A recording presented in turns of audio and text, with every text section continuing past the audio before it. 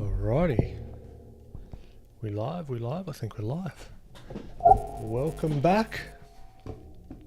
Gabrielle, welcome back. Roger, good to see you.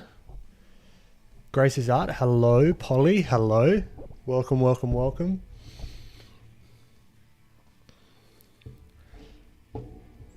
Let me just get my bearings. Antoine, welcome, my friend. How's the audio levels? We all know the drill. How's it all sounding?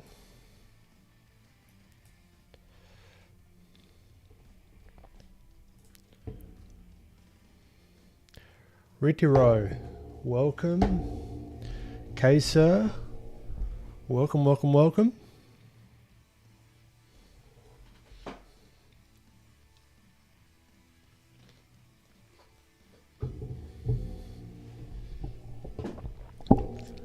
All right. So how is the audio? Can you slightly hear the music, but hear my voice over the music?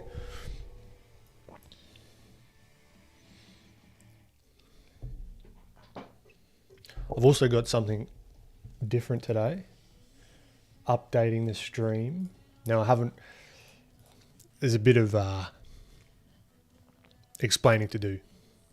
But... Hold on. Uno momento. No, I don't want to... I want... Video capture. I would like...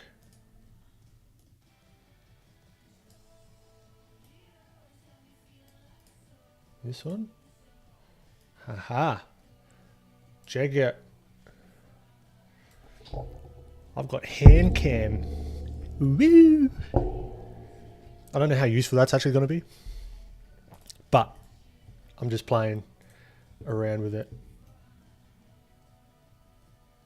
And yeah, I actually don't know how useful this is going to be whatsoever. But, and all the colors are off, like, it's, yeah, my hands are weird. Anyway. CMG, there's a reason why I have no cap, right? We are going to at the beginning of this stream, we're going to say goodbye to the P hat. The hat with a P on it. That sounded wrong. The hat with a P on it, we're going to retire. Okay?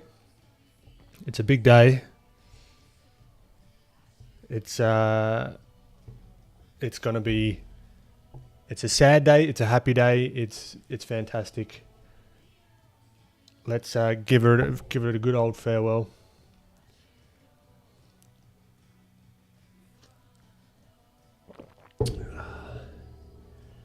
The first of us. Altogether, welcome, Eduardo. Antoine, welcome. Sarah, welcome. Great to have you. 2 a.m. in Spain, bloody hell. All right, let me get the hat, and we'll give it a proper send off. All right. So this is, I mean, look, it was $5, okay, Australian. So that's what, like $2.50 American. So this is, look at that. I haven't even sweat in the thing, but there's sweat marks there. I don't take it to the gym. Mind you, I did today because I'm retiring it. But look at that. It's had it. I look like a schlob wearing it. So we're going to replace this one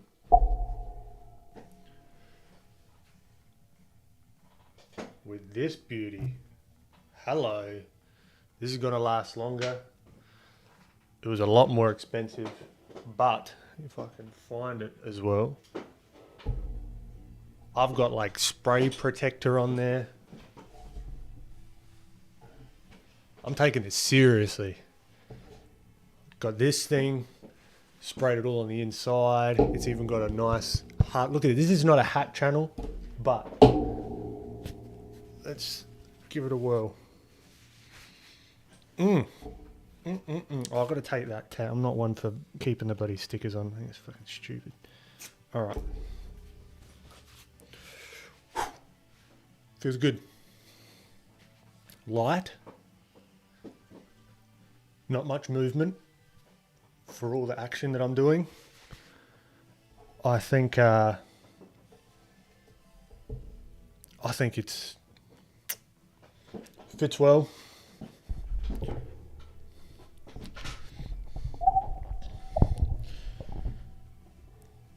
Let us continue.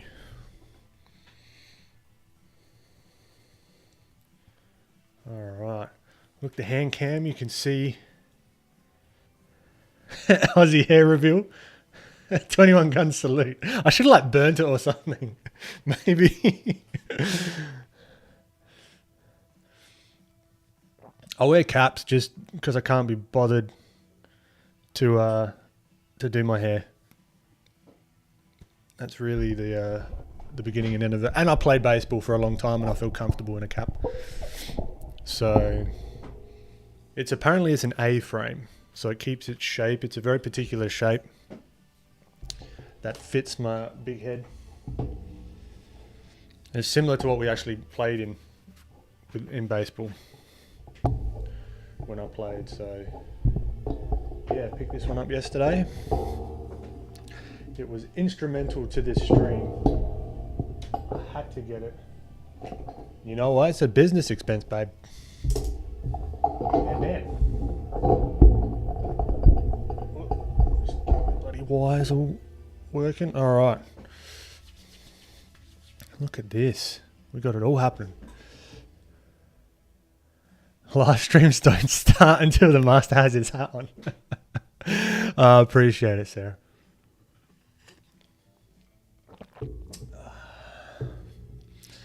Cool. Okay. Oh, a couple of features of this hat. We can go this way. Inside out. Not inside out, backwards. Works well. All right, when we're getting serious. But we'll start front on. All right, let's get cracking, okay? You're not here for a fucking hair or a cap review. I'm excited about it. And this is a stream only hat. I'm not taking this outside. All right, working on old mate. Roger, if you're ever going to make merch, you should make a hat 100%. That's definitely on the cards. Now, let me just, so I can view myself. All right. Let's get this cracking. So, warm-ups as usual. And also, did anyone... I've actually watched this show now. I haven't watched all of it, but I watched episode 3. Oh. It was phenomenal. Convert to normal layer. What are you talking about? Layers.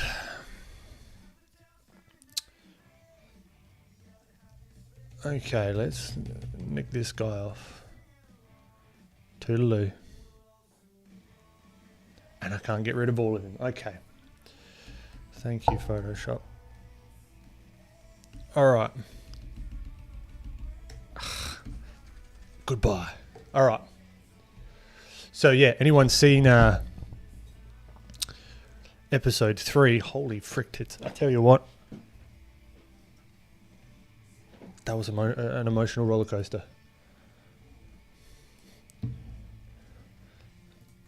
Let's... Too close to this bloody camera. I need to redo my whole setup.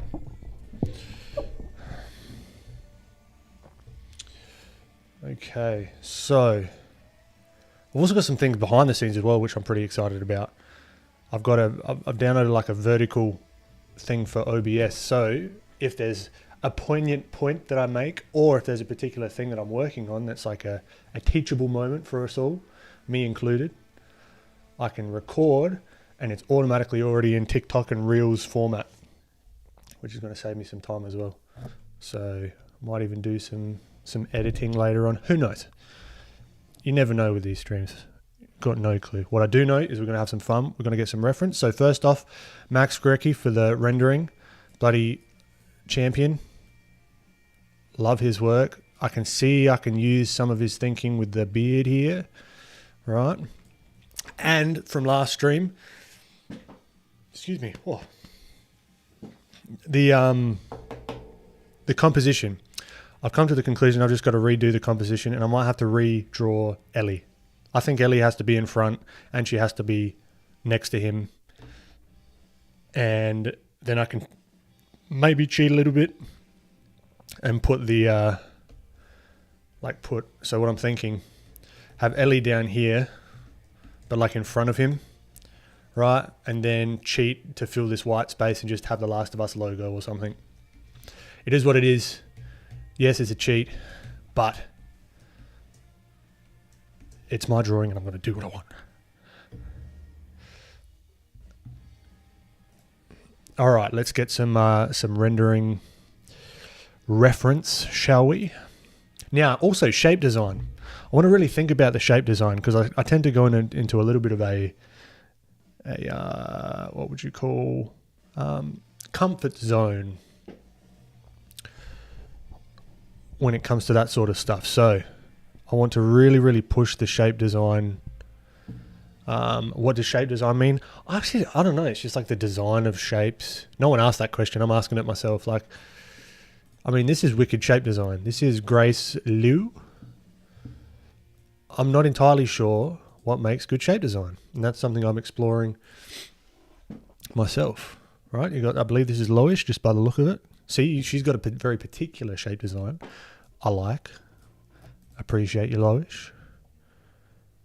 Let's have another look. I actually really enjoyed. Oh, look at that. Karasu Tengu Gogap.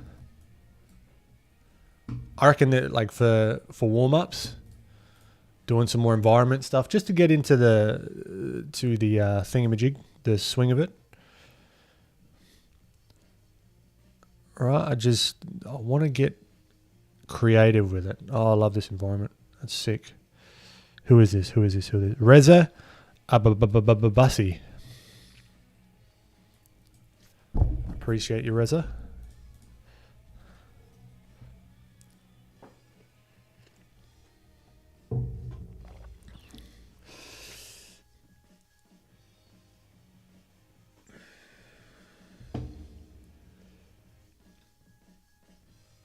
All right, I'm back in chat. Do I have prints? I don't have prints.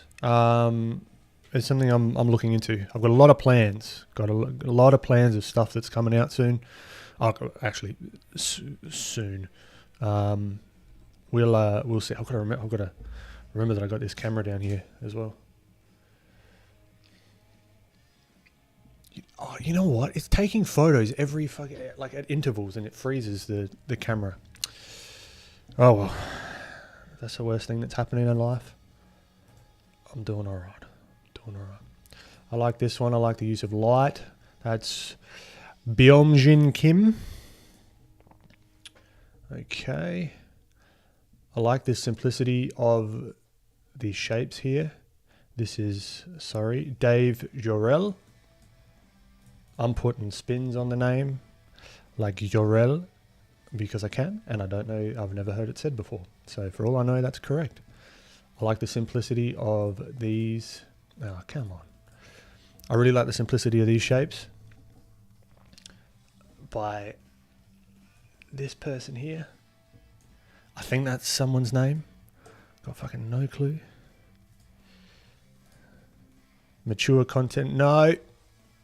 Okay, well, we're going to just take a mental note of that. All right. Let's have a look. Look, you know what? That'll do. I do get anxious just to get into the drawing when these streams start. I just want to just go for it. But this planning stage, I love this. Go Gap. Adithep Imthale. Beautiful. I want to almost steer it more towards this. I love this sort of stuff here.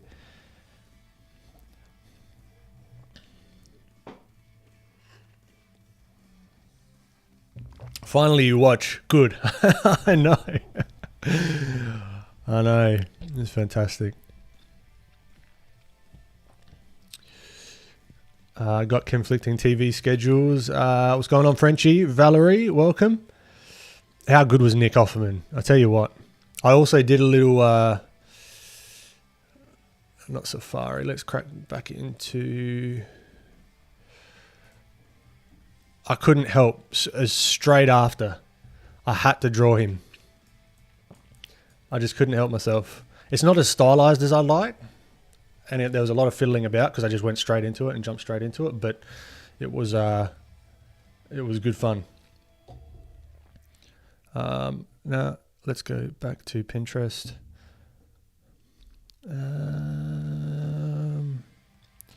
Oh, this is cool as hell. This one. What's this? By Kenny Yong. Okay, I think that's enough. Enough digging around. Let's... Oh, but I want to continue digging. I love this. Who is this? Seung UK Hong. Sick. All right, that's it. And I might get some Rob Rappel for the environment stuff, because his stuff is just phenomenal. I mean, look at that. Holy frick.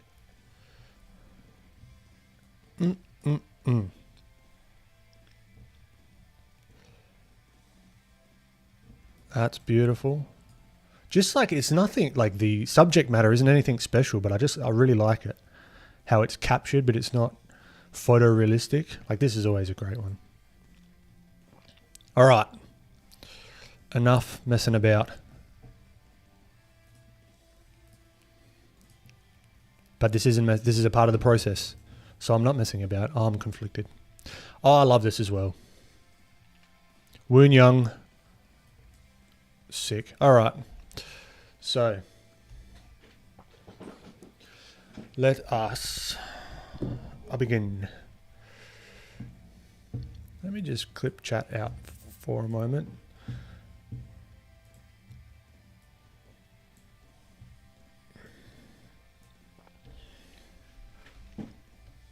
Yeah, I love Max Grecke's work. But yeah, this is the thing. It doesn't necessarily have to be your style, you know. You can grab just one part of what a particular artist does. You don't have to like all their stuff. Arrange optimally. Thank you muchly. Like, look at this. I want to get more colorful with my stuff. Like, more punchy. I tend to, because I've come from the world of like realism. It's kind of a habit I've gotten into, because realistic colors, they're very muted a lot of the time.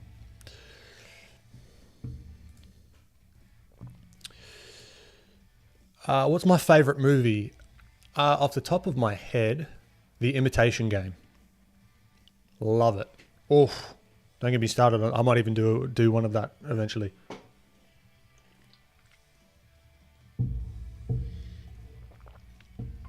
Jay, I'm doing well, my friend. How you doing? All right, let's just get it loosey-goosey. Again, I keep forgetting. I've got this, and I've got the old mate here, so I can like show things closer up. I can go, look at here. This is what I'm thinking about, blah, blah, blah. Ugh, look at that production quality.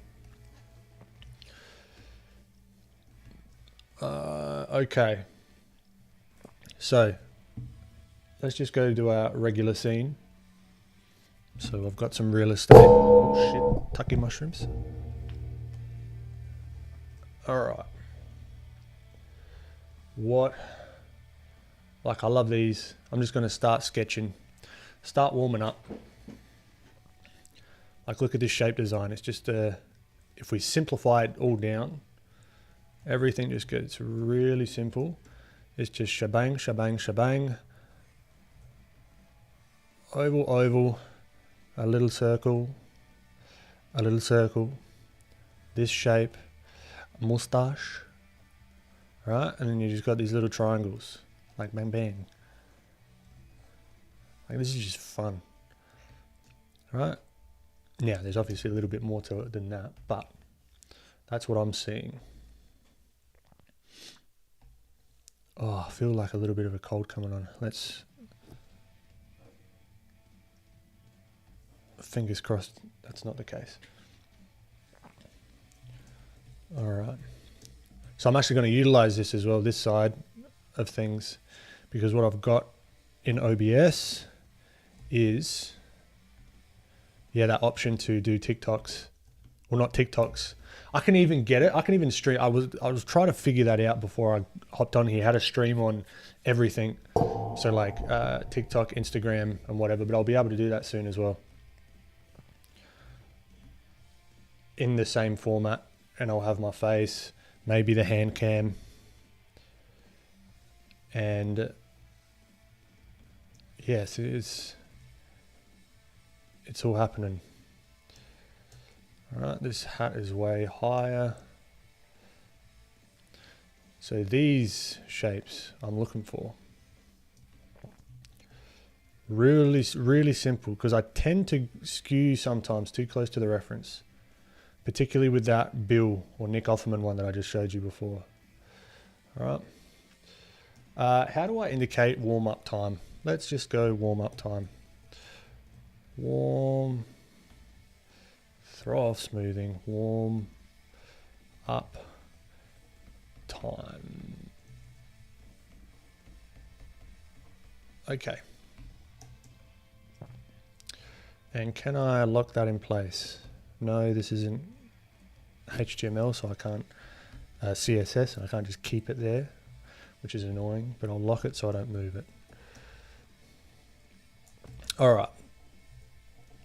Let's just merge them. Merge them. This is warm-ups. Nothing crazy. All right, so big, simple shapes, because today is shape design I'm focusing on. And rendering, so we're going to be doing the rendering and all that good stuff. I'm tempted to take all the color away and just go start black and white just to get my values down. But we'll see. You never know.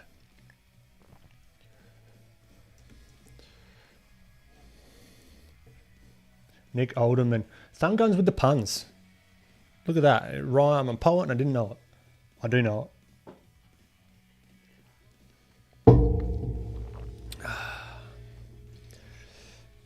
Do you plan on drawing a zombie from the series? Potentially. I think that's not a bad idea.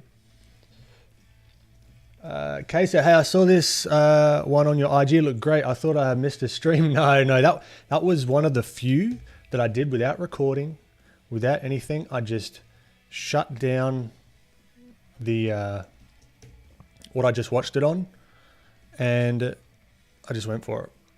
It's just one of those things where I felt inspired and I was like, bugger it, let's just do this one for me.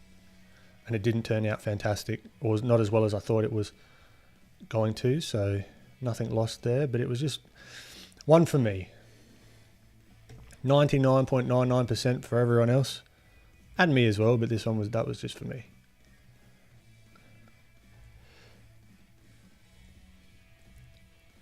Let's throw it back on the smoothing a little bit. All right, so it's just real simple shapes. I want to incorporate that even more so into Ellie's face when I redo her. I don't know. We'll have to see how that's gonna all shake out at the end of the day. Because she's younger, she's gonna have less wrinkles and bits and pieces. You've just got to really be mindful of where you want to put stuff, right?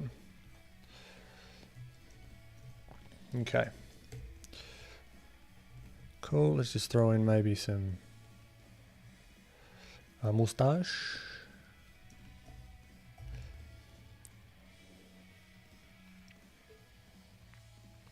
Okay, so do you know about the software Eagle? It's a reference gathering / organizing software. Kind of a mix between Windows, Explorer and PureRef, and it's amazing. I think you could like it. That sounds interesting. I'll have to check it out. I'm always down for trying out new software. Whatever makes the workflow easier and more efficient, I'm down for. So I've been trying to really up my efficiency game. So I've got, are you guys familiar with Notion? I've gone and created a full Notion document. Actually, if you go onto beneblin.com, shameless plug, I've actually got a live feed of my content calendar on there. So I figured out the other day how to hook that up so you can see what I'm working on. And it kind of keeps me accountable as well. It's just to have it live, so it sort of pushes me to get the things done, and it's very systematic. I love blending the worlds of coding and art. It's good fun. All right, this is fun. Real simple shapes. Now let's do old mate here. So his face shape is just a guitar pick.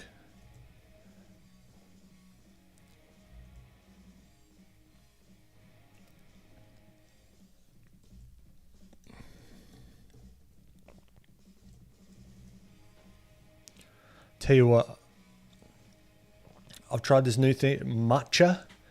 Has anyone tried matcha before? Fuck, it tastes like dirt.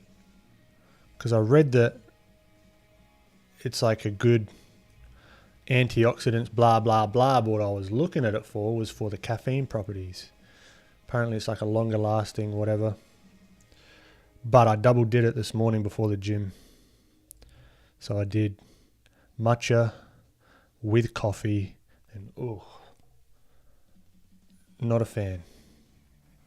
Tastes like absolute asshole. So yeah, don't recommend. I've got to figure out how to make good matcha, maybe. Or maybe I just don't like it.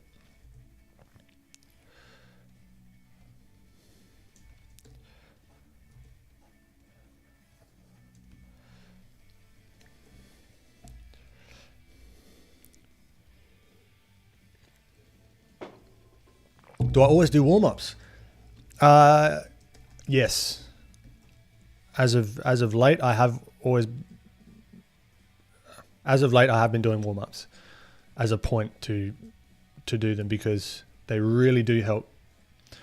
And you know what? The one that I wasn't happy with, the Last of Us, like this one, I didn't do a warm-up.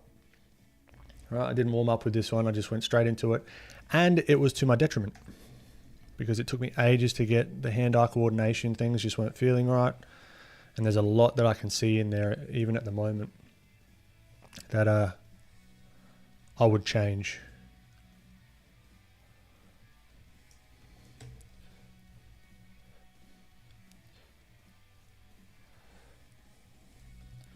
So these are just real simple shapes, and I love it. Because there's something to be said about, yeah, it's simple, but it's not easy to get to this simplicity. You've got to have understanding of form and shape. It's not enough just to be like, oh, I'm going to draw a simple shape. It's like you've got to have some understanding about why and how you can sort of push these shapes. And that just, I'm never going to be finished learning about that, which is the fun part.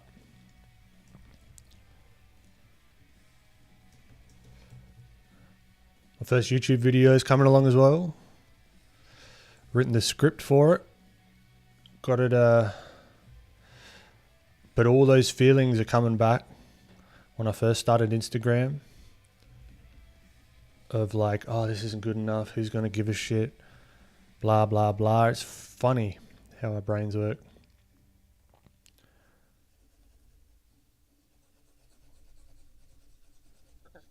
But I'm looking forward to just breaking the seal and getting one out there, and then just doing exactly what I did with Instagram and just keep hammering it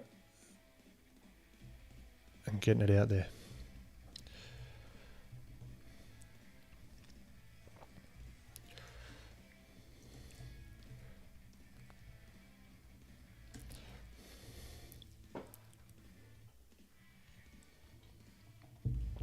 Gabrielle, thank you. Eduardo, I think doing warm-ups is usually a good idea before... Yeah, 100%. Zane, hey, welcome, my friend. Welcome back. I'm doing well. Hope you're doing well as well. How many times do you want to say well? Do you focus on the perspective when stuttering? Stuttering.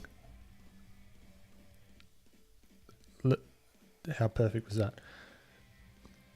No, not so much. I don't focus on it, but it kind of just happens. And that's a really annoying thing to say, probably.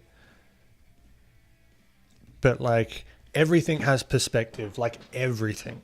Even this nose, right? If we're going to zoom right in and we wireframe this, there would be like, if we're looking at the center line, it would go something like that, right? And even the head. I'm thinking about that, but just because I've done it so often, right? These are all interconnected. Like he might even have, like I could confidently go in and like draw the skull of this guy. All right. So now we've got, not like you need to, but there is reasoning behind all this, even though it's like a stylized. I want to just do a day of just drawing skulls because I think it's really, really fun. Right, so even with like if I'm drawing the teeth of the skull, these are going to be going back in perspective, and there's a reason why they'll start to go like elliptical. Even though they're just real simple curves, being like subtle with them, you know what I mean? So now he's like zombie, whoever this guy is, right?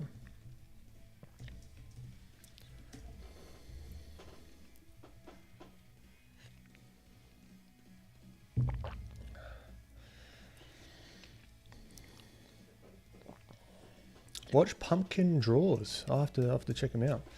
Just found out you can do PIP with web. Now I can watch Ben's stream and draw at the same time. Picture in picture. Oh, sick. Picture in picture is great. Matcha ice cream is dope. You haven't tried matcha ice cream, but I got my first packet of matcha. I tell you what, it tastes like fucking shit. I was very disappointed. But that's probably how I brewed it. That's my mistake, almost guaranteed. But mind you, I don't like the taste of coffee really either, but I've got it. So, and I drank it. Primax, welcome from Nigeria. Caught me early. Fantastic, my friend. All right, so I'm going way further than I thought that I was going to go with this, but that's okay. Next one. Let's look at these simplicities. So a lot of this is in the eyes, like the simplicity of the eyes. All right. Look at that. They're just really, really simple shapes. But this it at the same time, it's got volume, which just fascinates me. All right. So it's, and this is why the center line really, really helps. Oh, such indigestion. Excuse me. Yo, ye. Hola, Ben. ¿Cómo estás? Does that mean how are you? Am I getting better at Spanish by doing these streams? Someone let me know if that is how are you.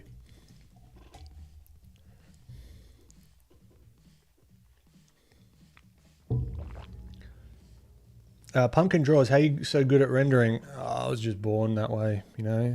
Just I was blessed with the gift of a rendering engine in my head at birth. Joking, obviously, a lot of practice and understanding how light works. Right. Yeah, thumb guns, I'm not going for perfection. They are not going to be perfect. They were done in 2 minutes. I'm just trying to get the simple shapes. Real simple shapes. Yeah,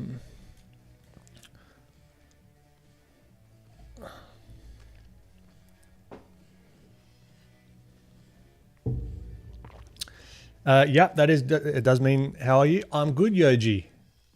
¿Cómo estás? To you. We humans are wired to pay more attention to negative or hazardous things, especially me.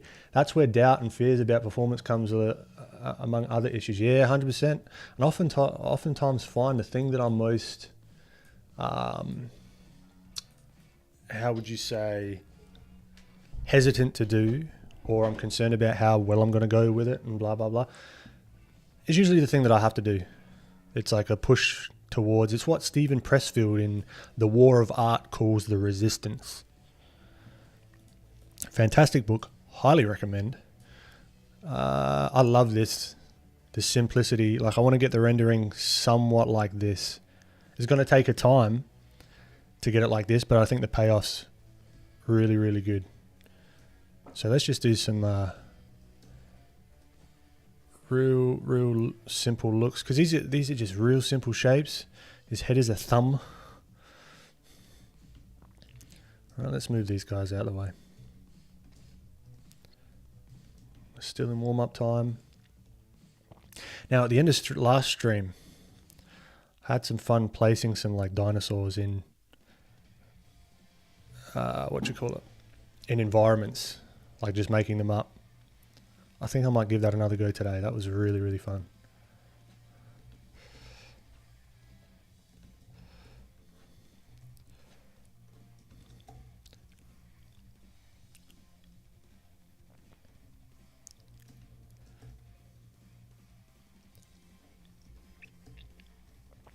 Notice how I'm building the drawing. I'm not just doing the outline.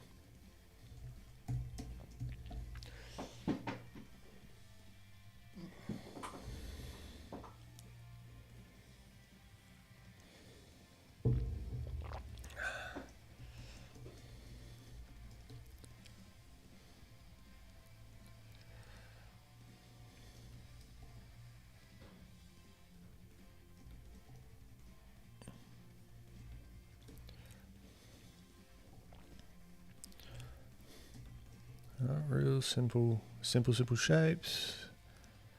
Getting the feel for everything. His little belt thingamabob.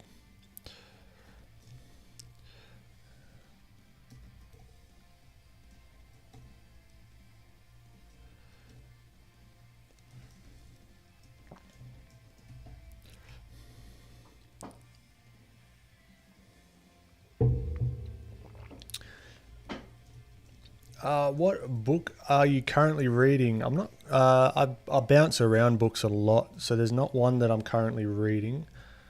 But one that I want to get stuck into is, what's his face?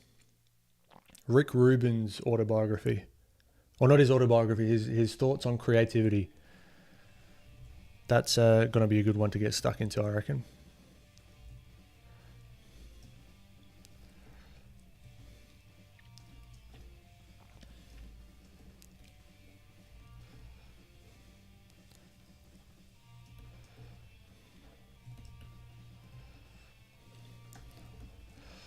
Let's knuckle this back. Now let's have a play with the line work. Let's just get our old faithful Happy HB. Comes free with Photoshop. Not looking for perfection here.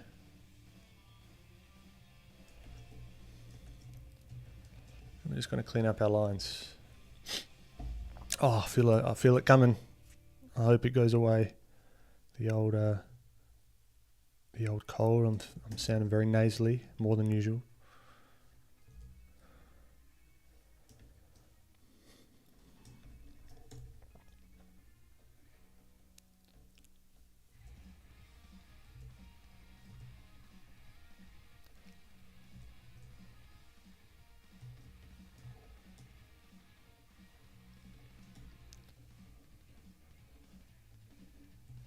See what I'm seeing here? So here's this whole thing about thinking in 2D and 3D and how I'm sort of like flipping between the two. I'm looking at this fist, right? What I'm seeing is an ellipse and then another small shape here. But as soon as I put that leading edge in there, now I've got like a thumb. And now I've got fingers. Right. And the back of the hand comes up a little bit further. Then you've got the whole forearm that's really heavily foreshortened. Have I heard about tangents in character design? I have.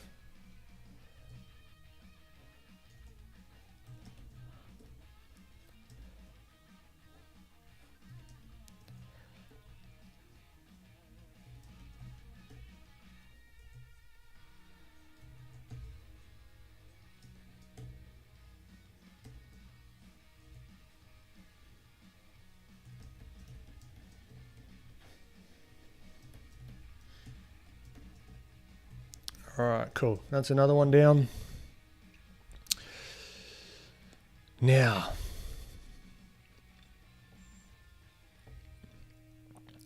let's see if I can do just like a quick color study here with, I'm gonna try something different, the pencil tool. Ugh, that looks like old school. Like, the good thing about the pencil tool, the very few, the only good thing I like about the pencil tool is you can do this and it fills it in with like a good solid color. Get that out of here. Let's get the, where's my color gone? Oh, it's going to be behind this, isn't it? That's the own, or is it? Yeah, that's what I'm after.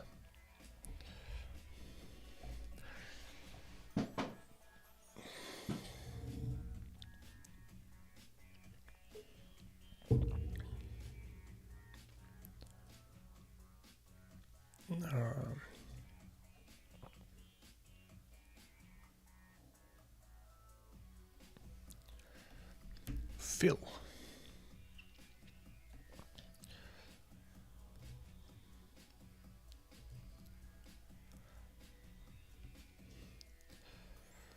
Then we're just going to do fill.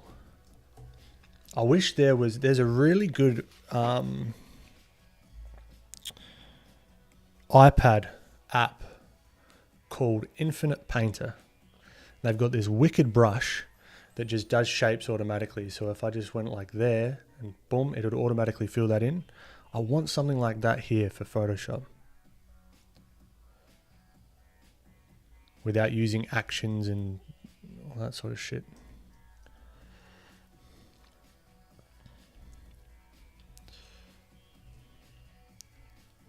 That would be lovely.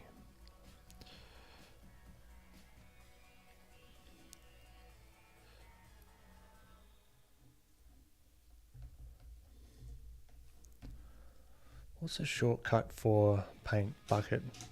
G.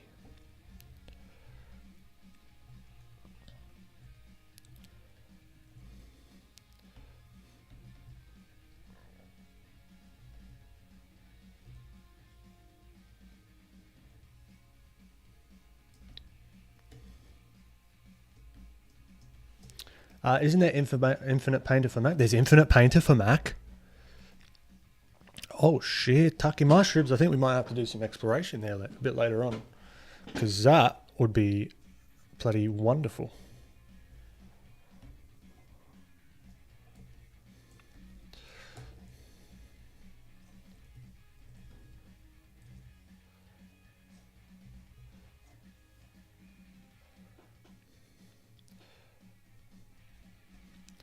All right, so here I'm just trying to keep with these really simple shapes.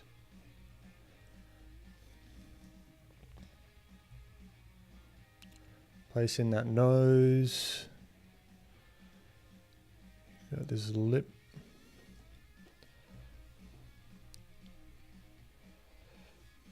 Maybe not. Don't get my hopes up, Thun Guns. I haven't done a good look though.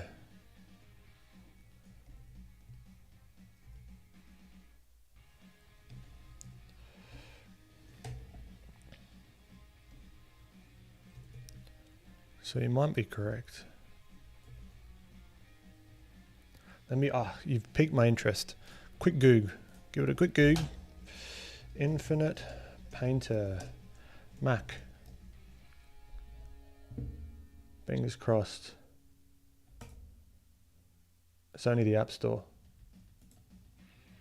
View in Mac App Store. Fingers crossed, everyone. Hold the phone.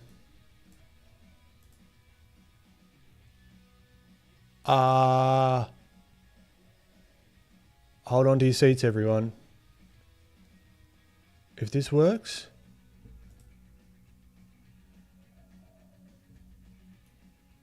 Oh, how interesting. So it's, yep. I see what they've done. Push to change sizes, blah, blah, blah. Ha.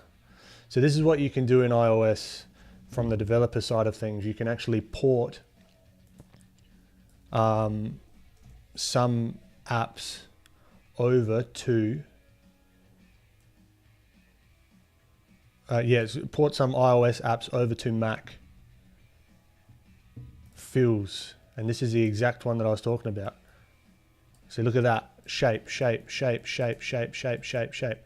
How cool is that? Okay, how do I make the canvas bigger? How do I zoom in? Help me zoom, baby. How do I zoom in? Come on. Settings.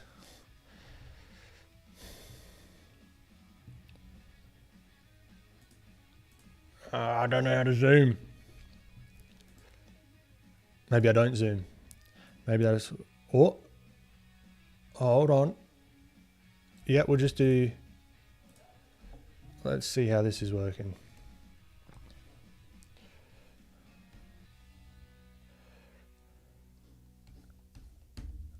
Come on. No, it doesn't want to work with my tablet. Frick. Oh, no, it doesn't want to work at all. Yeah, look. Or is it because I've got white as a color? So see how fast this would be in Photoshop if it did the same thing? I mean, look at that. Sick. No. Yeah, look, this is optimized for iPad. All right, cool. I'll have a play around with that later. Thank you, Thumb Guns.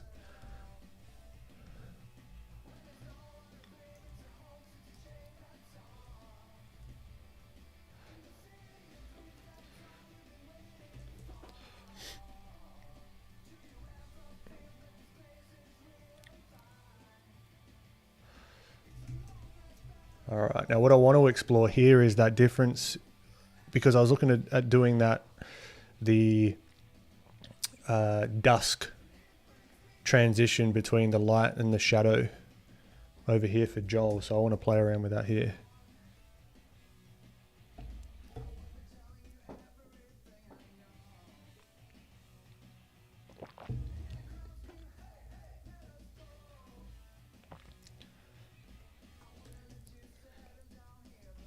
Oh, Clip Studio can do that as well. Oh, I've got to get onto this bloody Clip Studio.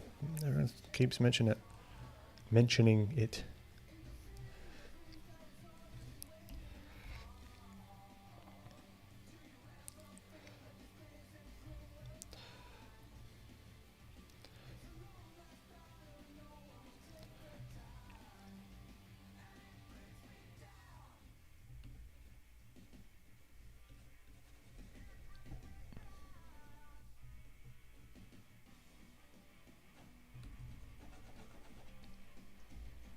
See, like, this definitely isn't my style, but I'm trying to learn regardless.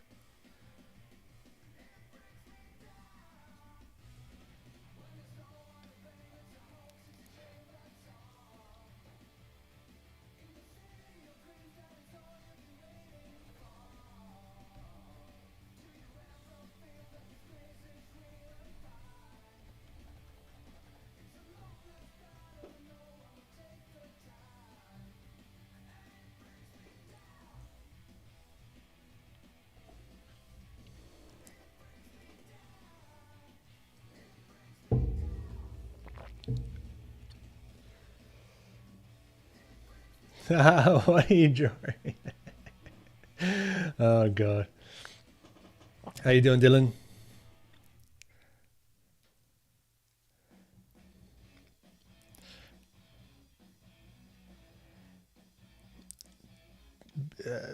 Maybe you inspire me to draw a higao. What on earth is that?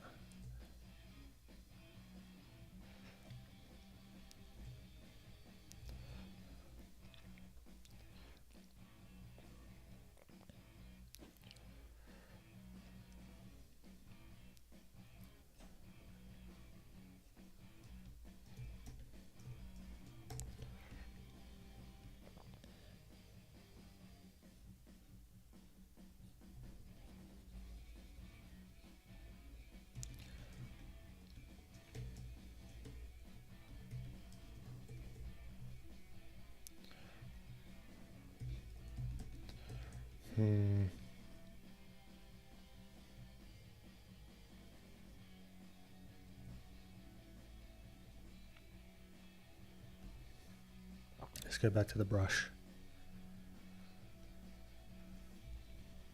It's giving me a base.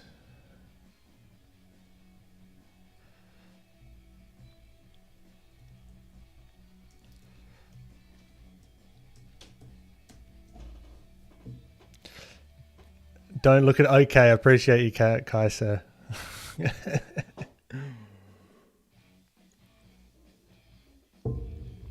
Oh god. This is why we can't have nice things, I tell you what. I always say something similar in freeform too. Awesome. Dylan, you're making your pilot. Fantastic.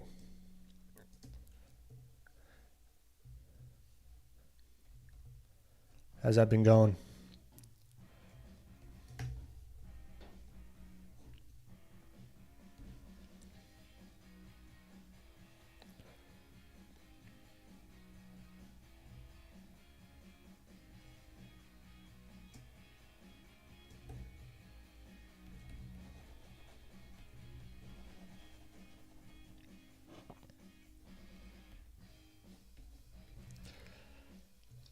Sugar beets. Yeah, Ellie's coming back. Ellie's coming back. Don't you worry.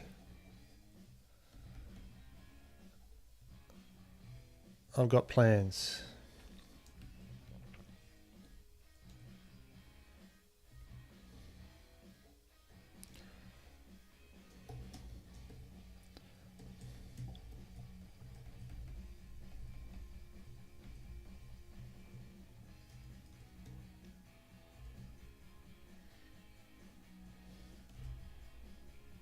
What I actually need to do, hold on. I'm still here. I just need to move this desk down. Okay. And then my seat down, and now the camera's all out of whack. Ay, ay, ay.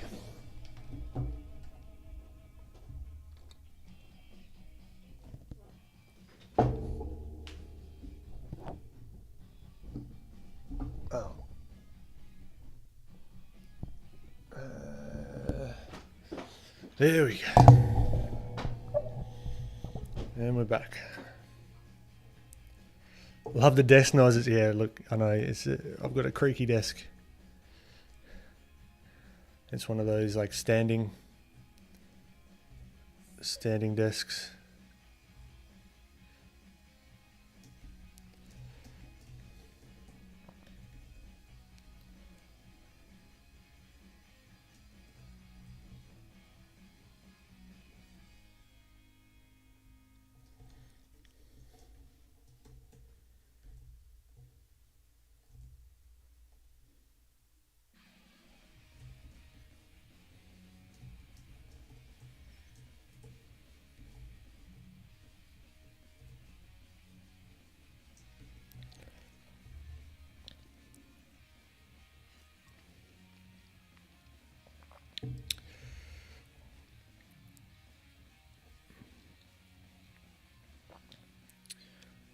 French, you got to go watch the next episode of Last of Us. Coming back, Ben. Yeah.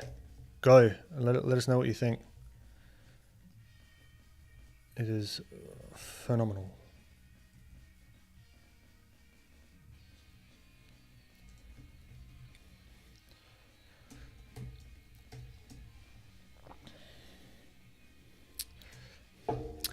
Alien really would love to stay and watch the stream, but then I wouldn't have the option to pause nor skip. Quite a conundrum. I know. I'm with you.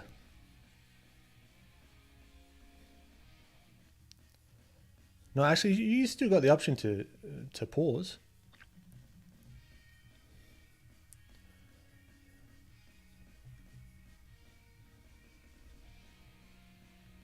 I think. All right, cool. I've got enough out of this, I think. He's a little bit more at the back of his head.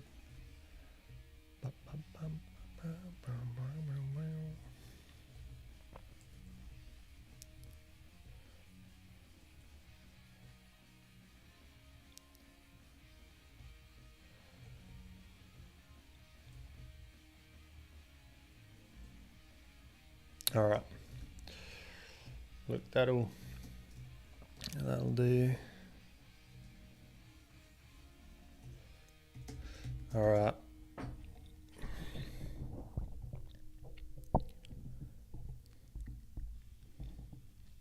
Have I ever gotten carried away with my warm-ups? Many times. On stream, I've gotten carried away.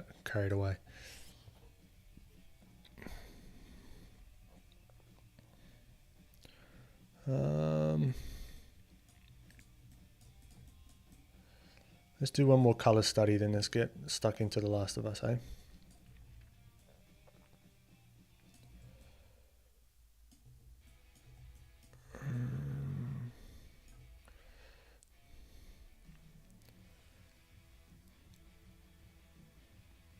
I love this, but that's going to take a little time. You know what? Famous last words. Let's just get stuck into it. I just want to get going. Okay, so this is where we're at. With Ellie as well. Okay, we got Ellie in the back, but as I mentioned before,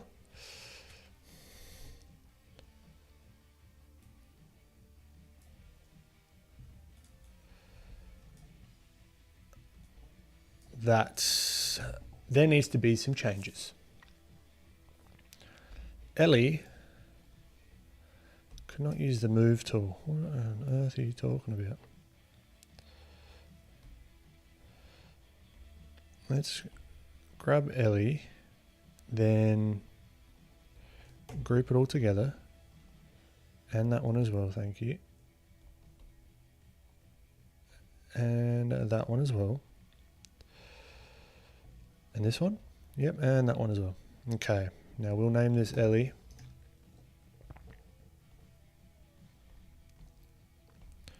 Now I want to bring her in front. Yuck.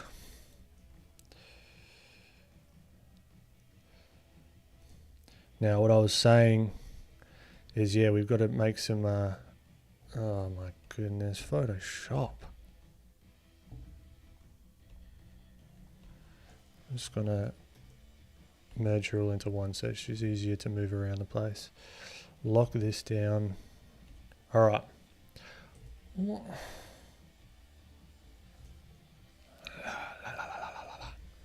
There she comes all the way over the top. All right, so this is the kind of thing that I'm looking for. I'm going to have her in front, which means, oh, I don't know, that we've got to figure out what's going on all in here. And then I'm going to have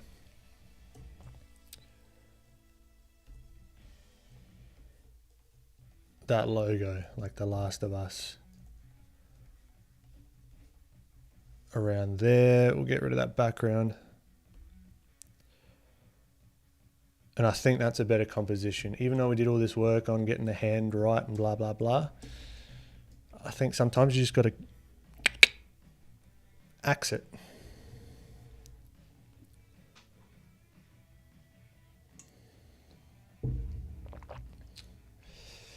Hey, Adam. Welcome, my friend. Wilhelm. Greetings.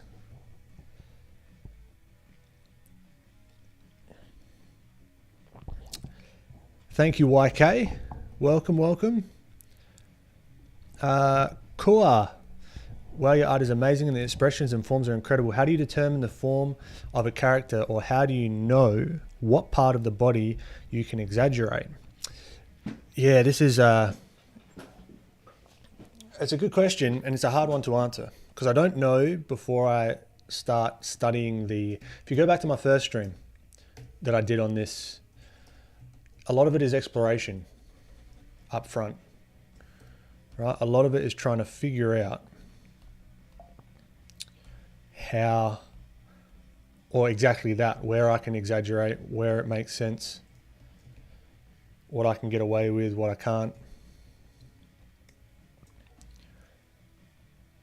And without going into a full-on lesson,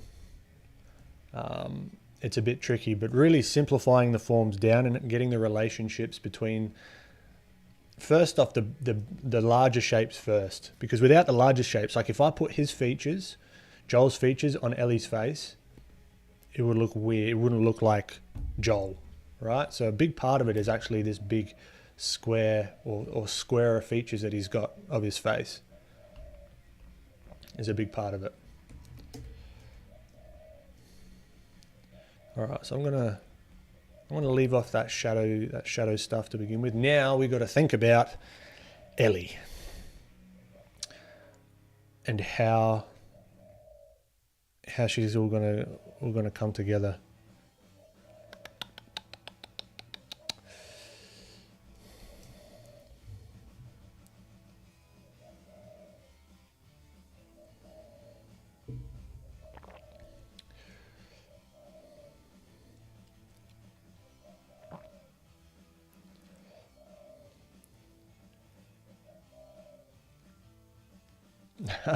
All good. No worries. I'm excited to see if this week's tops last week's episode. Oof. I don't know. It's all going to be dependent on how well it goes. I've got no idea. But what I should actually do is get the reference up. So let's... how am I going to do this? Let's load The Last of Us. Yeah, save this. What do I call this? 6th of Feb. Stream. Now crack open this one. Let's have a look at Ellie. She's going to be even shorter than this, isn't she? So she might even be around there. Where is she standing next to Joel? Is it one where she's standing next to Joel? Oh, look, that's fine. That'll do. I mean, if she was like 2 foot tall, she'd be down here. So we need to at least show her up to his shoulder, I guess. Somewhere around there.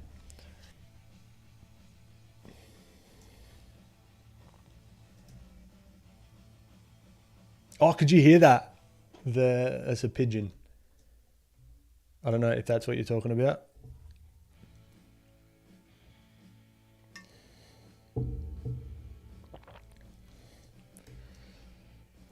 Okay.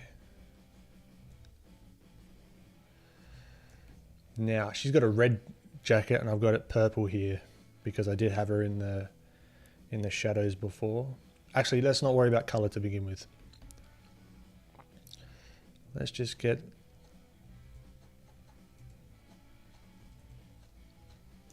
her body in somehow, keeping it super simple. I'd like to just keep this as simple as possible. Let's reference like this. Got to do some likeness work on her face.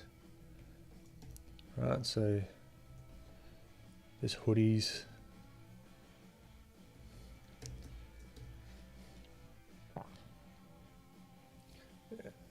My mic's still high quality. Yeah, I wouldn't have thought you would have heard that.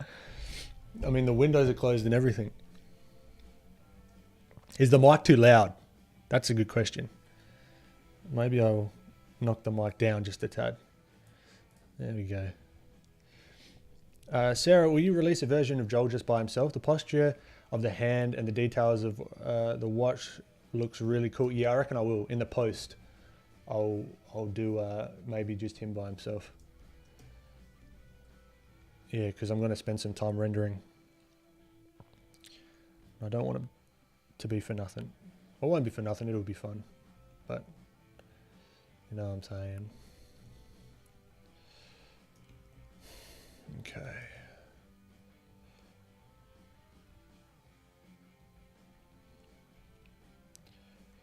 And I said I'm not going to worry about colour, but I lied.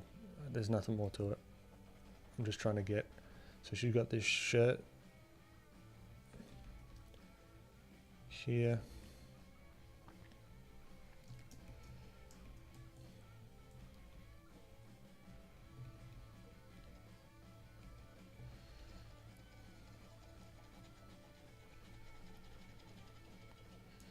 Now these are looking like the Last of Us colours.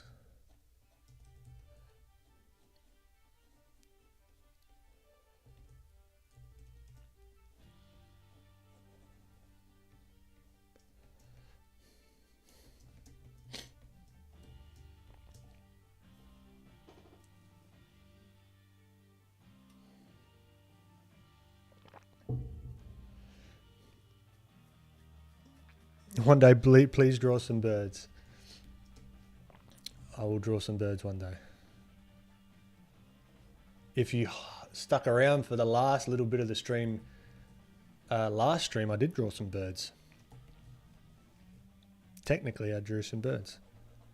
So that's what you get. You hang around later on, you never know what you're going to get. But I believe Sugar Beats, it would have been like 4 a.m. So that's understandable. Also, Joel here, I've noticed just by looking at it and then sort of taking a break from not looking at him or this drawing, this shoulder needs to be higher.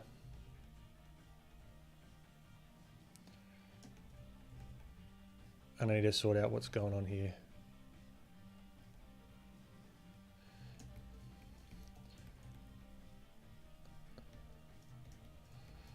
Because he sort of just was cut off for no particular reason, so.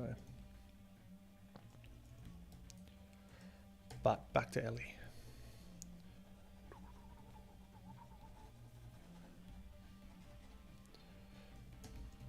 Now this way, if we look at the lighting is going to be similar, but this is going to be lit. We could potentially have some nice little cast shadows going on in here. Right, this hair is like a nice little cast shadow opportunity, right? But it still highlights her as a character in the composition. Also, I'm just talking out my ass. I don't know. This is just what I'm thinking, and I could change it at any time. I'm just gonna throw in this indication that we're gonna have the logo there as well.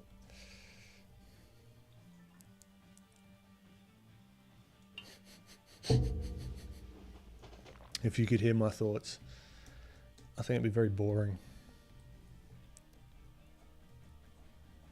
It'd just be line here. How dark is this? How light is this? What shape is this? Blah, blah, blah, blah, blah, blah. Just a whole lot of nonsense.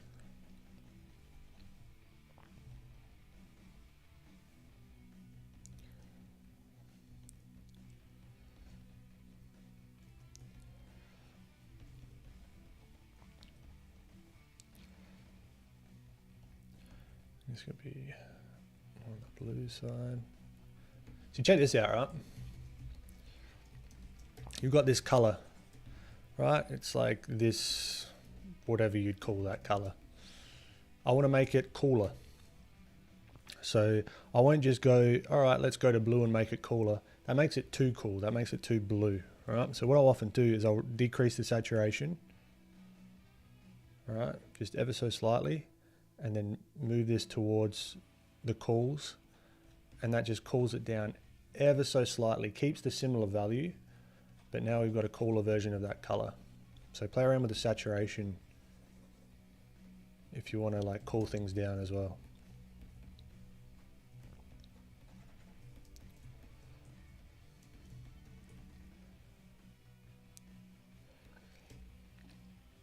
Birds are dinosaurs, they are. I guess. What classifies a dinosaur as a dinosaur? Is it how long they've been around for? Because I know crocodiles can be thought of as dinosaurs.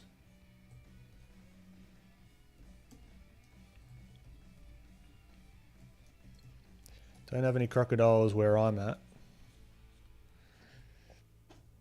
Down here in South Australia, but you go up north, crocodiles galore. We've got sharks down here though.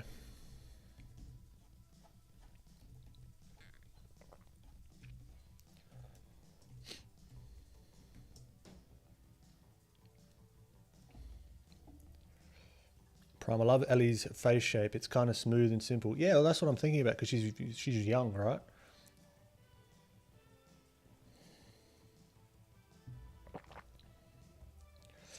Are cool colors bluish colors? No, cool colors are in relation to whatever color that you're putting down.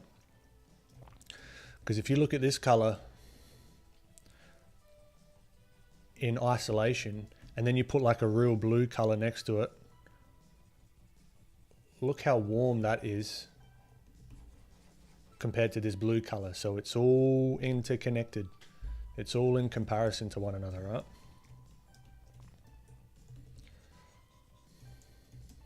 Magic, I know.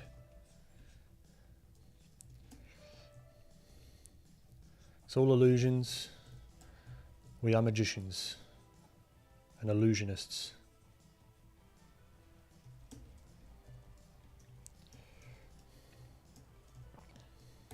And some magic beads.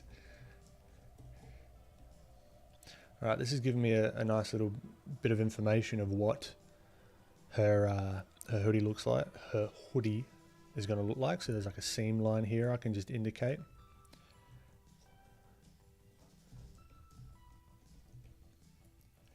Maybe she looks a little bit too small here. She looks a little bit too...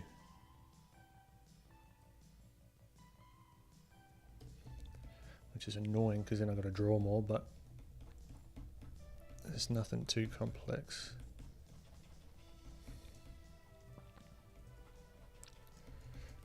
I think this is, yeah, this feels like a better composition. Maybe. 3 moments later. Nah, it's all wrong. Delete it all. Start again.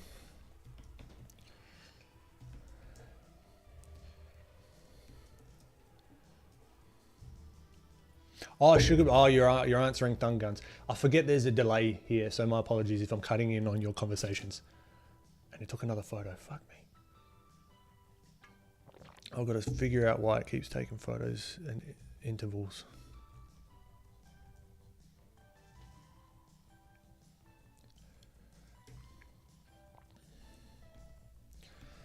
The cool thing here is this is like worn.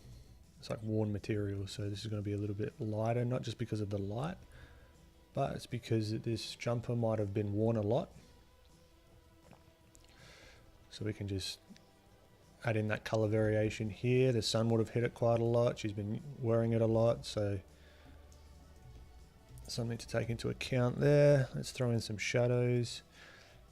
And this is why I wanted to do that, those simple shapes, because I might skew this more into that simplified rendering style, just because it looks cool when other people do it. Let's see if I can get it looking cool.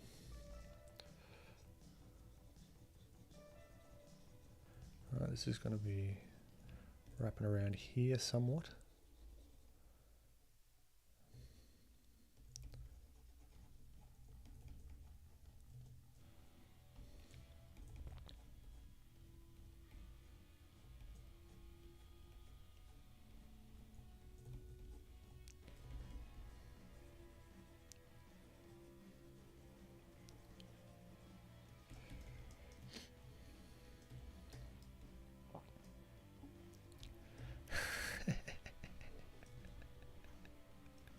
I'm poggers. Fuck yeah. What a compliment. Now I know what that means. You guys are poggers. How fucking old does that sound? Even just the way I say it, poggers. I feel like an old man.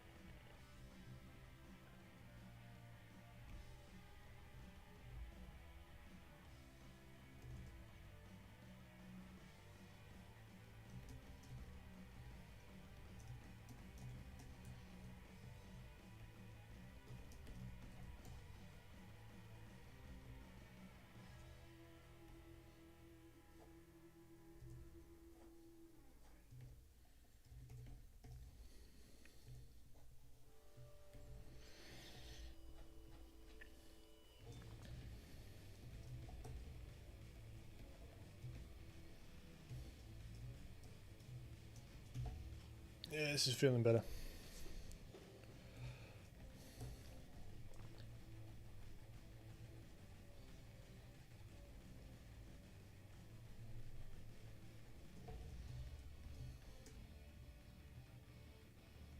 I almost want to do some more full body studies of the characters, like in context. I really love that that view of them looking out from a building that they walked up to and seeing like a giraffe walk across in the game. I wonder if they're going to show that in the show.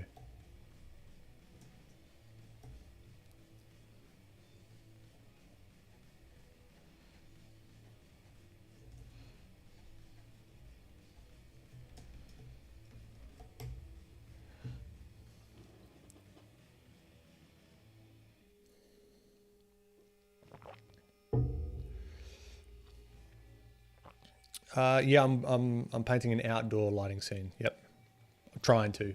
It could all change as well.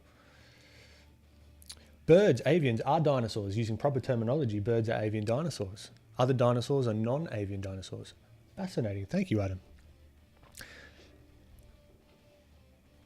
It's sort of unrelated, but I've always been curious. What have you studied, Ben? Have you studied illustration as career, or are you self-taught? Sarah. Yeah, I've studied industrial design in university, but I dropped out after like a year. And then most after that was just self-taught. Doing courses here and there, online and in person. Someone dropped a link to, what's his face? Tim McBurney in the Discord. I've actually met him. He's an Adelaide guy as well, where I'm from. And I took a course many, many years ago from him. And I might be doing some in-person courses where he teaches as well, where he taught, or I used to take lessons. So that could be cool. A nice little full circle moment.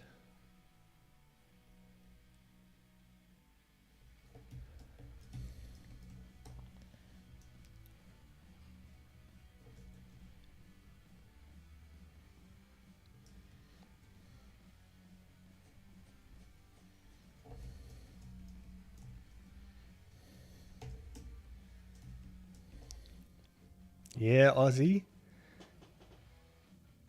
Anyone in the Discord? Yeah. We got a lot of people in the Discord. I reject the fact that seagulls are dinosaurs. Seagulls are little bloody scavengers. Gotta respect them in a way though. They gotta do what they gotta do.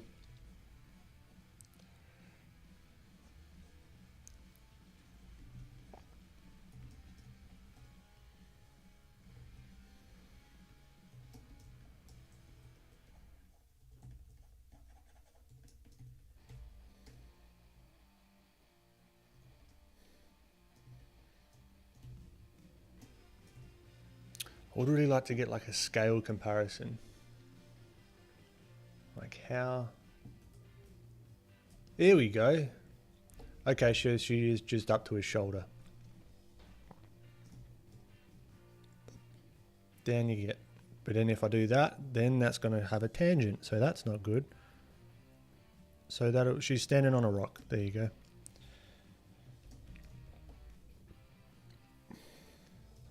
What I've also got to do with Joel is add in his blue. I want to challenge myself and sculpt him as well. That's going to be interesting.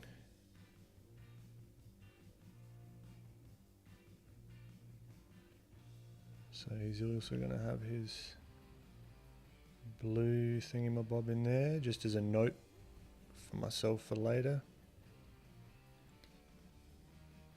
Because that's going to play off quite nicely with the red here, because you've got complementary colours and all that good stuff. Alfie, appreciate it, my friend.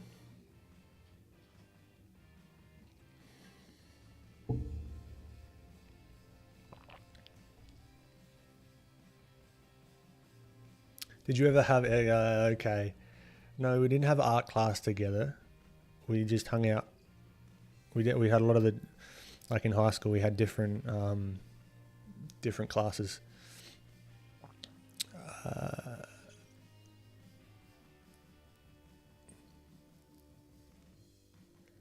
Yeah, I saw that the Chun-Li one.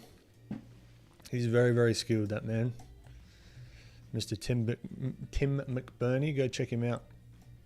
I think that's it. Is his YouTube channel just called Tim McBurney, or?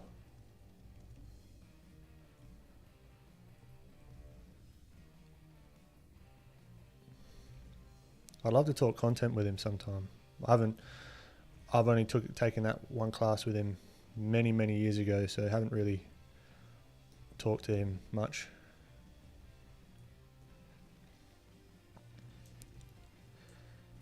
Because he's gone pretty decently on YouTube.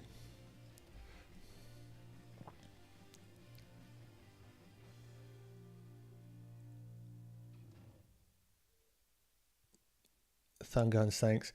Love your rendering. I could lick those surfaces. Thumb guns.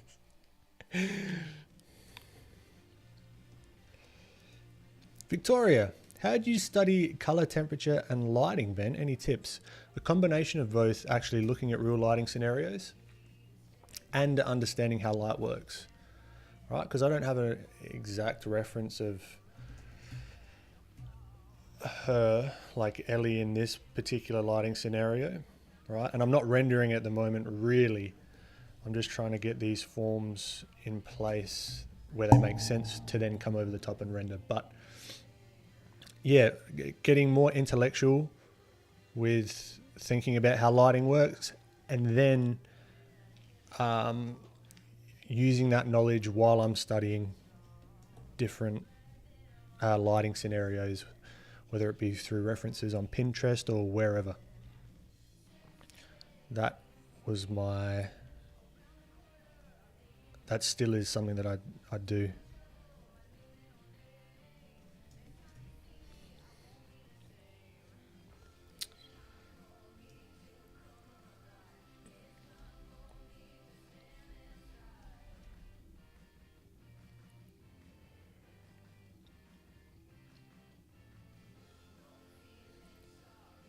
The drawing codex, that's the one.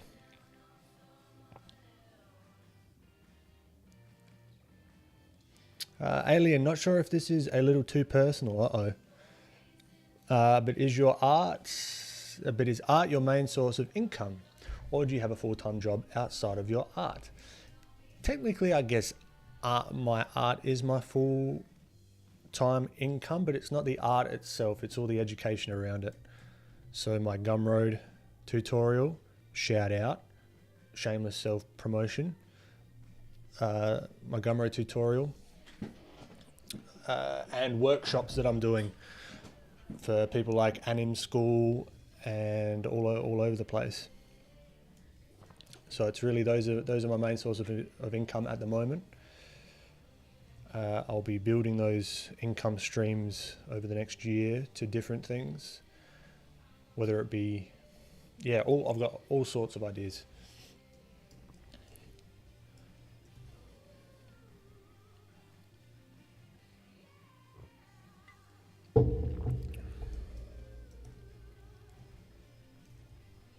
But yeah, no, not too personal. I love talking about the business side of stuff. So if you have any questions about that, love talking about it.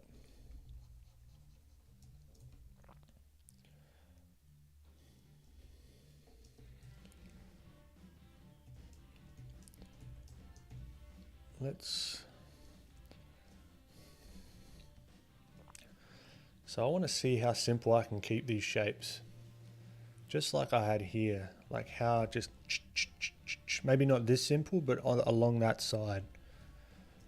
Or along, more towards that simplicity. So let's see if I can just make this a triangle here. And then make this another sharp edge. This guy here, just clean up a lot of these shapes. Clarity is great.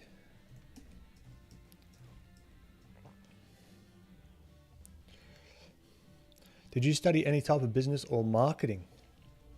I studied it in the School of Hard Knocks. So I've got a startup company that I've been working on for the last 7-8 years in software, where I was a designer and developer on that. And we started that from scratch, and we had to learn all that stuff. So I had to learn video editing, I had to learn marketing, had to learn dealing with customers, user experience, which isn't just for software, it's for all things where someone's interfacing with something that you're putting out. So yeah, lots of trial and error when it comes to that sort of stuff. But the best study is just by doing. Right? You can spend all the time that you want reading all the books, but if you don't actually use the stuff, that means bugger all.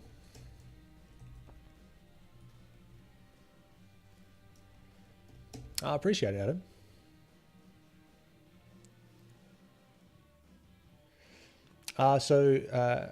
Alien, so art can be monetized to a point where you can enjoy and maintain a financially stress-free life, or is that too far of a reach? No, definitely not. Is it too far of a reach? I know people that have made like multiple millions. I know of people that have done that from both education. And it really, like, this is why I get excited about where we're at technology-wise. All the tools are available to you. Building an audience is only it's there for you. It's a matter of trial and error, right? And then you can take that any which way you want. You can create your own IP and get people around like a comic. You can start a YouTube channel. You can sell courses. You can sell products. Like, I want to dive into physical products soon, which is going to be a whole new, I'm thinking about, because I've started to learn digital sculpting, creating like study tools, like physical study tools, where you can actually have things like this, like I'll sculpt up like hands, anatomy, heads, but like stylized, like things that I would like. You can sell them then for like educational things, or you could sell like just cool things that people might want to buy as well, and just like have on their shelf. Like, there's just so many opportunities. You could do like affiliate links, like affiliate marketing, that sort of stuff as well. So if for example, mention a book and then I actually really like it, I can have a link that people can go to buy that book or product or whatever. Like from the business side of things, the sky's the limit. Like all the tools are available for you to just get cracking with that sort of stuff. It just takes it does just take a lot of work. And I'm still figuring it out. I've only in the last few months has this become my main source of income. And then there's nothing to say that you don't do like contract work for like studios or freelance work and all that sort of stuff. So it's just, the opportunities are abundant if you sort of are savvy and learn the game. But yeah, no, I wouldn't say stress-free financially at the moment. It's I'm working on that.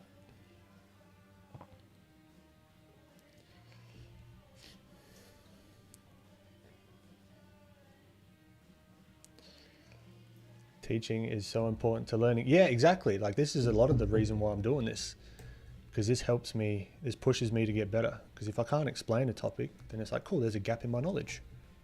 Let's learn more. And it never ends. That's the best thing. There's never going to be an end, like I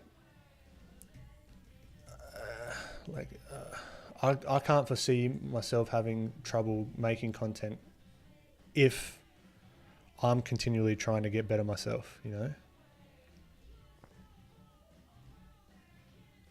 And it's a great way to get like interest. Like people seem to like the behind the scenes, how you think, and there's gonna, like, you can build an audience just around your way of thinking and sharing your experience, your process, your progress. You're gonna have different insights as to anyone else out there, and that builds a moat, or in marketing speak, a competitive advantage around you and your way of doing things.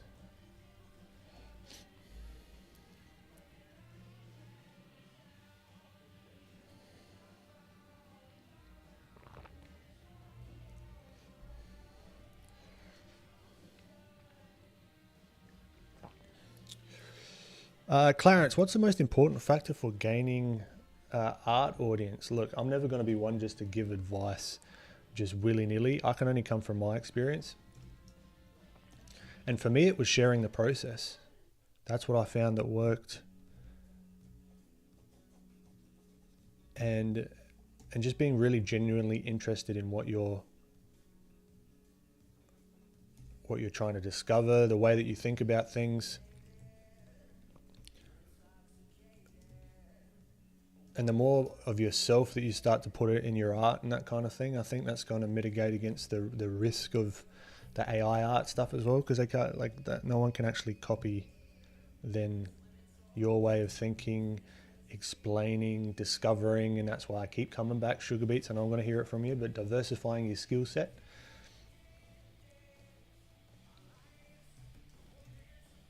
Because then it both makes you more valuable in the workplace if that's the route that you want to go, but it also makes your work more interesting as well.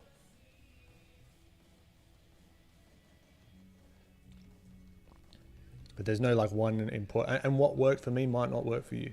What works for someone else might not work for other people's. What might not work for me.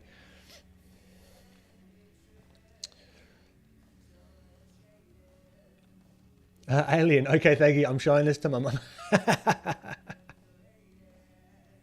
Oh man, I feel you.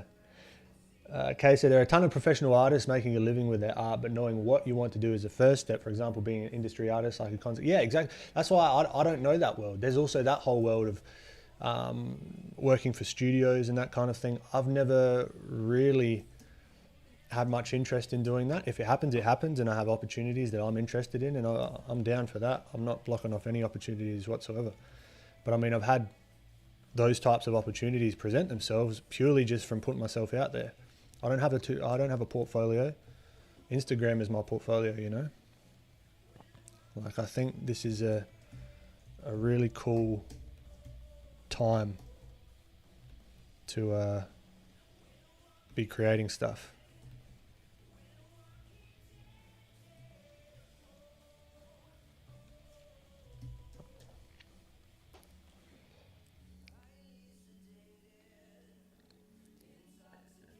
Yeah, it is very different. Yeah, every discipline that you go into is going to have its own challenges, struggles, benefits, disadvantages. Sarah, please never stop being a teacher, Ben. I've been learning a vast amount from you since I found you, than from 90% of my teachers at college. I appreciate that. I don't even like classify myself as like a teacher. It's funny. It's I'm literally just sharing what I've found out, and I guess that's teaching in a way. But yeah, but no, I appreciate it anyway. Presently in my country, Nigeria, they don't really see art as a means of livelihood. They see it as more of a hobby, which is really bad and frustrating. Well, the beautiful thing is we've got this thing called the internet that gives you access to the whole world. So there's really no cap on like, oh, I live in this place or live in this place. If you've got an internet connection, you're doing all right. And you're on here now, so I can see that you've got an internet connection. So your location shouldn't be much of a factor, again, depending on what you're wanting to do as well.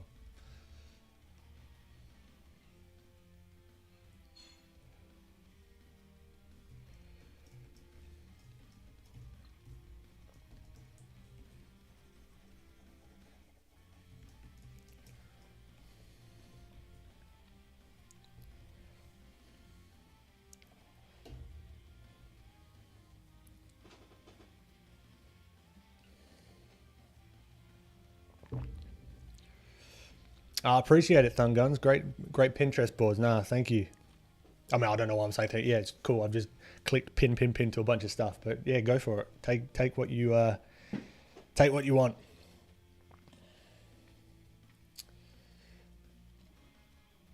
Yeah, definitely, Kesa. Yeah, that's it, Prime.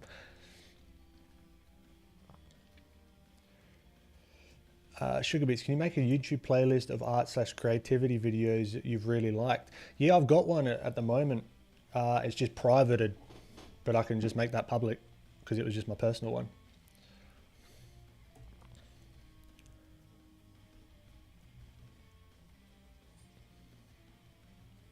But what I start doing as well on my website is actually pulling out the key, because it's all in good having a bunch of YouTube videos, right? But pulling out the key insights that I've gotten from those videos is like the most important thing to me.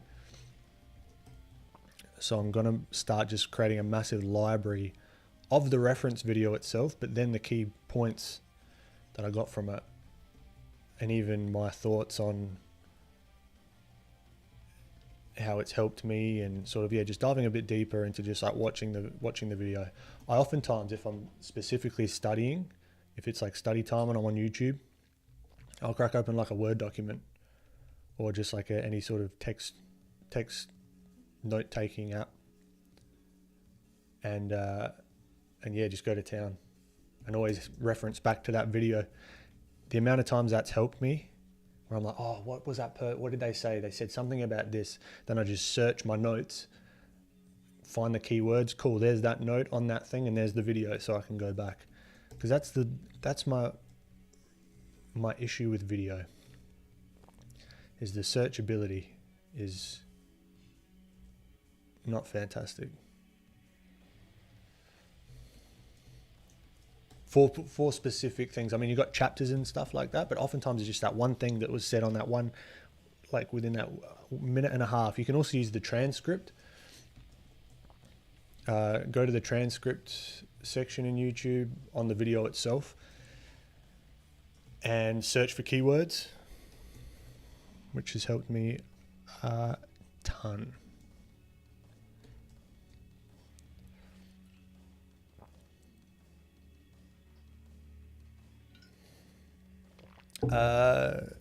Zane, I appreciate it. I appreciate it. That's something I've been working on as well. The more I do this, the easier it is to explain what I'm thinking.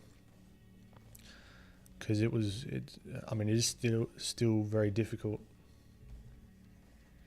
But that is something that I didn't consider, is that like explaining things, there's a skill to that as well. Because it's easy just to say, I'm just there's this blue here just because there's a warm light and then a cool shadow. But why? Why the hell is there a cool shadow there? What makes that happen? It's like, well, you got the skylight. The sky is a big blue diffuse light, and that's going to light up everything that's not in the key light, which is the sunlight. It's just little things like that I find I make note of when it like clicks for me, and I just sort of pass them on. Let's just smudge this all out because the neck's looking a little bit not smooth enough. And I want to keep those shapes really simple as well.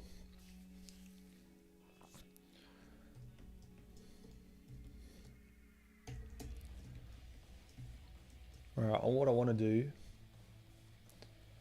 is, that's a good question. What do I want to do? I think I can clean some of this up.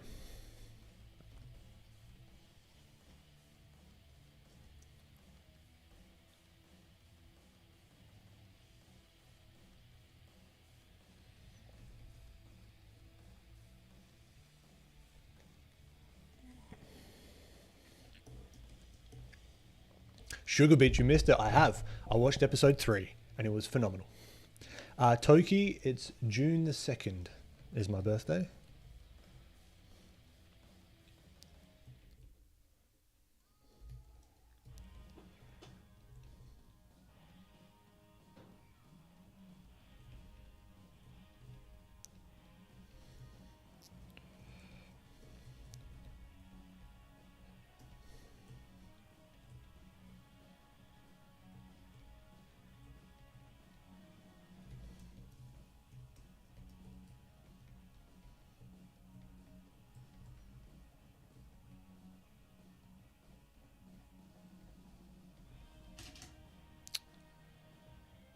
Bloody camera.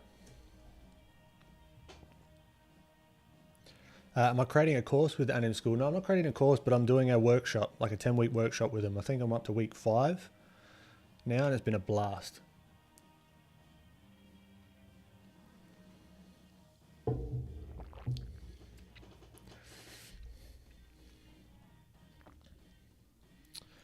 Only episode 3? Yes, only episode 3, but I've watched it, and it was phenomenal.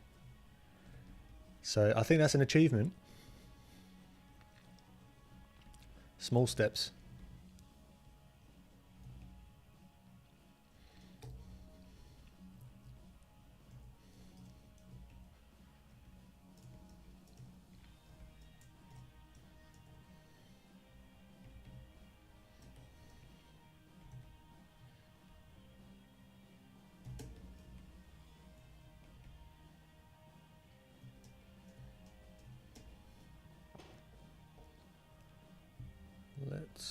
Whoa.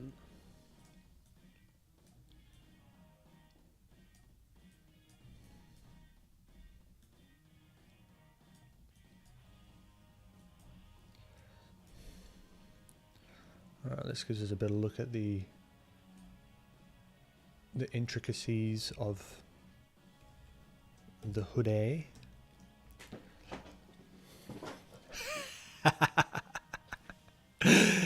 Oh, look. Maybe one day I'll get to watching the first 2.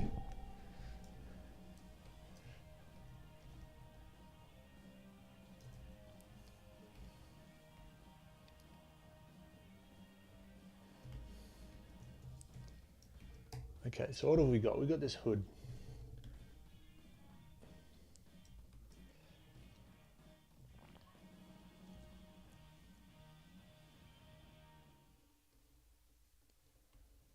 Right, so this is a separate piece of material.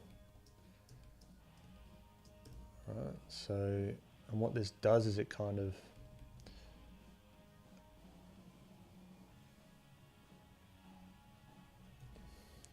comes up there and then tucks back behind her neck.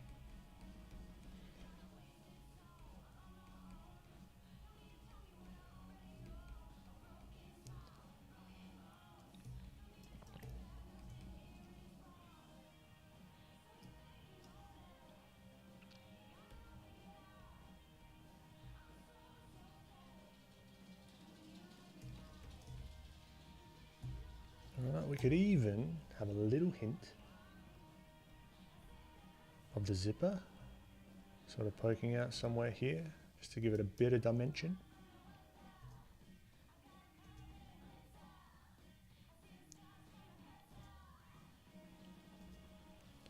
And even to make the silhouette a little bit more interesting.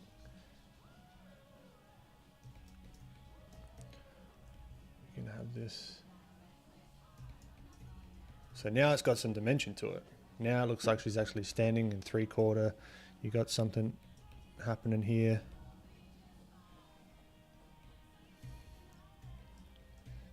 And where is the drawstring coming from? Oh, so it's a bit higher. So I wonder, is that going to be too much stuff going on?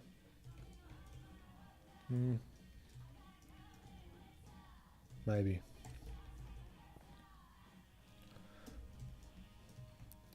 Let's see if we can clean up these shapes on her face. Then we can get to real rendering.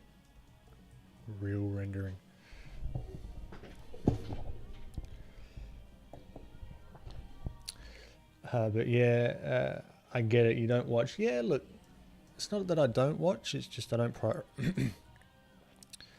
haven't prioritized watching, but I did because I heard on a podcast that episode 3 was phenomenal. So I was like, all right, I should really, if I'm drawing all these characters.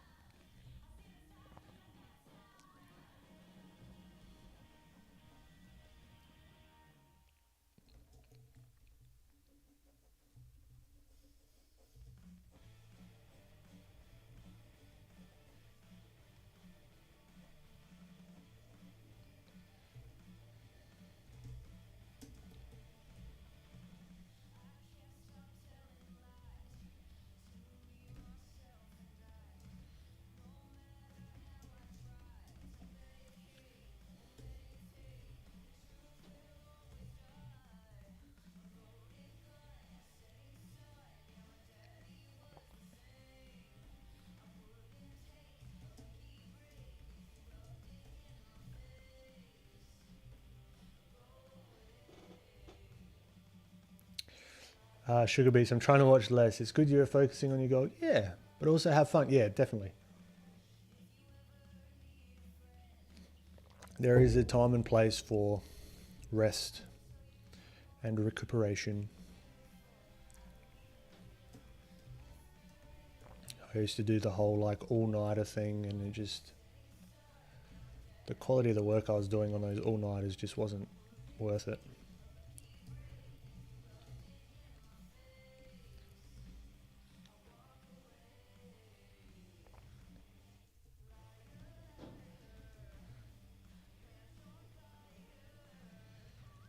Let's get rid of this shadow. I can put that shadow in later.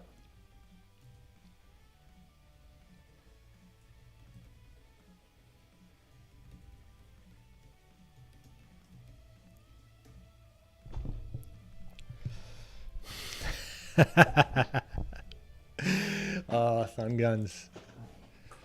Dude, you got no idea. I wanna do some fisheye studies since the that last stream. That was funny.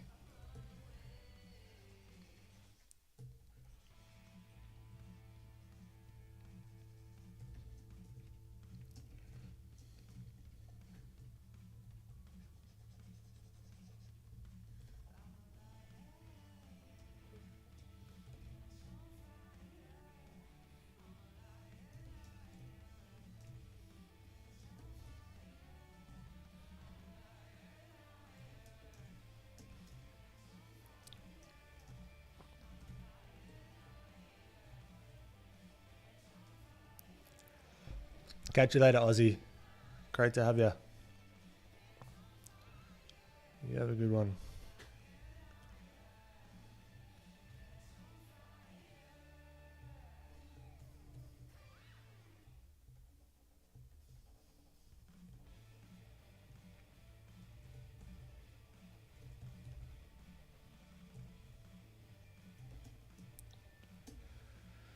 Okay, how are we looking? How are we looking?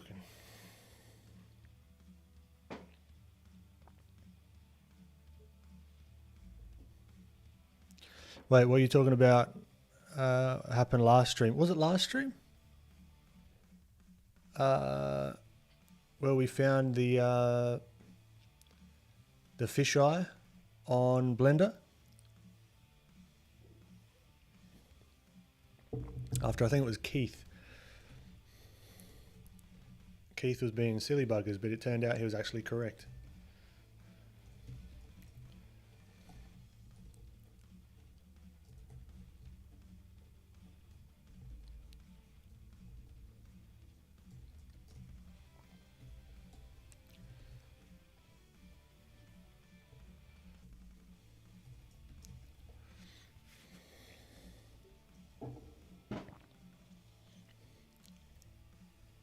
Catch you later, Prime. Bloody hell, 4 a.m. You have a good night.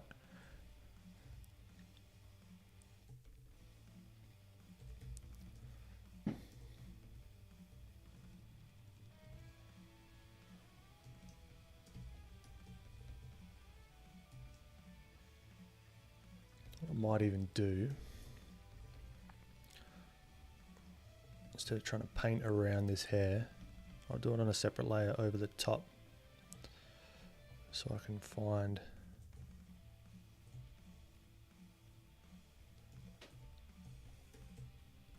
these forms a little bit easier.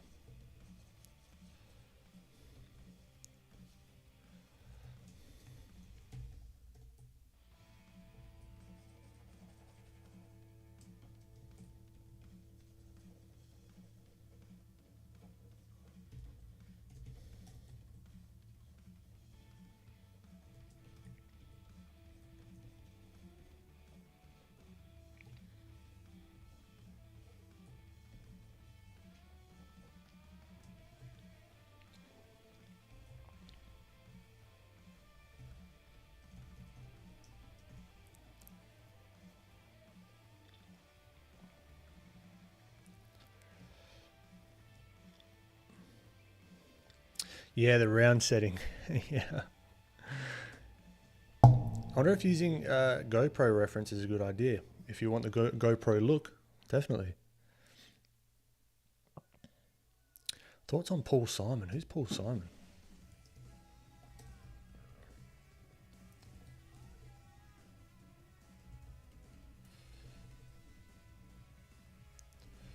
Now this ear angle is way off.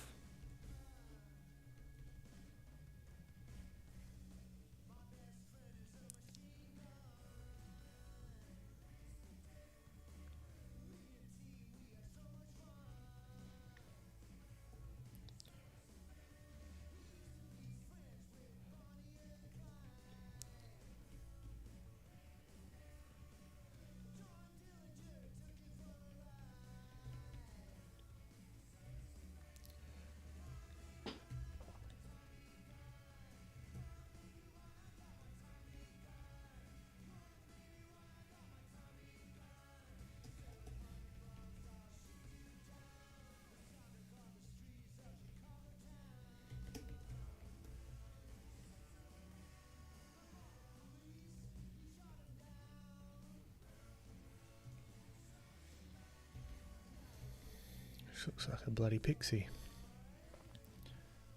Need to change these ears a little bit.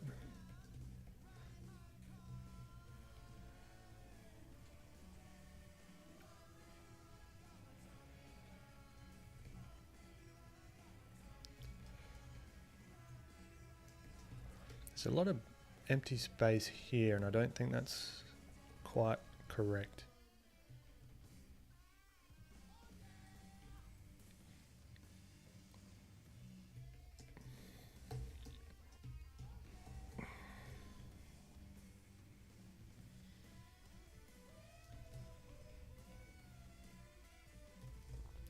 Alright, this is where I might need my red marker to make adjustments. Okay, so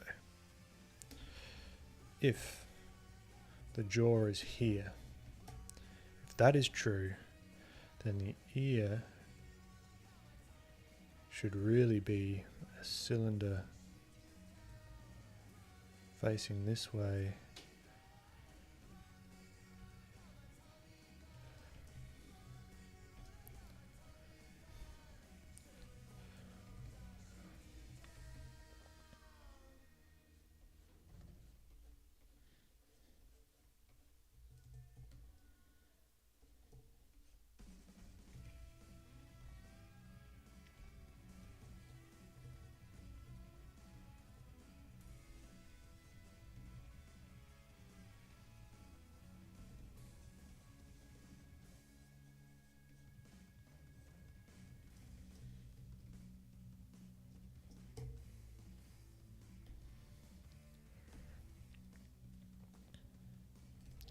Because there is going to be a top plane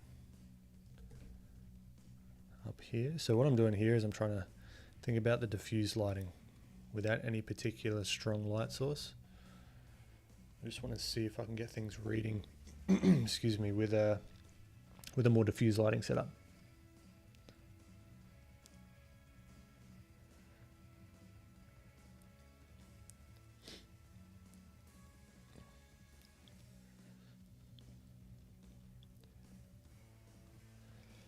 Oh, Paul, I've got no idea about Paul Simon.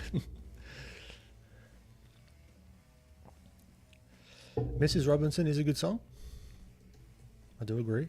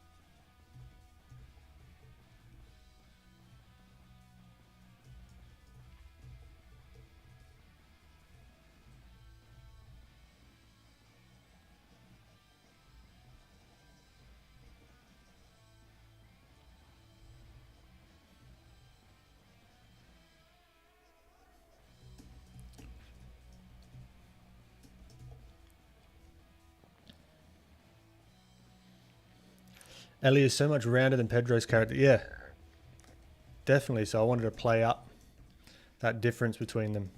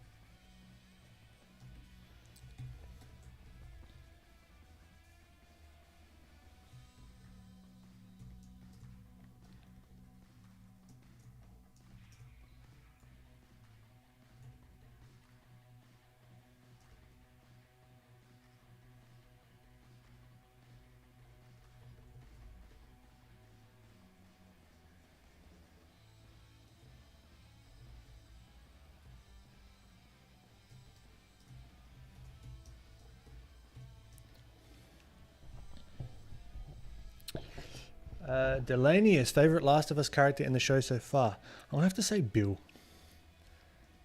I love Bill. I loved it. It was one of my favorite parts where everyone was getting evacuated. Actually, no, I shouldn't say, should I? No. Shh. Bill was my favorite.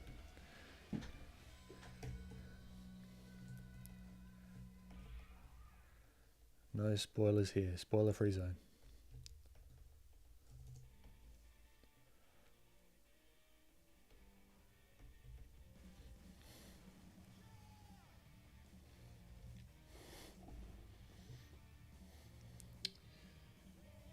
Sakura Art, thank you so much. That really means a lot.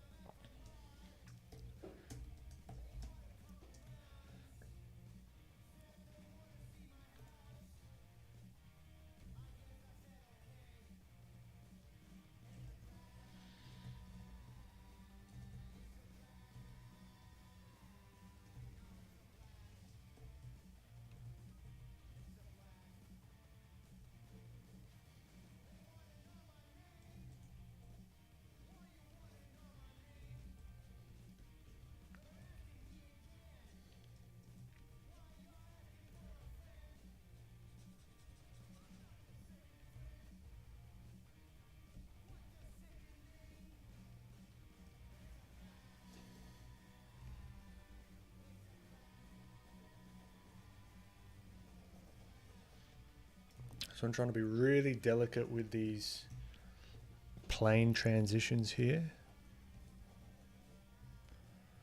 knowing full well that there's going to be some parts that are going to be darker and in more shadow, but then they've got to transition out a lot, how would you say, more smoothly.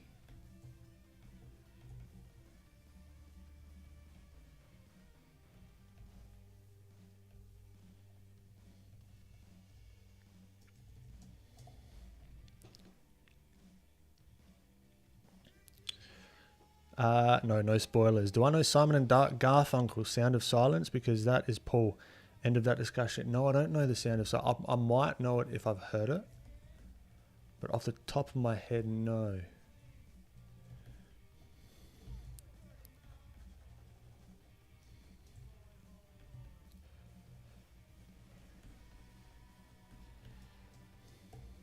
Oh, that one. Hello Darkness, my... Oh, yeah. The meme song. Which is sad that it's turned into... It's the one that every fucking YouTuber uses.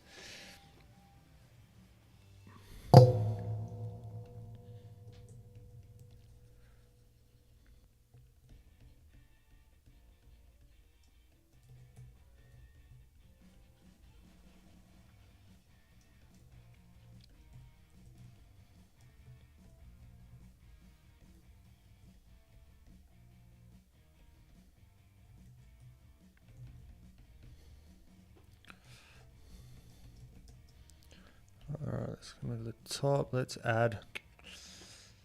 I want to warm all this up just for now. It's looking too grey, too muted. The values aren't here. There's a lot of weird stuff going on with her cheek.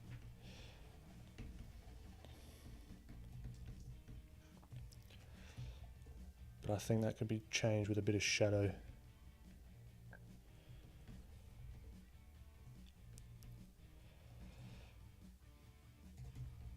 It's getting there though. Getting there.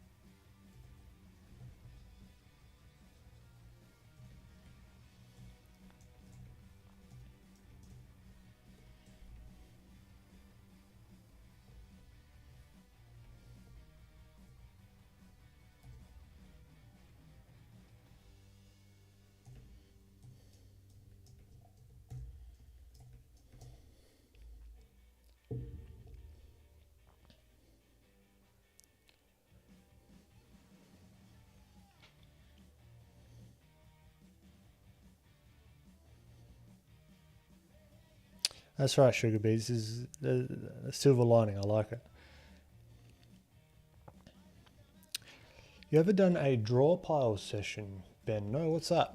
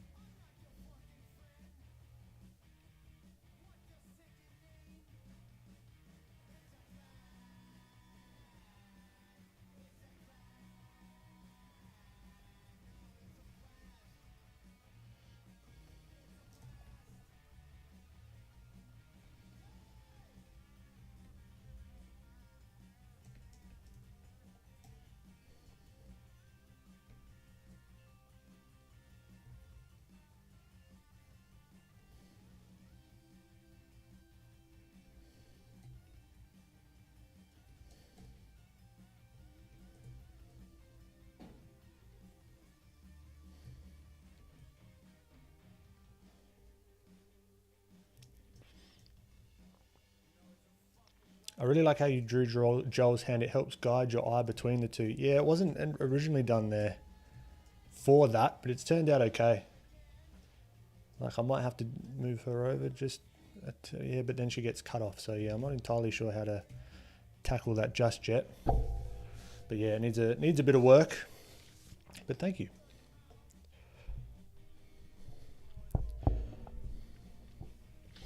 Thumb gun's interesting. I want to explore that a bit this week because I want to start having guests on stream, so we can just like chat art, business, like some of my mates in the sort of content space, in the art space, even not. Just sort of, because I love having the conversation. Like, even when Sam pops on here, it's fantastic to just chat and not just be me. Because I reckon you guys get just sick of me talking the whole time.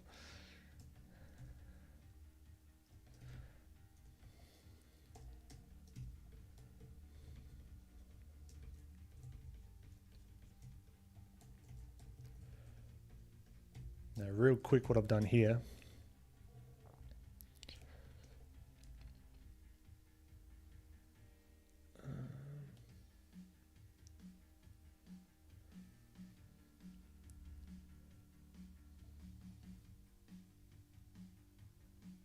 Oh, that's cool. Thumb guns. That would have been for schoolism, I think. And I believe they would have used Magma Studio, I think. Maybe. Which is what I'm looking at giving a shot.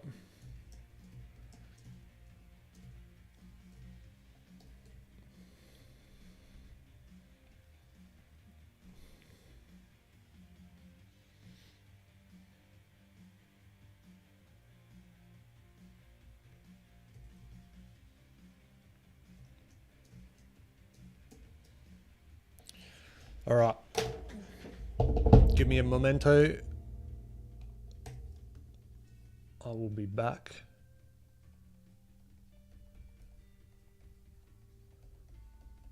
In 5.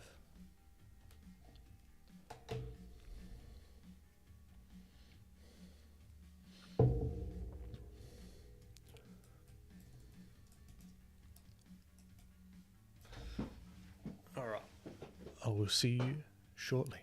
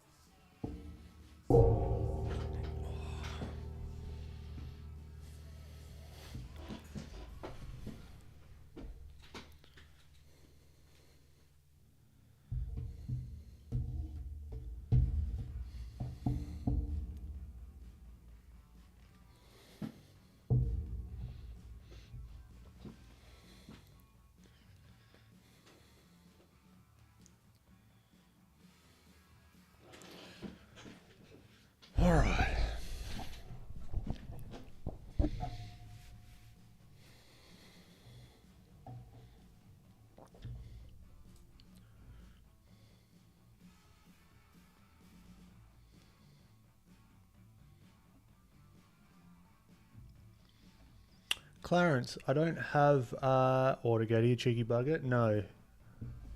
I went and got a coffee. Clarence. Yeah, world building.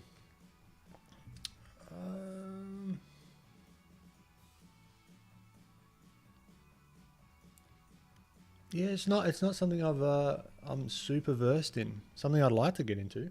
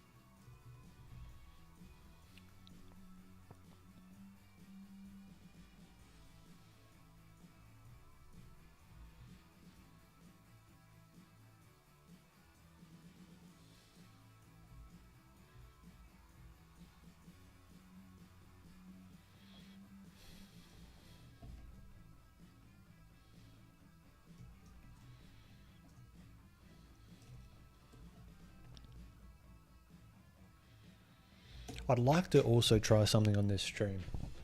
I want to see if I can get a couple of reels on particular topics that I'm working on this.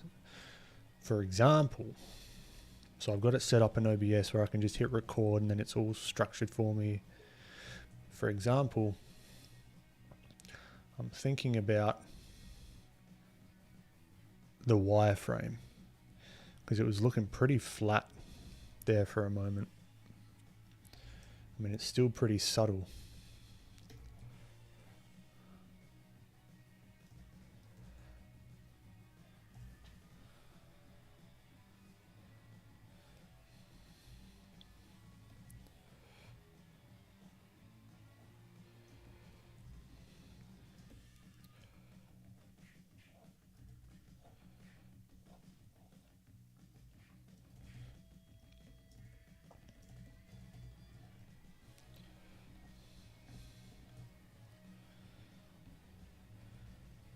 So I might try that in a sec. Just explain something. And just see if I can get something out of it. If it works, it works. If it doesn't, that's fine too.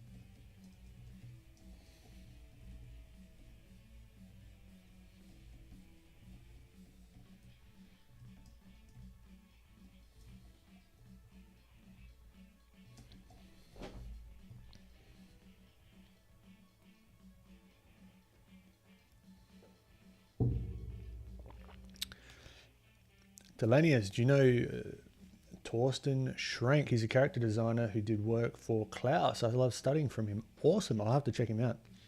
I'm sure I've seen his work. Baha, hi Ben. Finally, I'm able to see you live.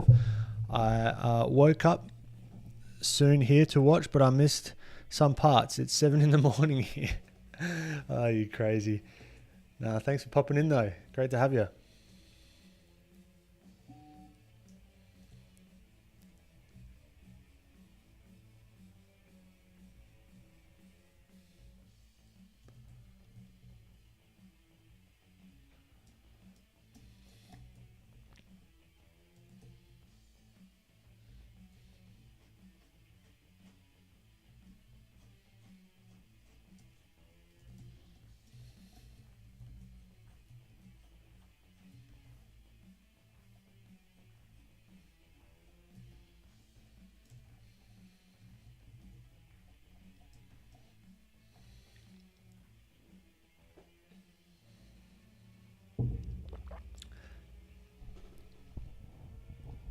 Lavender Lizards, welcome back.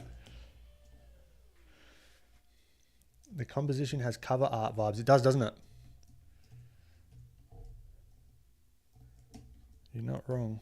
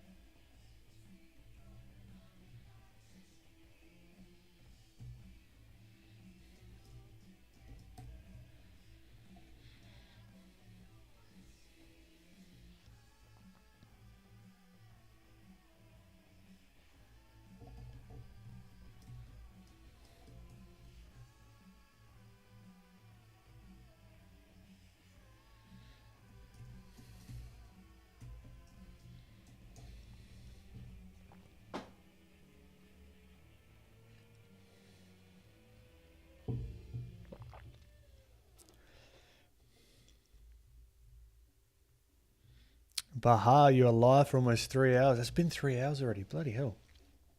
And it's 4 in the morning here. Far out. What's my favourite thing to draw besides people? That's a good question.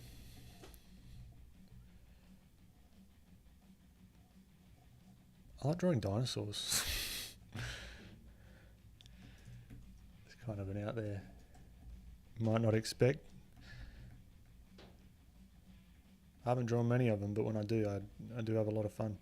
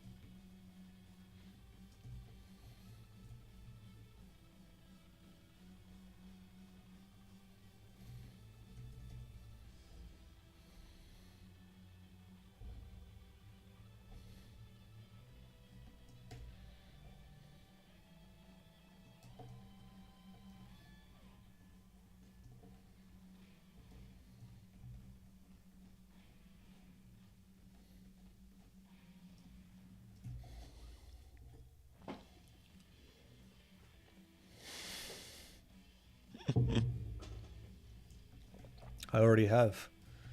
You just can't spot it.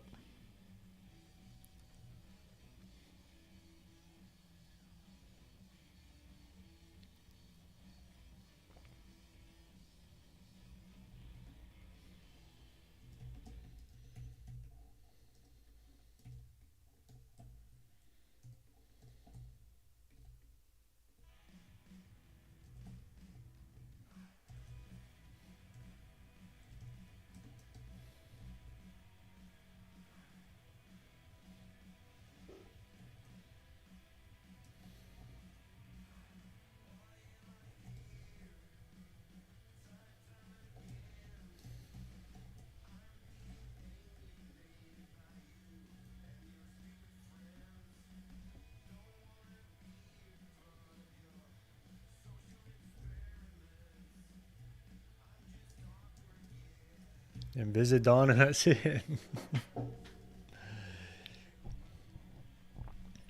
It's not a bad idea, Zane. One of the references that I took earlier did that. And I thought it looked really, really cool.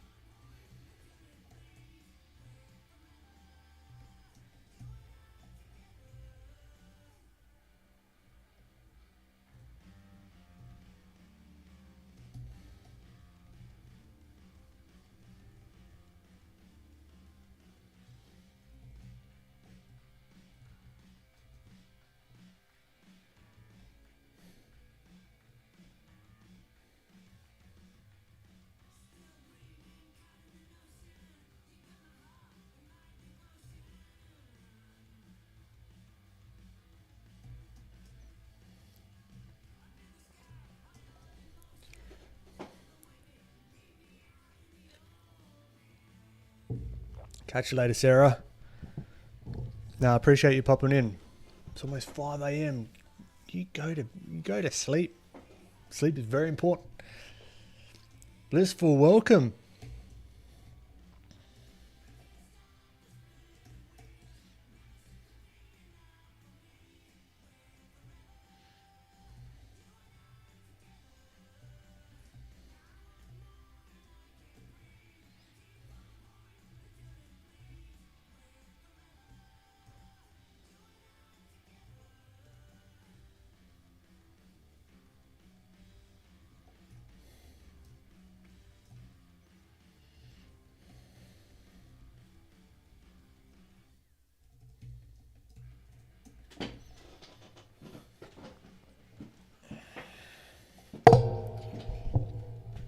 Do I play any video games? I seldom play Fortnite with a friend. He pops into chat every now and then. So he's kicking off his YouTube channel.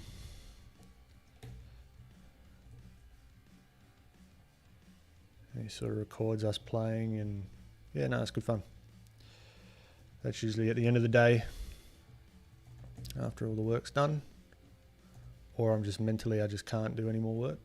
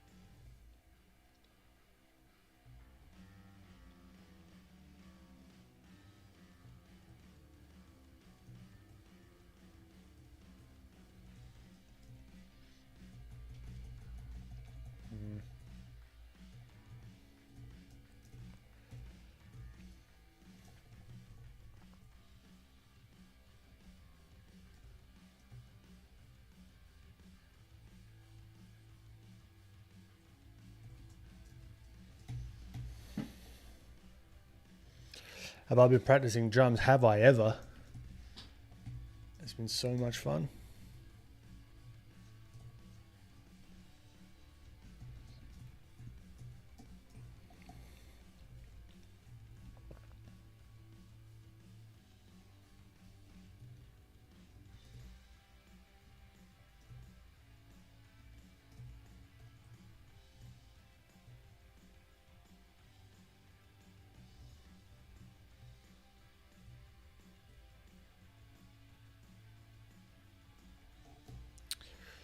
Catch you later, Thun Guns.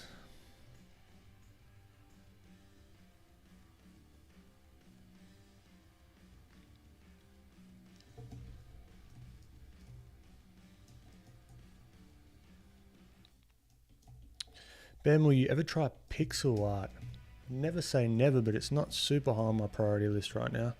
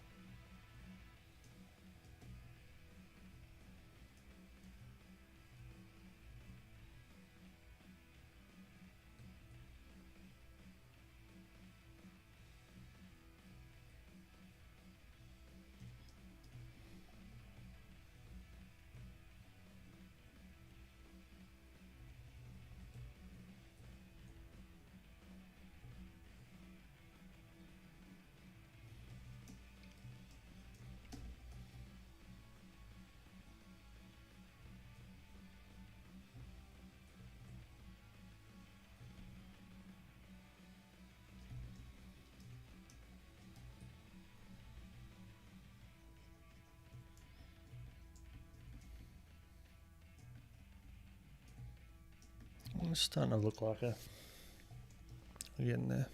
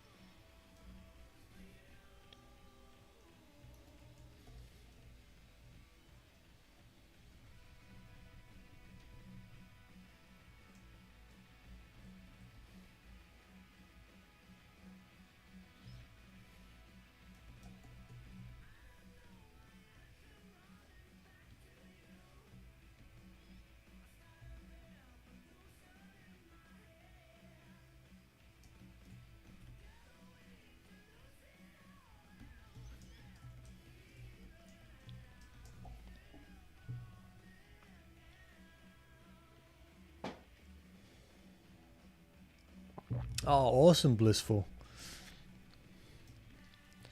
What program are you running on? Are you going to use the tablet with like Photoshop or?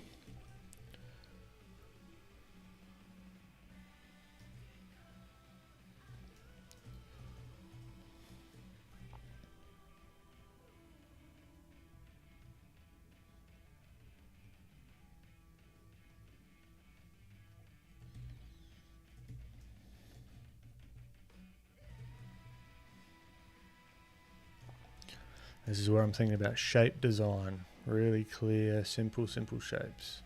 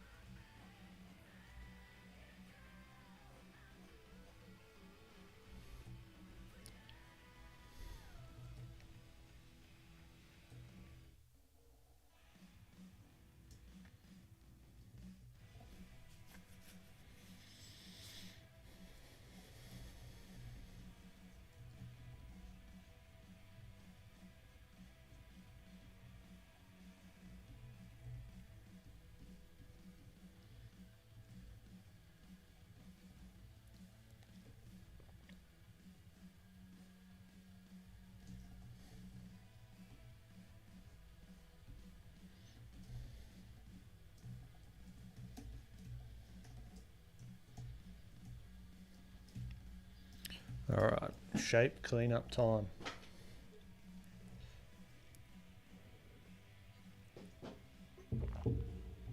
Michaela, hi Ben. I think that what you do is just awesome. Keep like that. Thank you so much, Michaela, and we'll do. Catch you later, Dylan. You have a good one.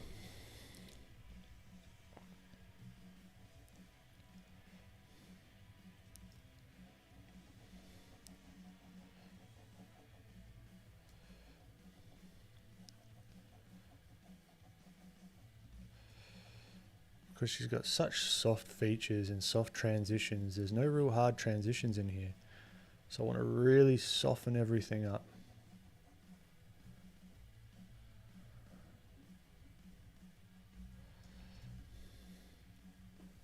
But not to the point where it looks airbrushy, which is tricky.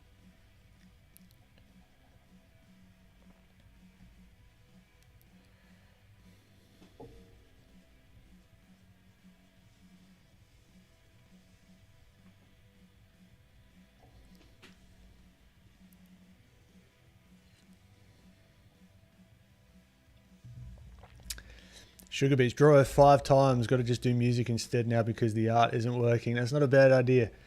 That's what I do if I'm getting frustrated. I'll just turn around and go ham on the drums. And that can sometimes help. Just to do something different.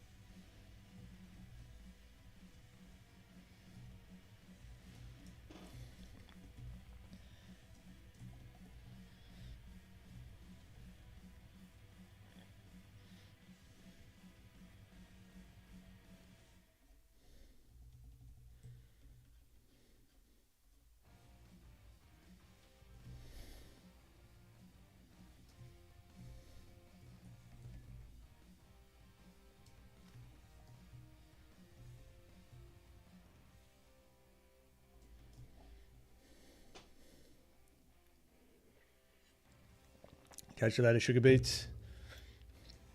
You'll be using Critter. Awesome. Blissful. Unfortunately, my budget isn't up for photo. Critter will work just fine.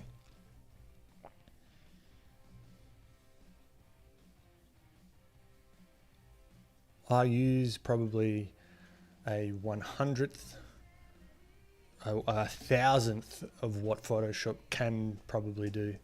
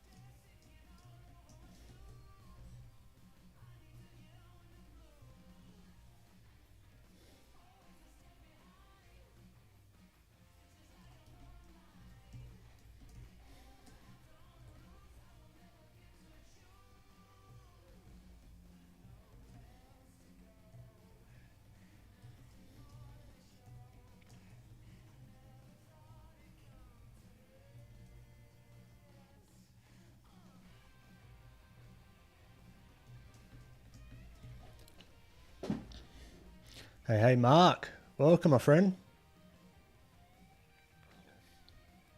Great to have you.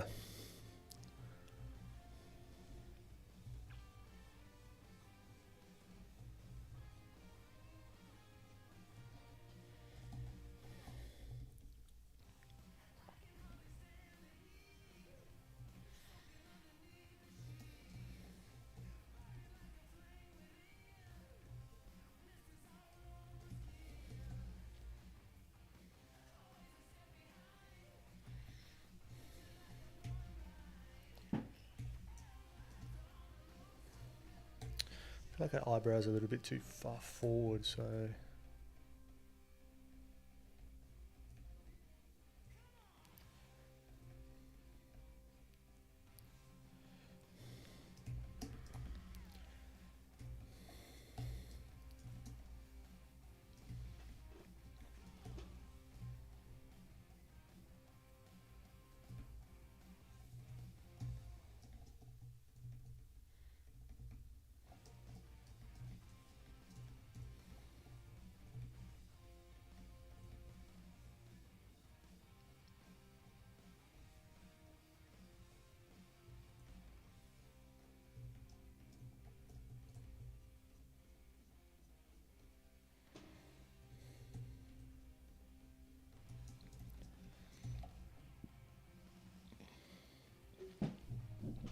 The exciting bit is wondering if it'll be here for another 1 hour or 6.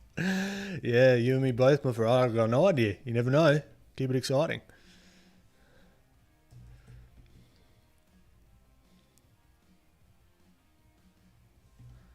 Yeah, if I ever do like a stream that's like really focused on a particular topic, that's where I reckon it would be like condensed to like an hour or something like that.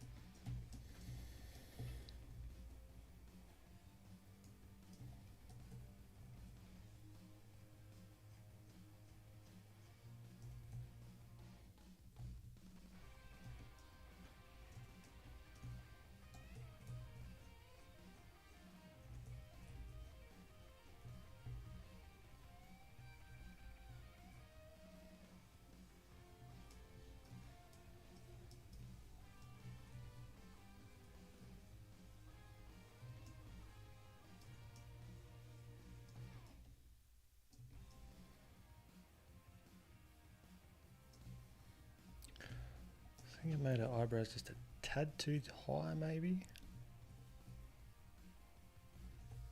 I'm not entirely sure.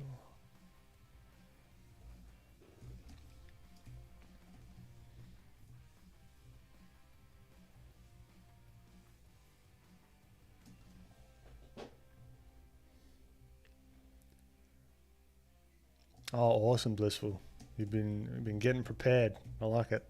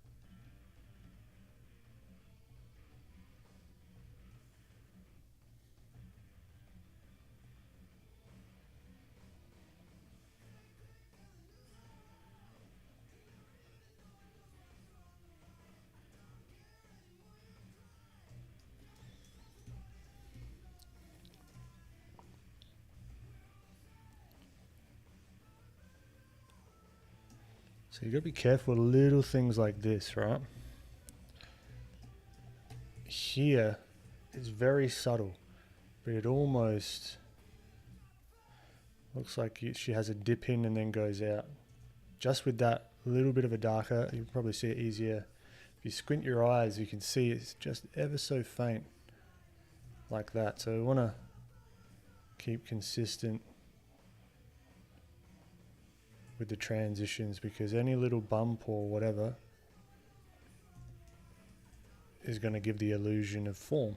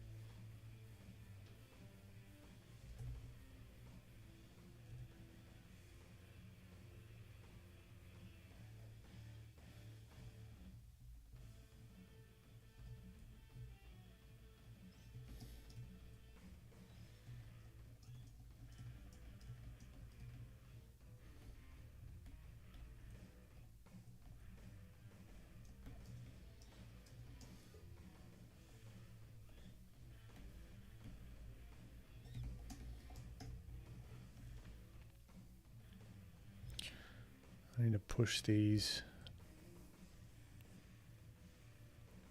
forms a little more. I'm being too hesitant.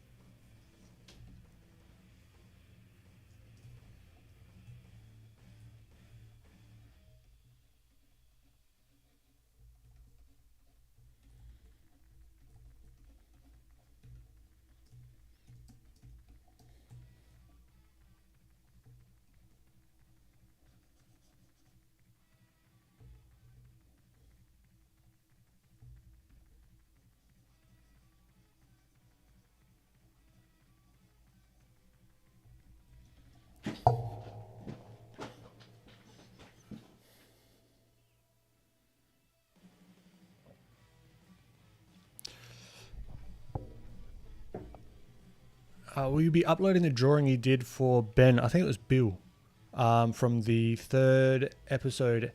And how is the YouTube video going? I don't know if I'll upload that. I want to redo that in more of a simplified way. More stylized, more simplified. But yeah, maybe. I might use him as a reel for something, explaining a topic or something I was thinking about when I was drawing him. And YouTube videos coming good. Script's all done. I want to make some real progress on it this week and hopefully post it this week. That's the goal. Because it's just that whole thing of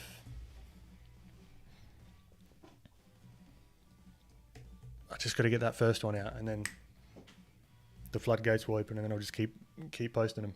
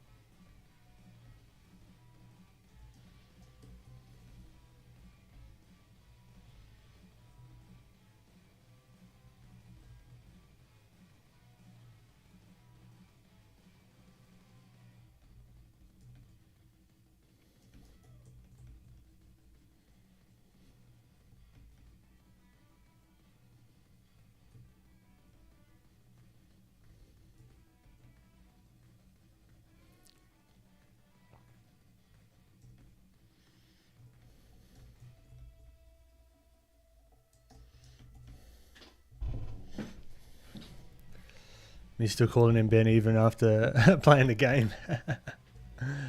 Oh, Roger, you did. Nice one. That makes one of us.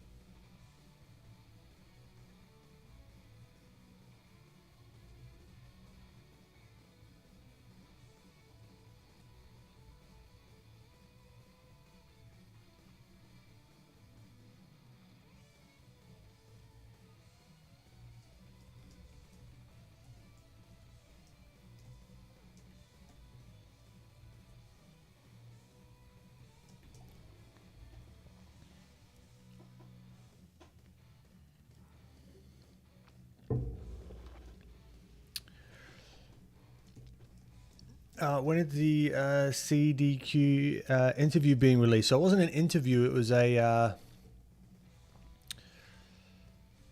just like a little feature gallery sort of thing. So it's nothing huge, but it's cool anyway. Probably in the next quarter, I'd imagine. The most recent one just came out, so it'll be the one after that, I'm assuming.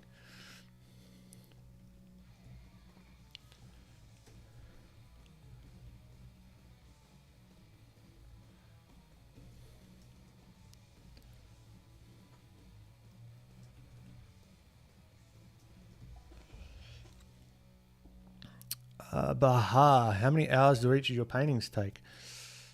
Depends on the painting itself.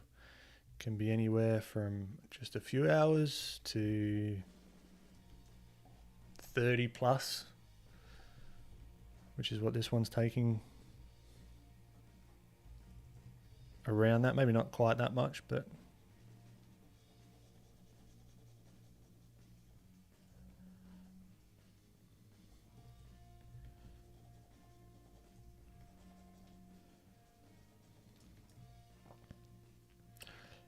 inquisitive.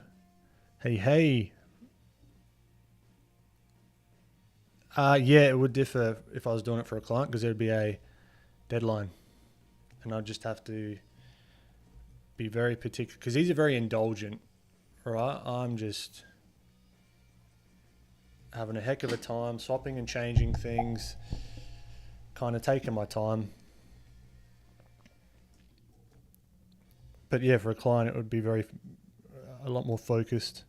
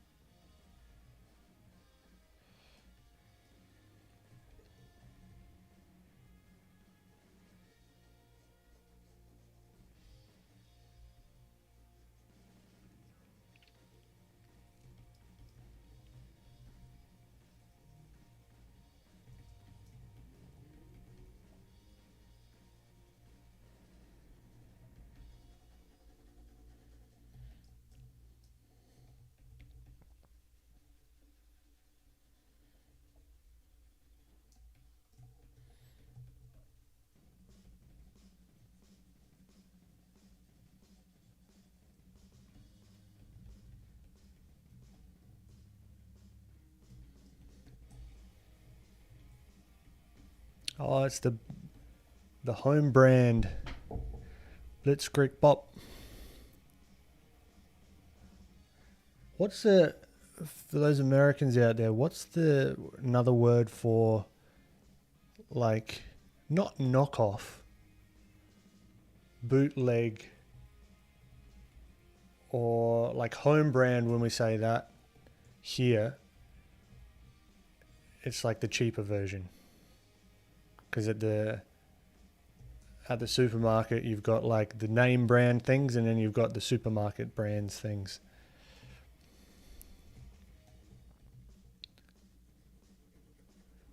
This is like the home brand version of Blitzkrieg Bop.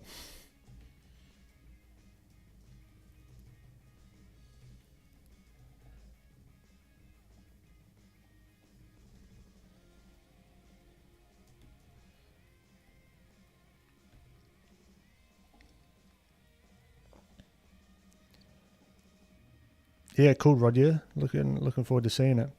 Bahar, do you have any experience in Clip Studio? I don't, unfortunately. I want to, though. I want to.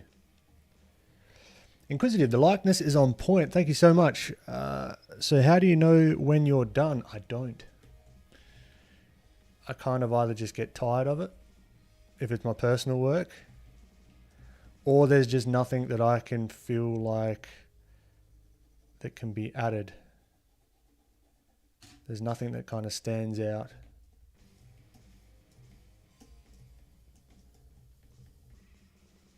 Because what's that saying? Art's never finished, it's abandoned. That's what I feel like.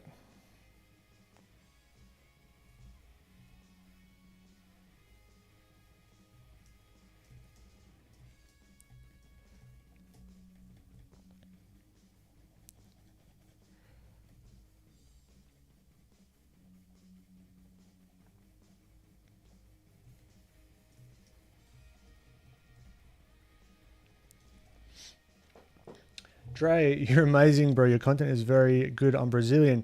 Even though I don't understand English very much, I watch your videos to seek knowledge about digital drawing. That's fantastic, man. Thank you so much. How do you say thank you in Brazilian? Please let me know in the chat. Blissful, I want to do a gouache painting of the clickers. Ooh. That could be fun. Gouache is cool.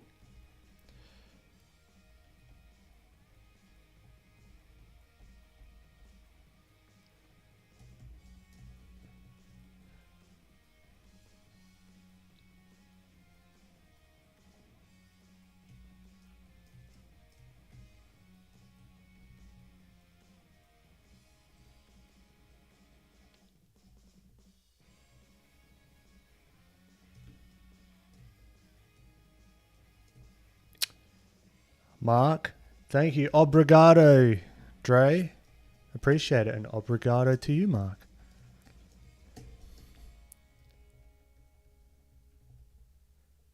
Okay, well, thank you, Mark.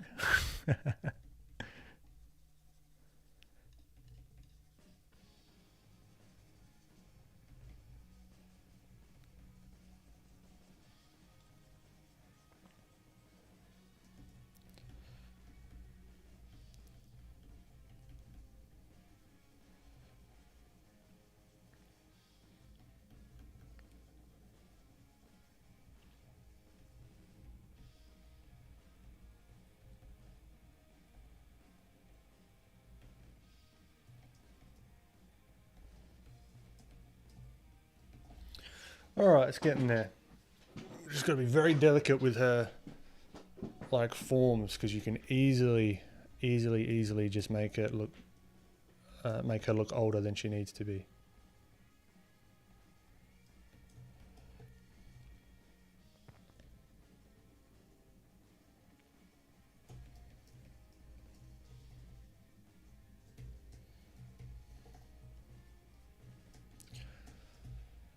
There's still going to be some refinement for sure.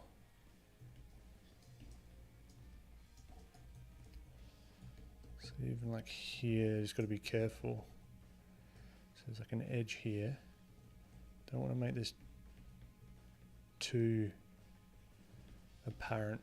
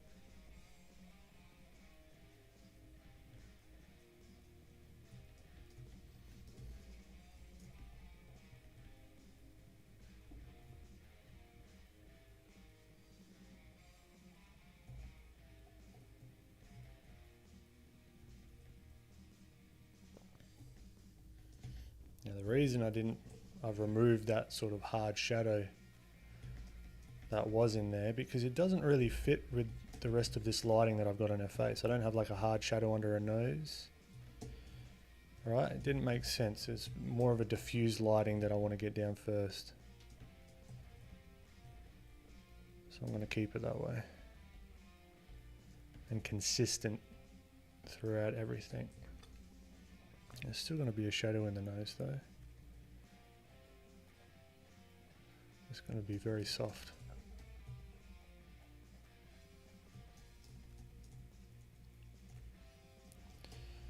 It's going to be darker occlusion shadow here in the nose.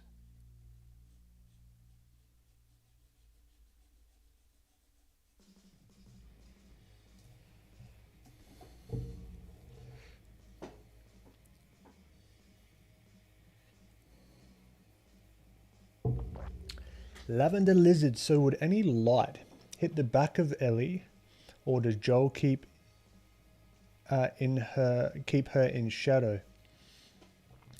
That is going to be determined.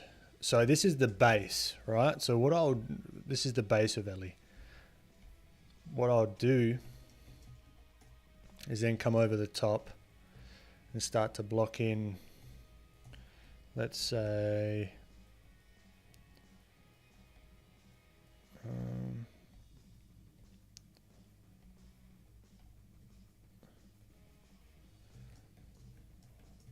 like the light. So if you look where the light's hitting Joel, right? This is really rough. I've got to clean all this up.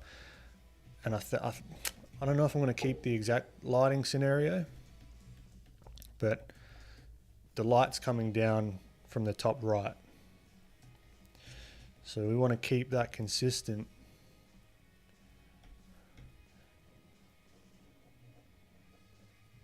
Right, so all this is going to be lit. This will probably be hit by light. The top of the ear is going to be hit. Right, all this is going to be hit. Right, this should be hit. Right, this is just real rough, me giving you an idea. Her hair. Right, will all be hit, but a lot of the face is going to be in shadow. All right, so that's something that I've got to try and figure out. But yeah, the back of Ellie is going to be hit by light quite a lot, and depending on where she's going to be hit is how intense some of that light is going to be. Right, if it's the same intensity as what's in Joel, which it should be, that's going to sort of make the jumper more saturated.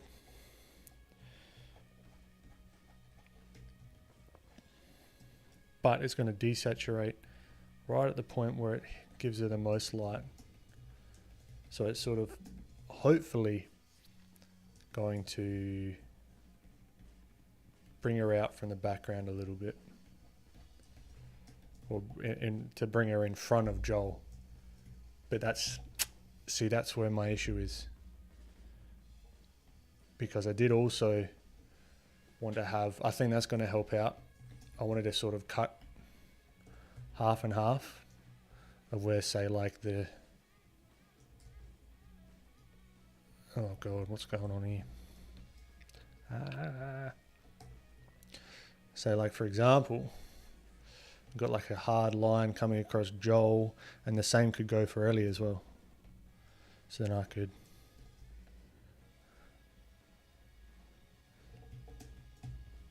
so you sort of looking at Joel, then come back down to Ellie, and then sort of it sort of gives a visual cue, maybe.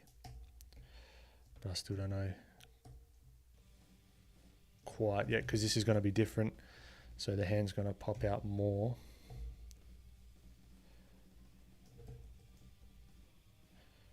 Versus that. So there's all going to be perspective to take into account and blah, blah, blah.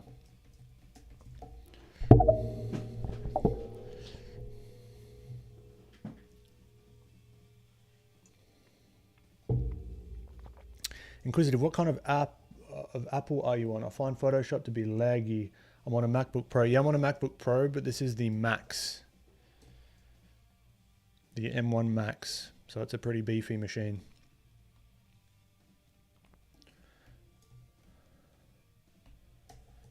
This is the first time I've actually not felt Photoshop be laggy.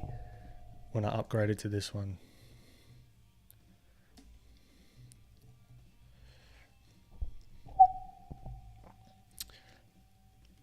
Lavender.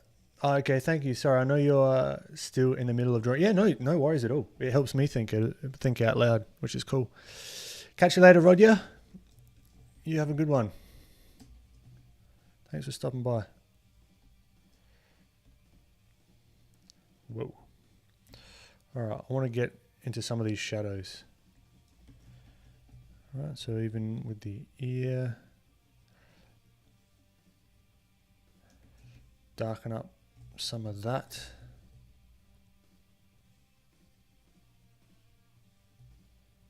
Like, I like to think I have all this stuff planned out beforehand, but I don't. I'm kind of just like finding it out as I go,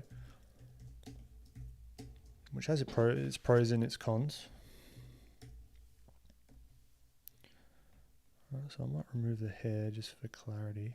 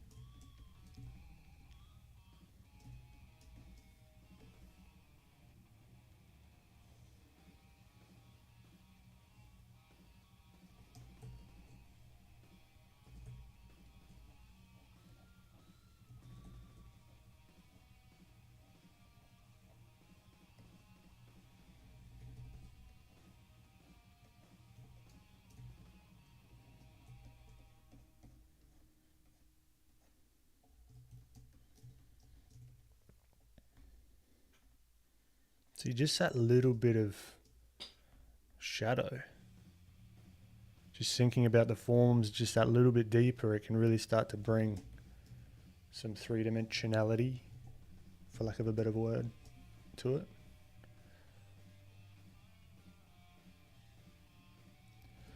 I might just ever so slightly just in there and then knock it back.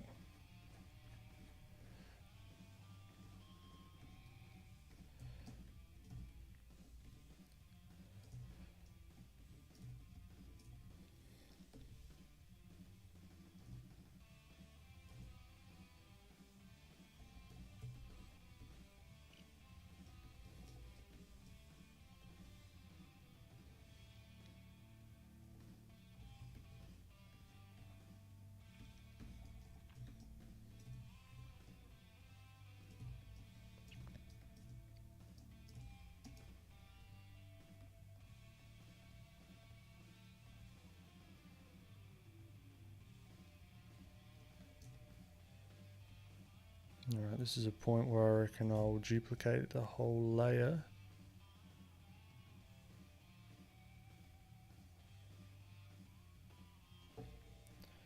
I'll duplicate this one as well. And I'll merge. And it's all just one layer. Now, shape cleanup time again.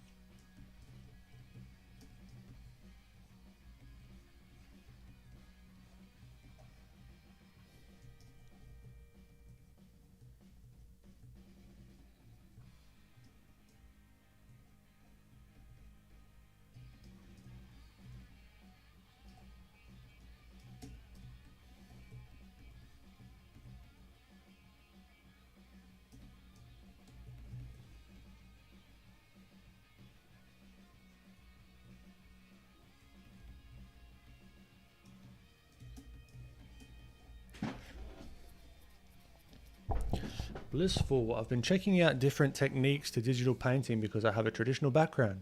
Would you say digital painting is similar or more complex than traditional? Depends how you want to paint. You can make it very similar to traditional. All the principles are the same. All right, value, color, light.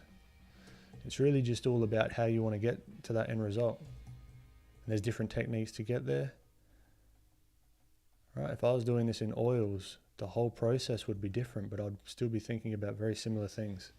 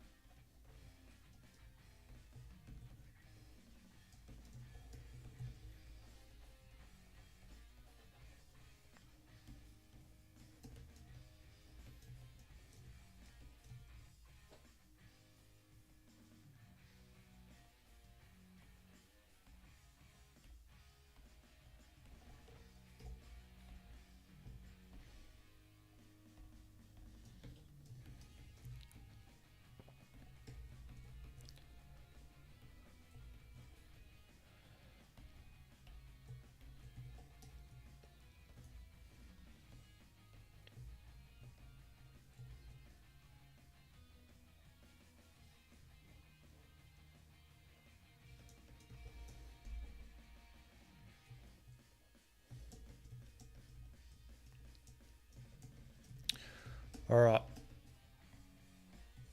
I shall be back.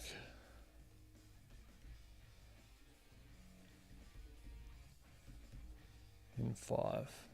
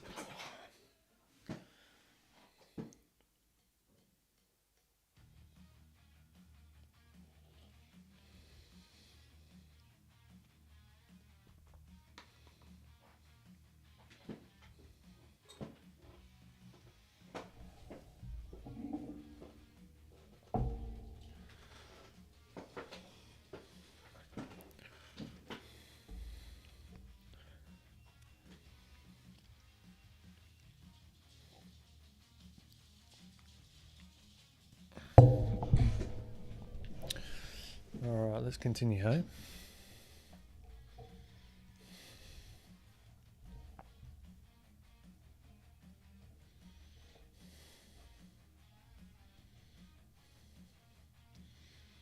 Zane, yeah, soft transitions are pretty tricky.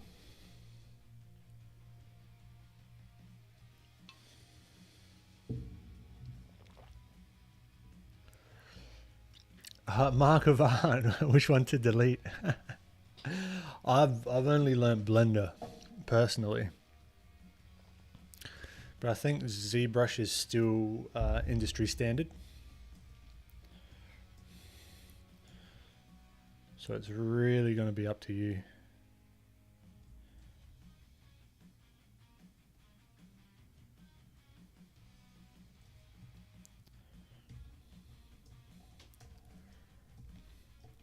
Similar principles still apply though.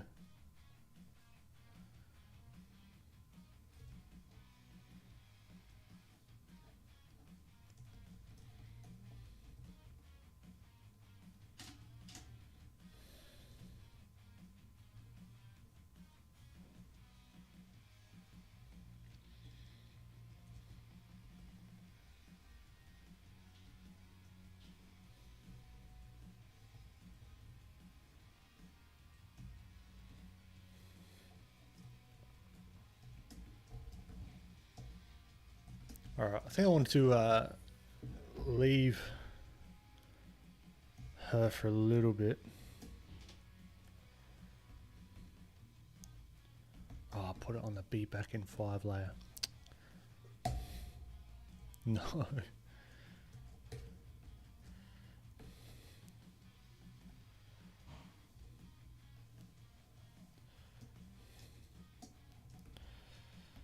Alright, throw this on here. Ba, ba, ba, ba, ba, ba, ba.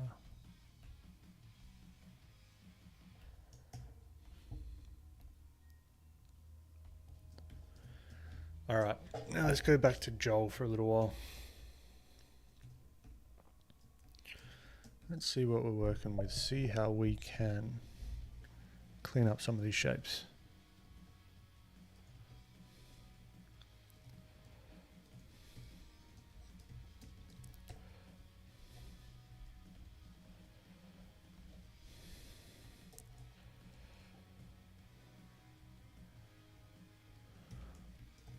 I almost want to remove the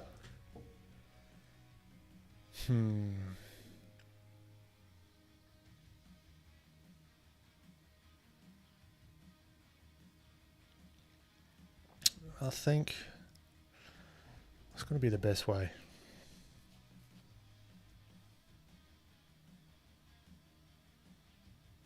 Let's remove the lighting.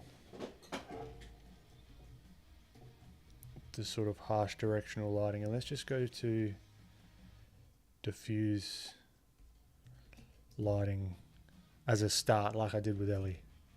I reckon I jumped the gun on that with him a little bit.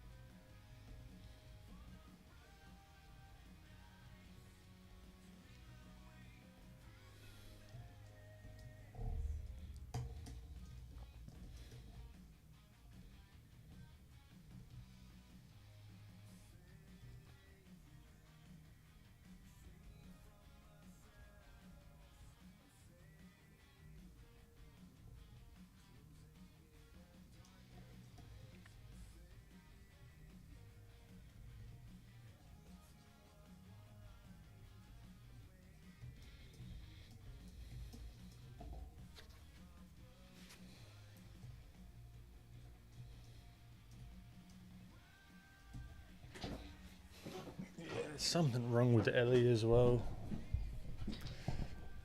Gotta, yeah. Yeah, there's some work to do.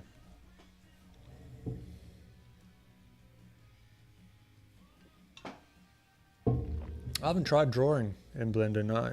I know they got the grease pencil. That could be fun to play around with.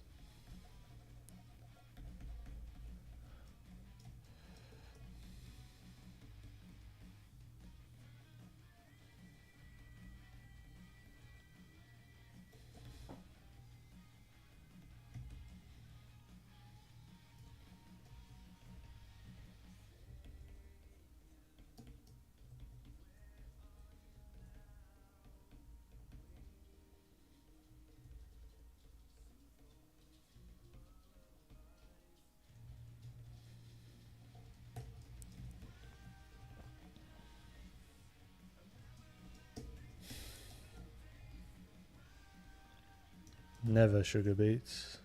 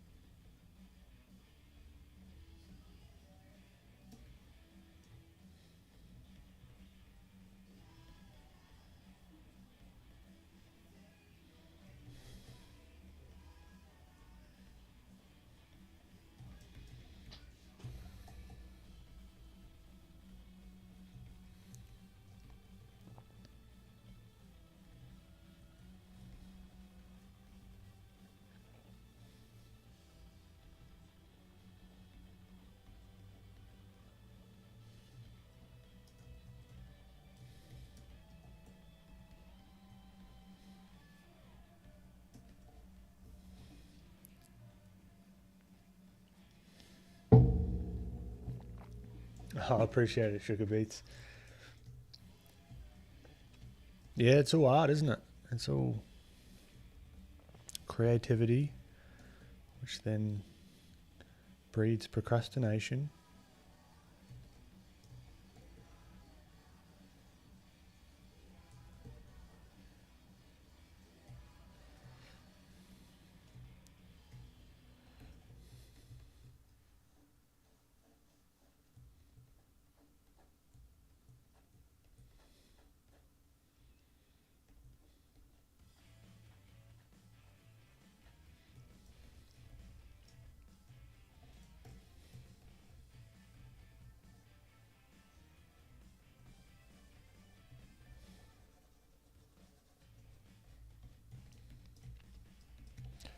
Have you ever dealt with procrastination? Every day. Every day my brain's like, oh, you could do this, you could do that. Oh, why don't you just put it off till tomorrow? You don't have a boss. Who do you have to get up for? Who do you have to do this for? Blah, blah, blah. And it's just something I've learnt to slowly over time just not rely on my feelings of how I feel like doing things. Again, coming back to the habits and stuff. It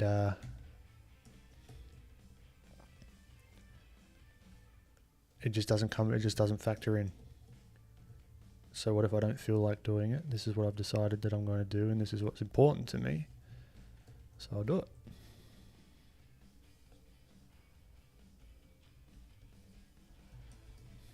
Whatever that may be.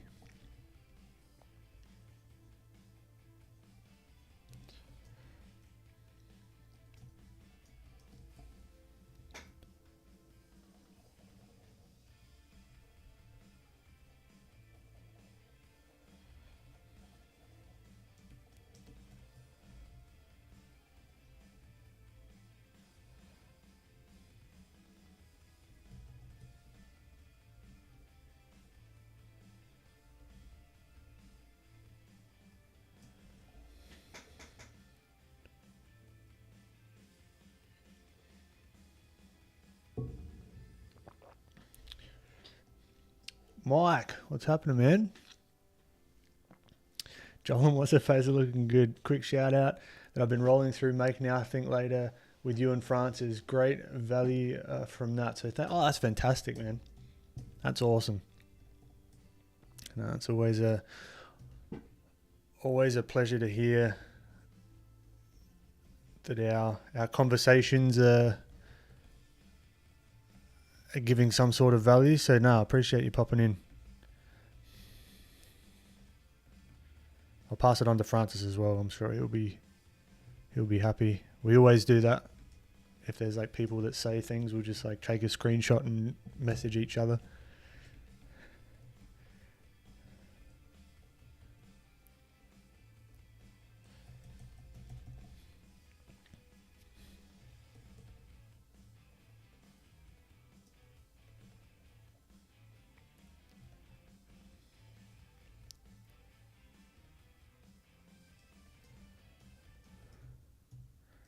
Buggers.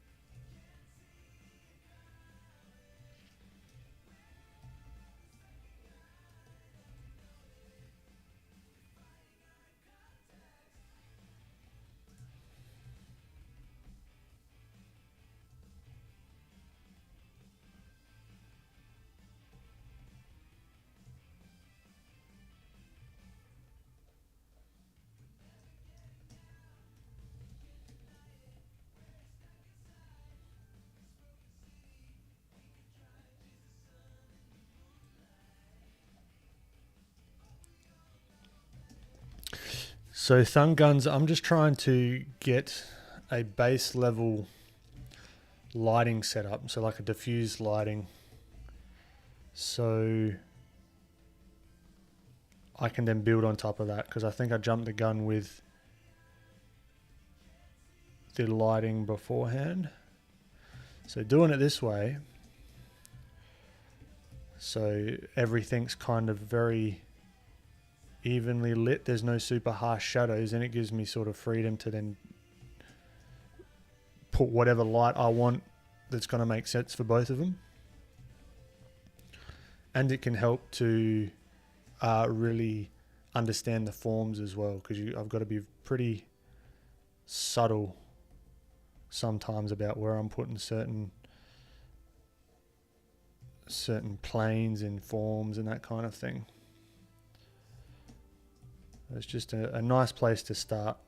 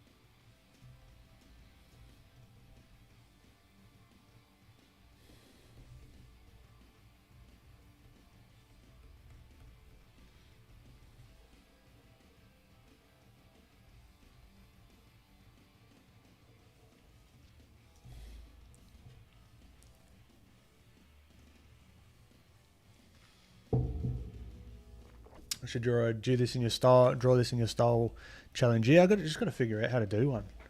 I really just haven't put too much thought into that, but that'd be fun. So you're diffusing the situation. You know it, Dunguns. What's the name of that song playing? Sounds like a good song. Oh, Christ, I don't know. It Breaks Me Down. Speaking of, I want to change it up in a little bit.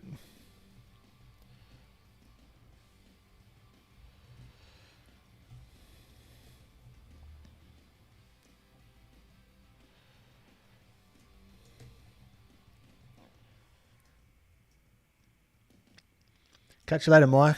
Appreciate you popping past.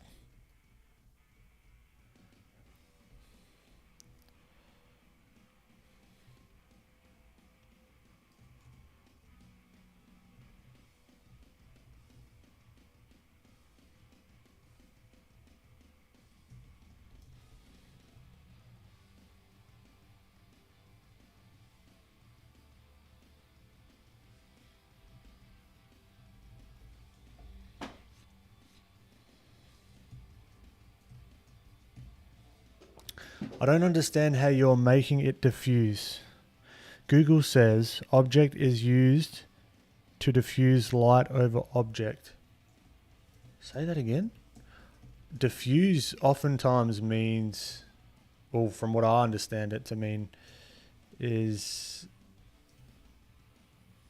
where there's no like direct light source. Right? You're still going to have some diffuse lights, like basically the shadows aren't going to be as harsh because light's getting in there.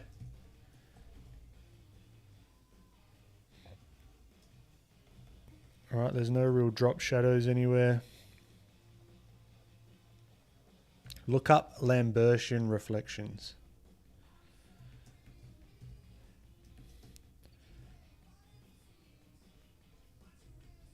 That's kind of what I'm thinking about, how this whole thing is just like a matte surface being lit by a very diffuse light, almost as if it's like overcast.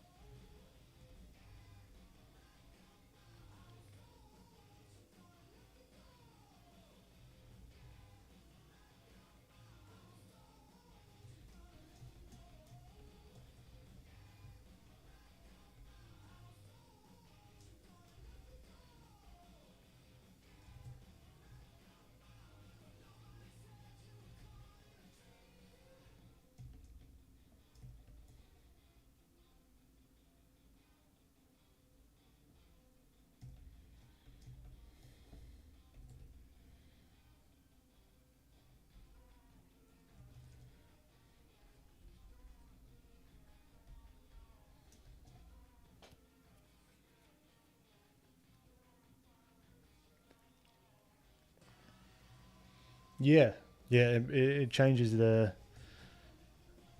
Well, it doesn't change it. I'm just rendering as if there's no like specular highlights. Like for example,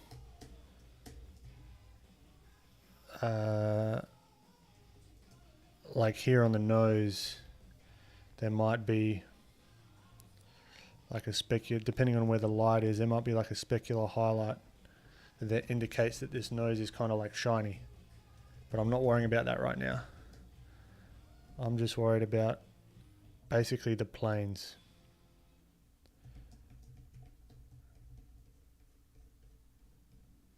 Right, what's facing up, what's facing to the side. Something about a big diffuse, like as if he's sitting like outside in a on an overcast day.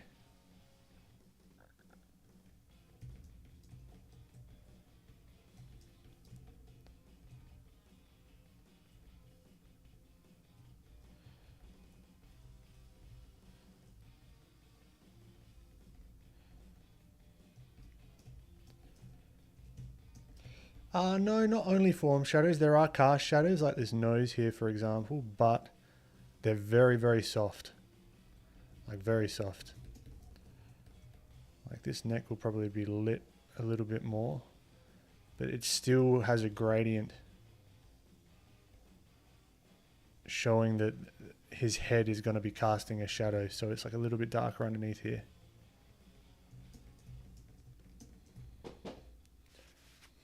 This is too big brain. No, no, it's not. It just takes a little bit of getting used to.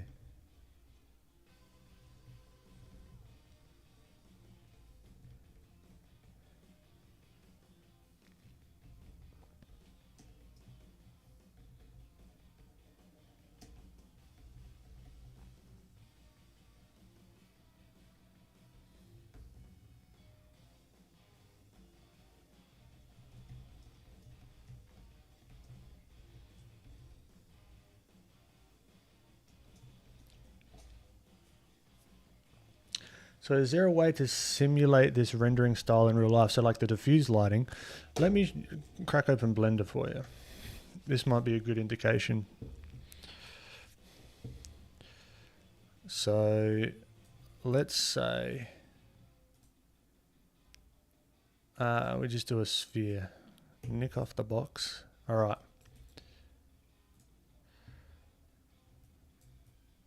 Let's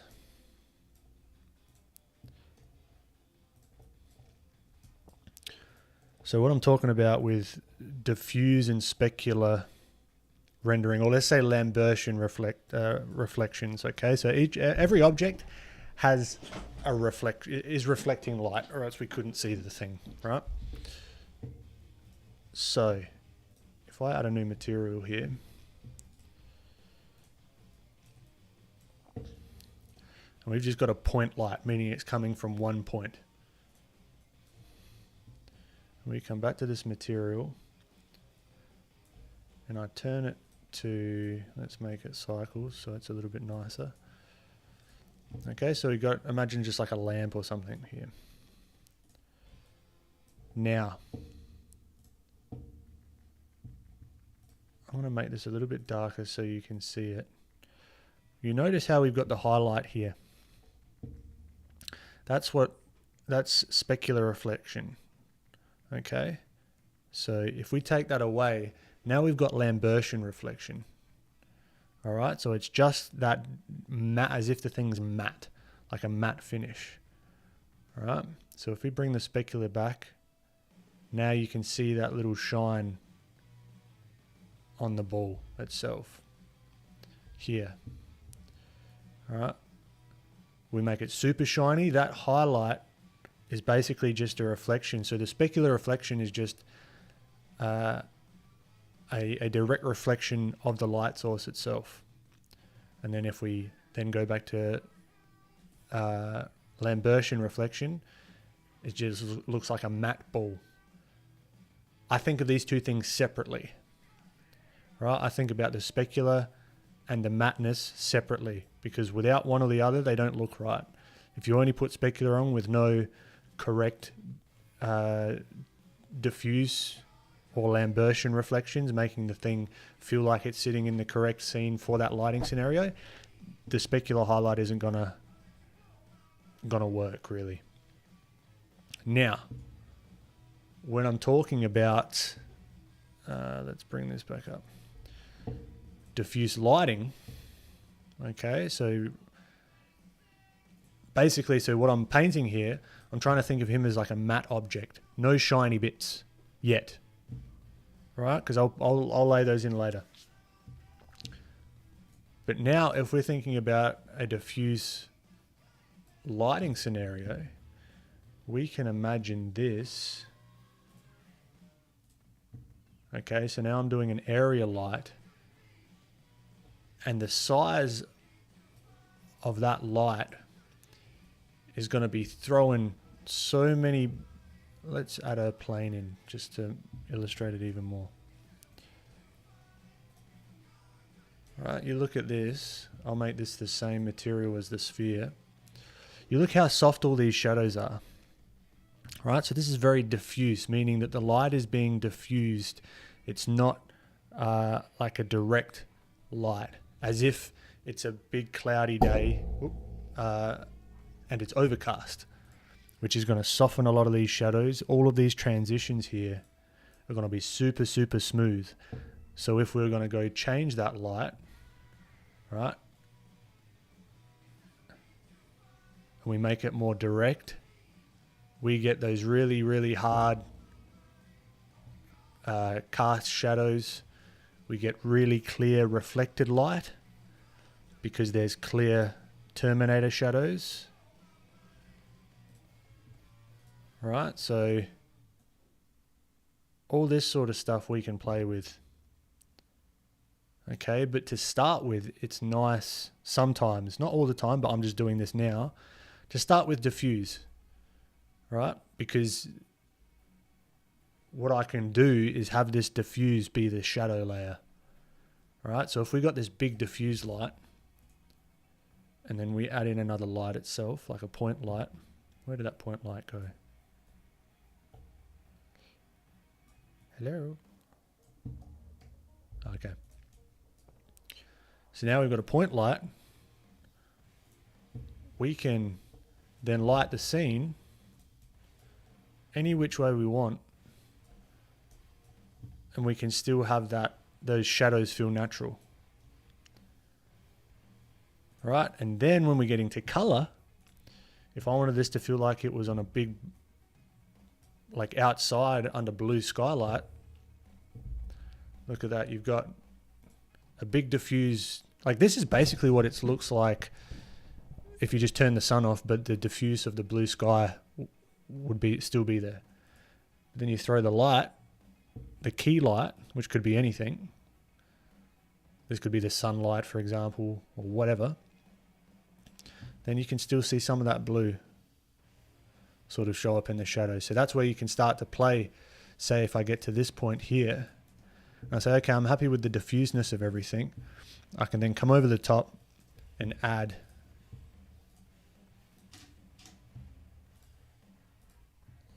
like a multiply layer to make all of his shadows look like he's standing outside over blue light, right? Then I can come over the top and add harsh light or harsh lighting. And I can do the same for both of them. So I can do the same for Ellie as well. Where is her layer? So I can just go over the top here of Ellie. Do the same. All right, try and match them both up. Now it looks like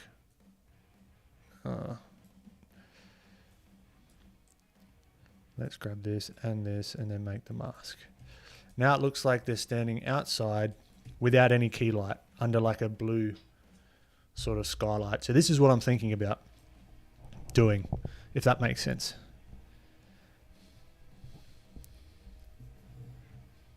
I hope that makes sense.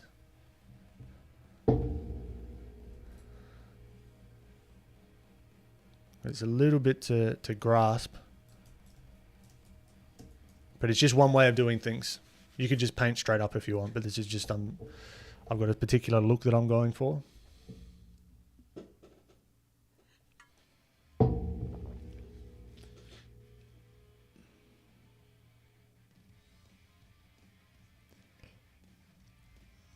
Blender.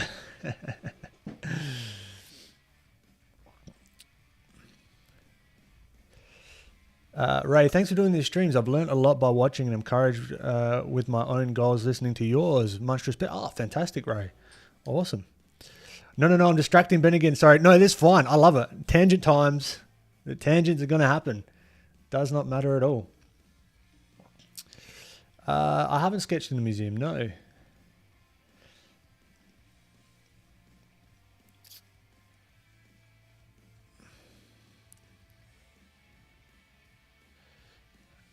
We appreciate it. Yeah, 2D and 3D. Blender's fantastic.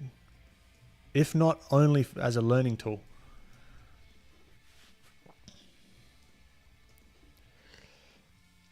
You're right. Okay, so I might actually go back and do that.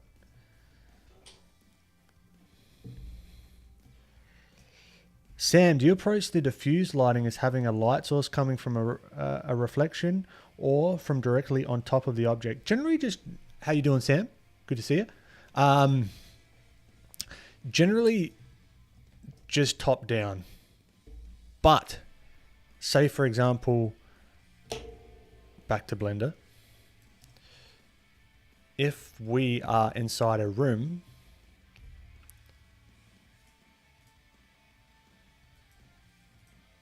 let's throw some walls up.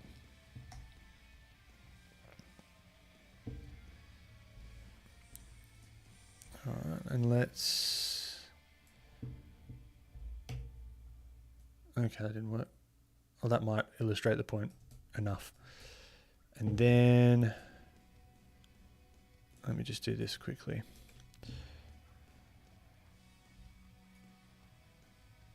There, and there.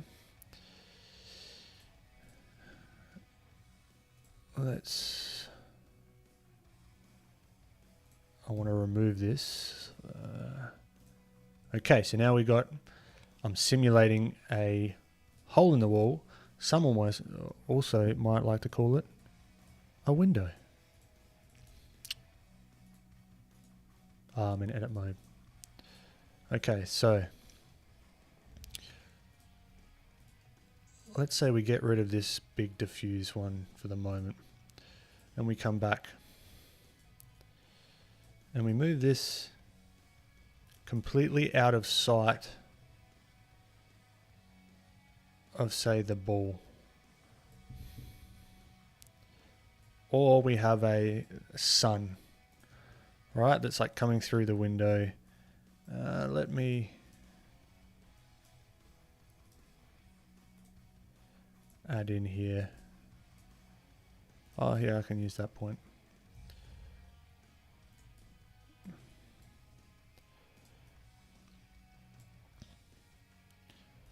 What I might do as well, just edge. How do I join these? I always remember bridge edge loops. No.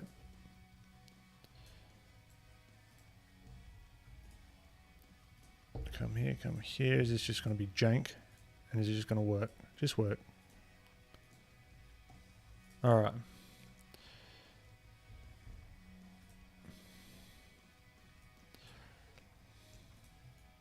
Now we've got this sun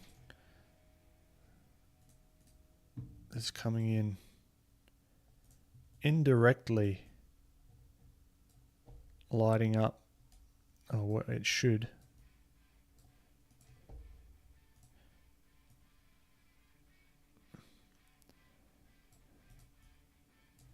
Jeez Louise, let's turn the sun down, shall we? Bloody hell. It's got like 10.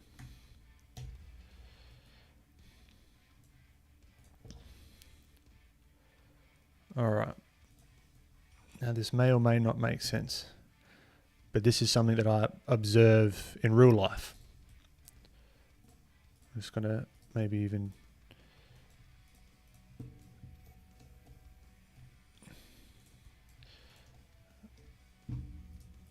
throw this down here. Okay. Now this ball isn't being hit by any direct light other than this big reflected light within this room, which you often see in like scenes where the room's lit. So this is really diffuse lighting in here because it's being lit by this side of the wall, right? Same as this sphere. So it does have a direction in this case, and you can even see, if I turn this off, you can even see a shadow of the ball on the wall there, right? So it doesn't always, there is always going to be a direction of some sorts because there's always going to be a light source. It might not be as apparent, say like outdoors, but really if you're outdoors, it's going to be coming top down on the subject and really, really soft shadows. So that this is a scenario where it could be indoors and diffuse. It doesn't have to be coming through a window. It could be light from another room coming through, and that no light is directly, like the key light isn't directly hitting anything. It's just sort of bouncing and reflecting, which illuminates the room, which is kind of cool.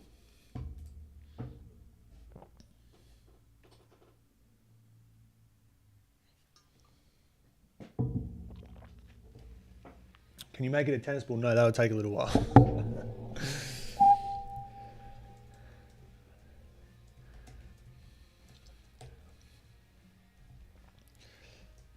Good to hear it, man.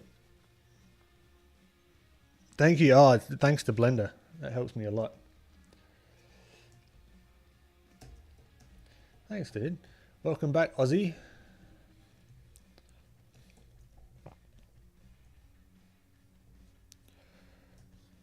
So particularly when I'm thinking about diffuse lighting, occlusion shadows are huge. All right, so here, I'm just gonna merge these down. Bugger it. What are you gonna do? All right, so where clothing connects or two objects connect, there's gonna be that really dark line where the light sort of goes bounce, bounce, bounce, bounce, bounce, bounce, bounce, bounce, bounce, and it finds it hard to get into the tight spots. So that's often a good opportunity to throw in some occlusion shadows. Even in here.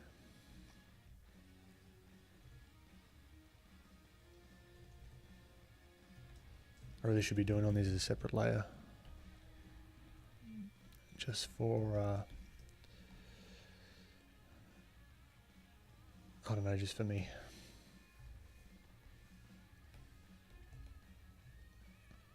Like here, even when the light is very diffuse and it's coming top down, you're still going to get some of this. Right, just where two objects meet, and I can come through and clean this up.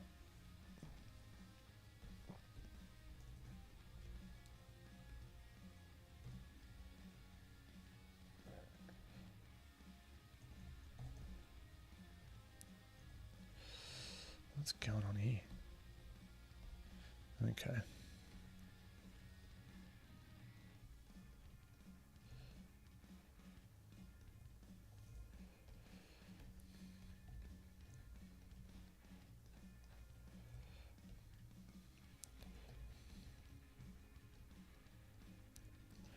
Yeah, something like that. All right, so let's go out the way, Ellie. Let's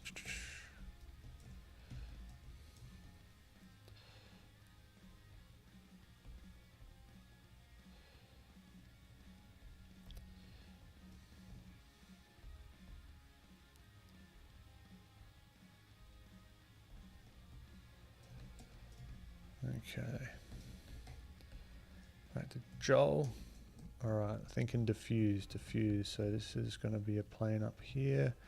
This is now, if we're just thinking top down outside, this is going to be a different plane, different value.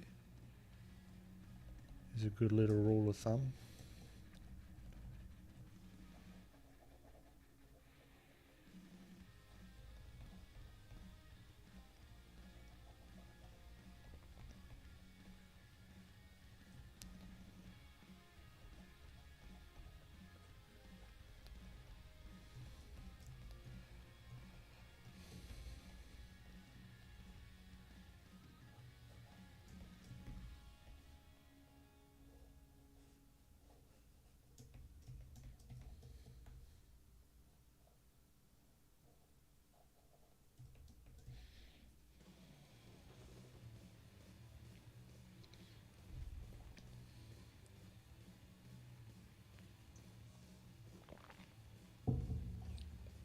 I appreciate it, Ozzy.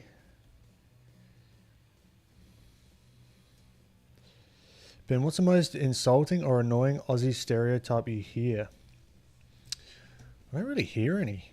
And even if I did, I couldn't give two shits.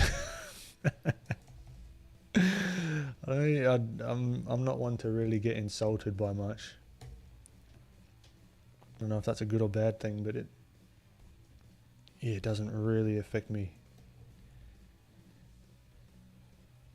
What about you? Whereabouts you based, Thung Guns? You in the US or?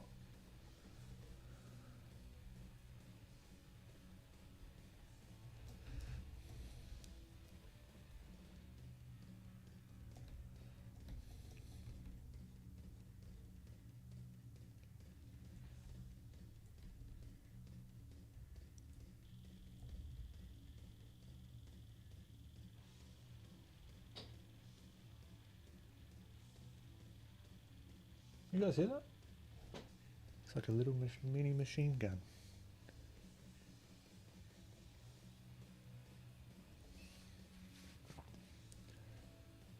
Oh, is the stream getting laggy? I hope not.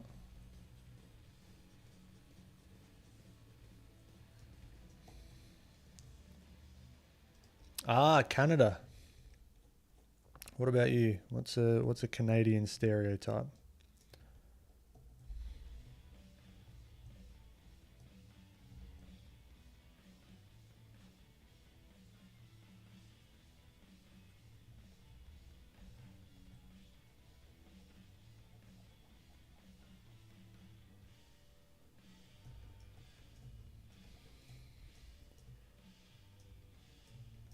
Was buffering for a second. Ah.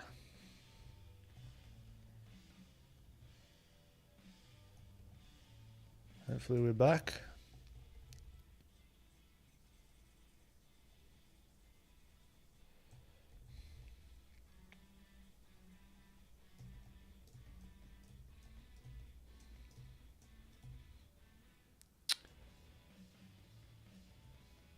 Ah, bugger. That's annoying. I don't know what to do about it.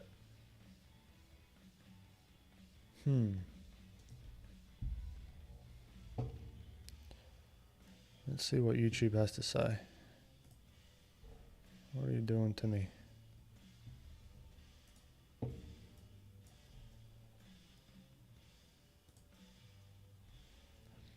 Apparently,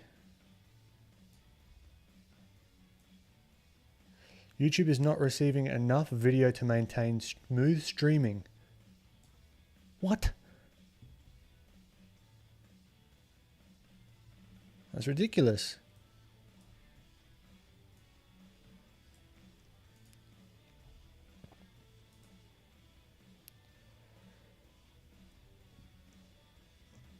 How do I refresh?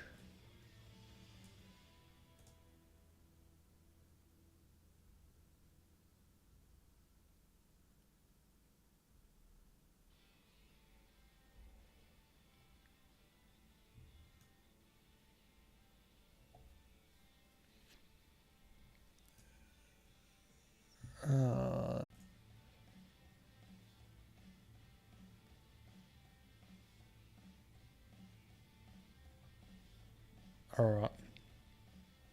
I need to quickly refresh. I don't know what that means. Excellent connection apparently now. Thank you, YouTube. Absolutely nothing changed. Just did the old turn on and off again. Now well, hopefully that fixes it.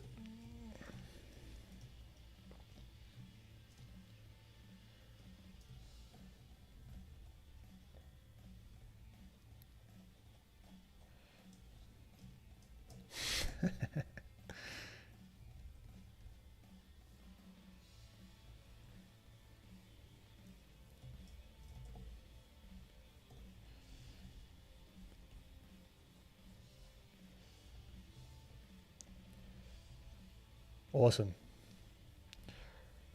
Good to hear.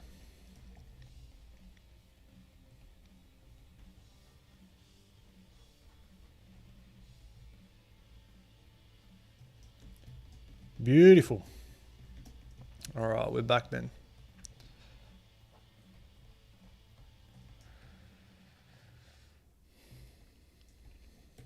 I'm gonna fix some of these shapes. I really want to get more efficient with this process. It takes a bloody long time.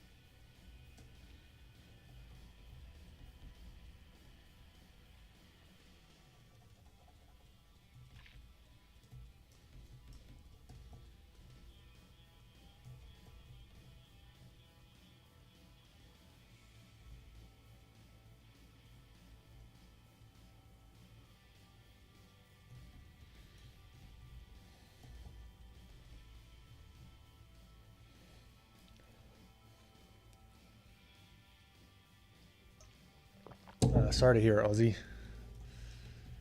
It's bloody 2023. What are we doing, YouTube?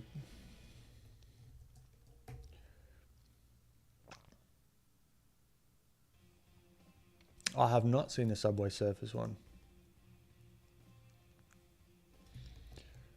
No, Zane, good question. It's not like I don't need it. It's basically because I've got the likeness and the structure here, and I'm nothing from the reference I'm going to really be copying. This is all just using the shapes that I've put down and inventing the light source, basically, because it's going to be completely different from that reference of Joel, or any reference of Joel really, because it's completely made up.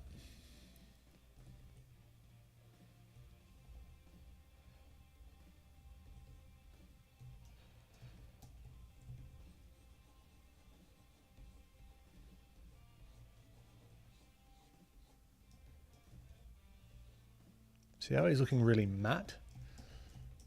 Like a very matte finish to his skin. That's what I'm after.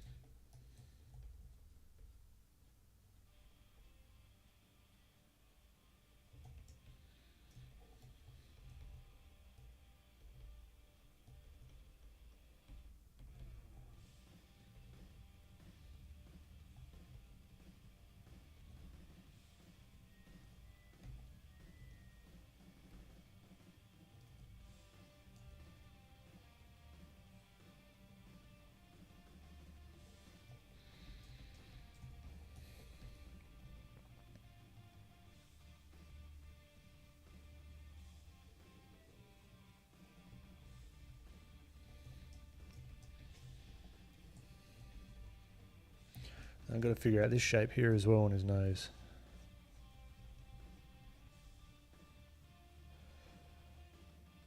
Alright, is there going to be like a ledge here? Maybe. Does that duck under a little bit?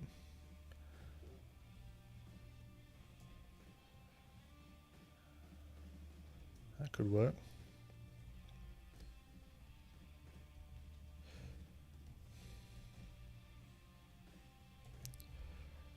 I seldom use this smudge tool, but it does come in handy every now and then.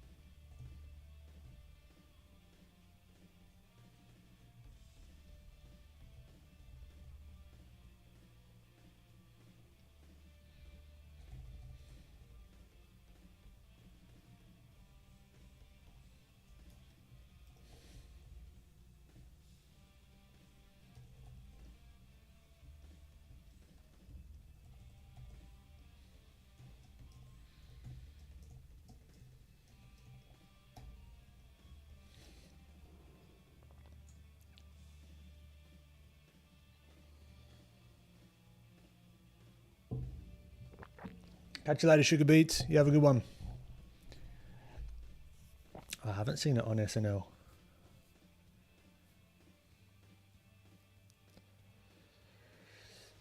Zane, no, I'm thinking I do still want him in sunset, but I'm starting off with a more diffuse lighting setup, so then I can more accurately get that lighting going between the two characters.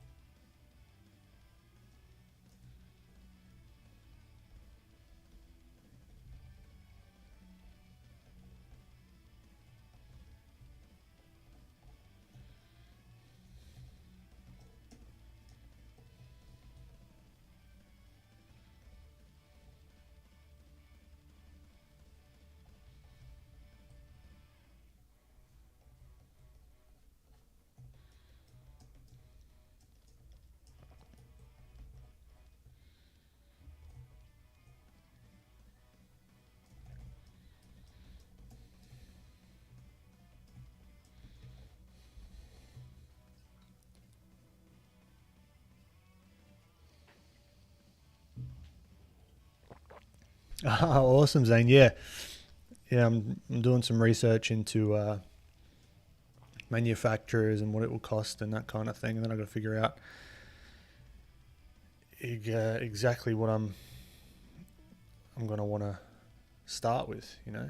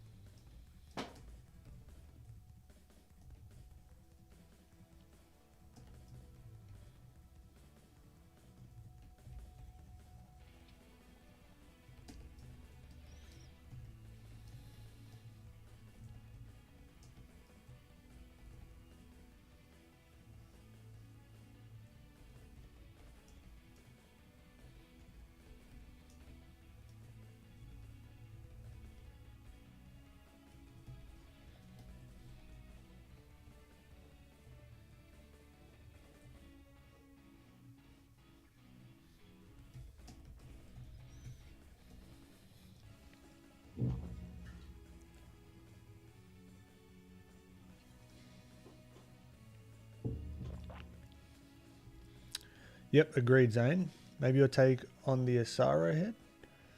Yeah, maybe. I don't know. I want to do some cooler. Not that the Asaro head isn't cool.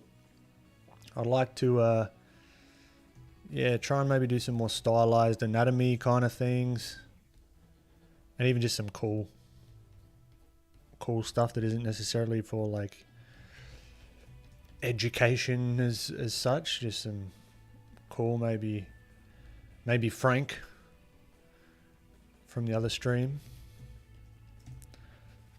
That could be fun.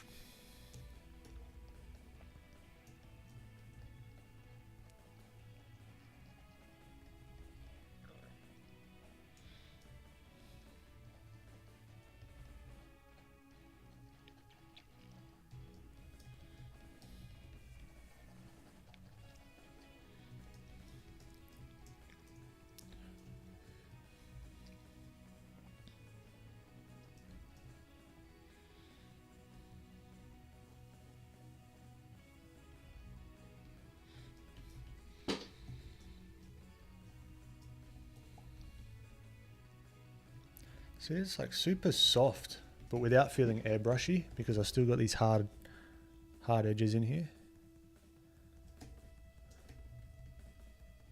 Well, not too airbrushy, let's say.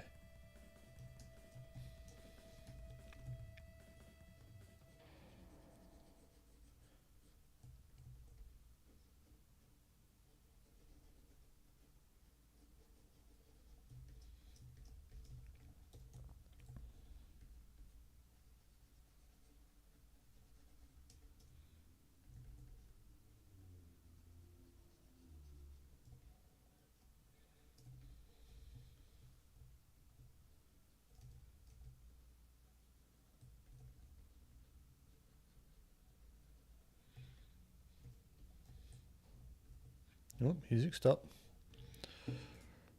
Okay, let's try something else. Let's look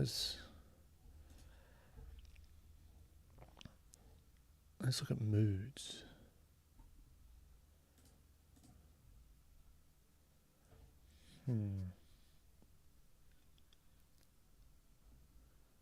Browse. Let's just go back to hip hop maybe.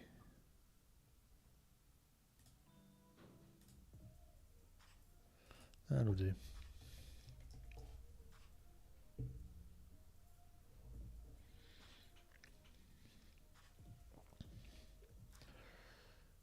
Sunset scenes are so nice to paint. The whole aesthetic feel and colours are just beautiful. Yeah, it's going to be fun. Mark, I just finished the skull study I was painting, so now I watch you go over that shadow shape in real time. Awesome. Do you ever do environments, Ben? No, not so much. I want to get into it though. Definitely. Saying your channel avatar art into figure. Your channel avatar art into a figure may be a good market. Yeah, that's true. It shows your style and also can be considered a merchandise. Not a bad idea. I like the way you think.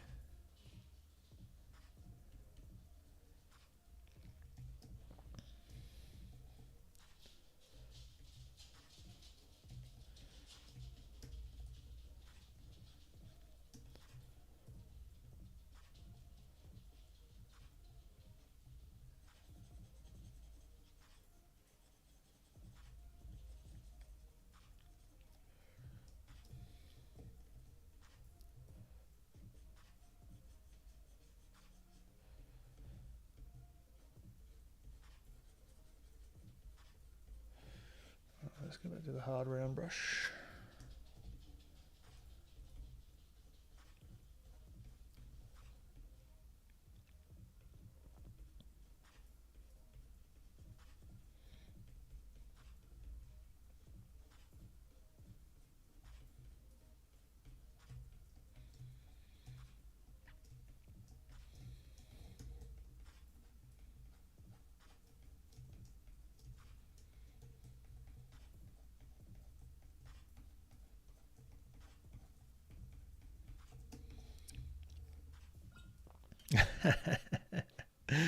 Oh, fun guns.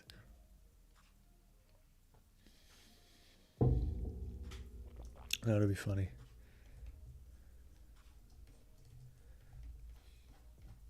It's just me holding a cube saying think in 3D in the yoga pose.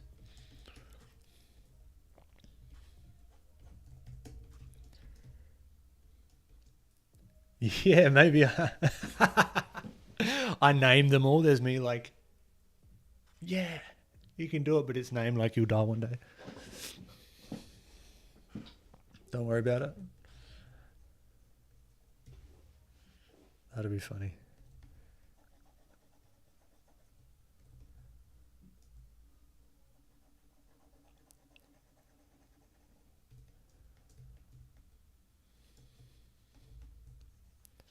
MD, welcome.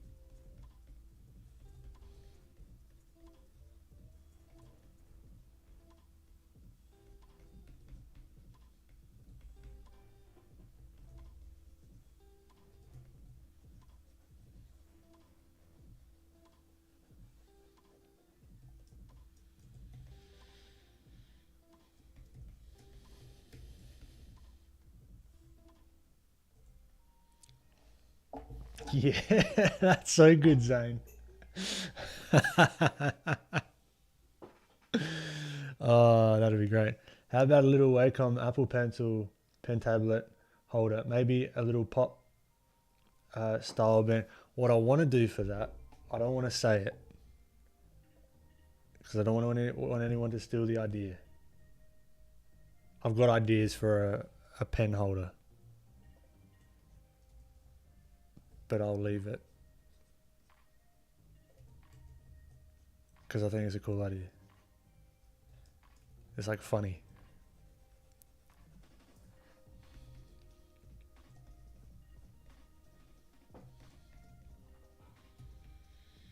Now this hand, I'm not a fan right now.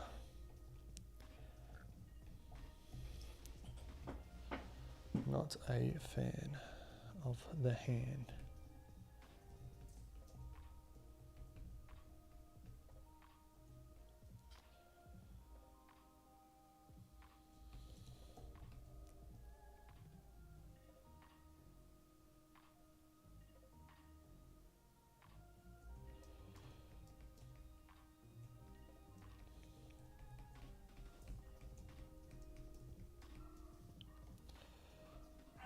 Okay, shoulder can sort of come in a little bit as well.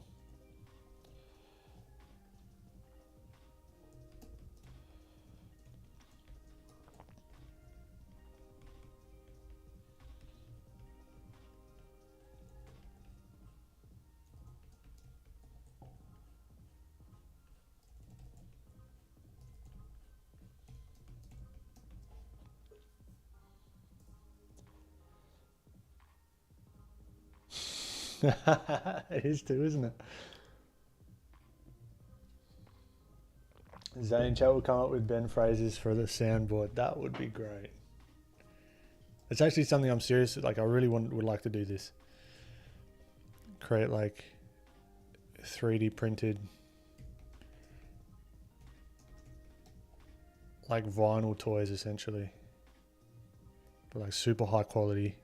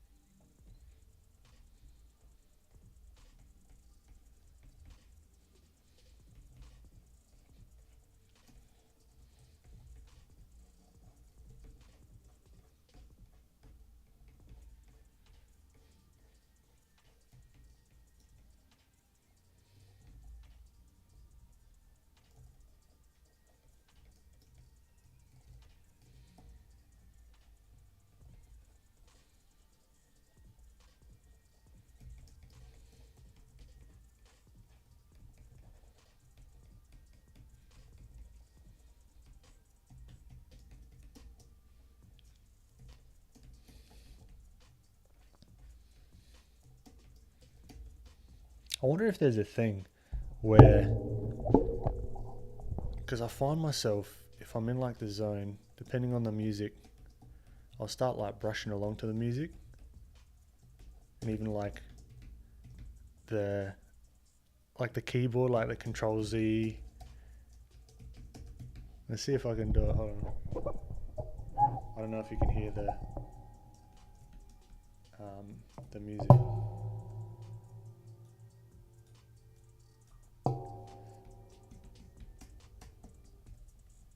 It's like another level of performance. No, it really doesn't. It was working there for a little bit. It wasn't. It's fucking stupid. It's like a full-on performance art thing.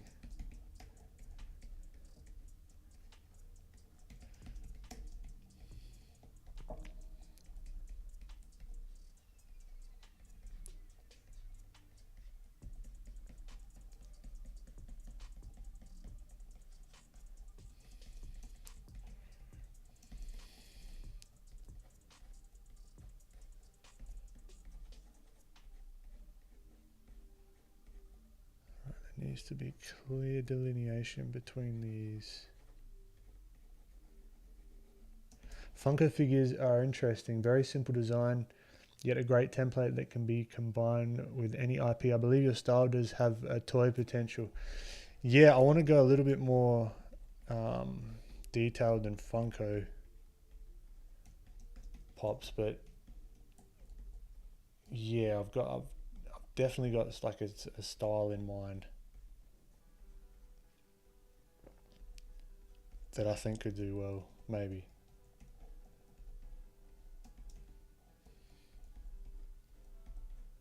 At least it'll be a fun experiment, at the very least.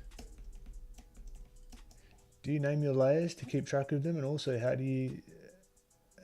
do some people have 300 layers? Like, how do you get to that point? I've been there, and I don't usually. It's usually for my future self. If I know that I'm going to be confused as to like where everything is, I'll help myself out. But apart from that, not usually.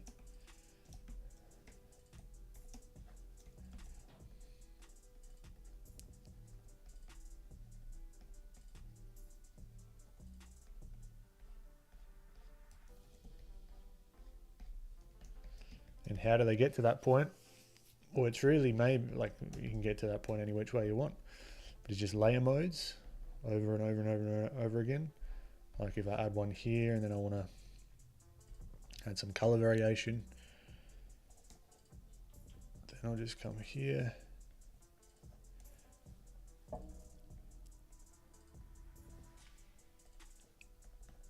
Like throw it in the knuckles here.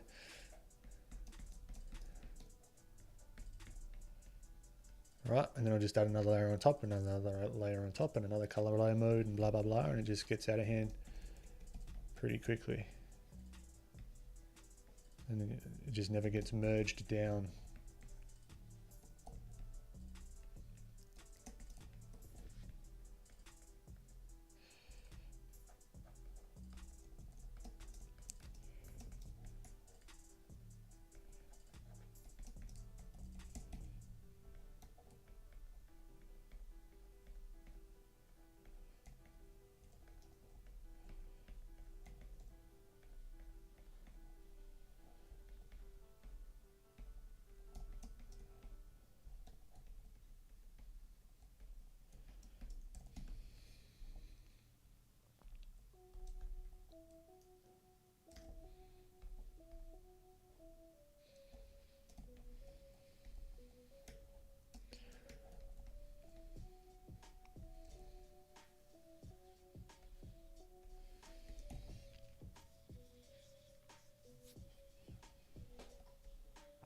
Okay, let's think of this as a 3D object. Where am I going wrong with it?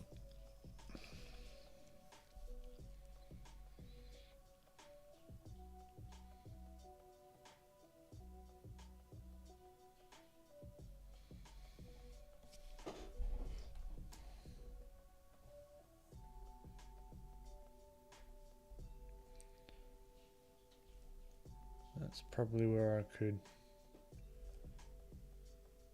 So the hand's going to curve around. So I could curve this around more. Have these knuckles go as if they're sort of arcing around a little bit more.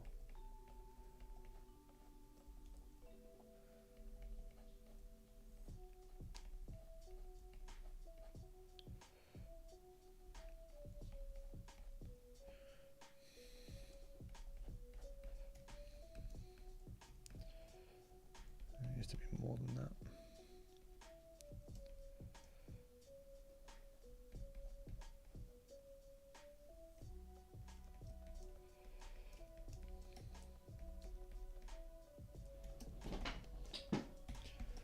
This is about time that I should get some hand reference, I think. Some stylized hand reference. See if I can get some inspiration. Let's see.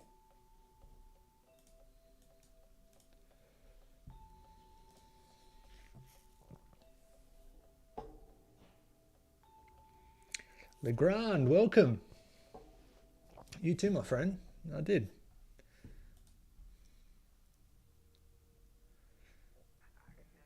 Hands. Okay, that's very anatomical, which isn't terrible. Let's do like character hands.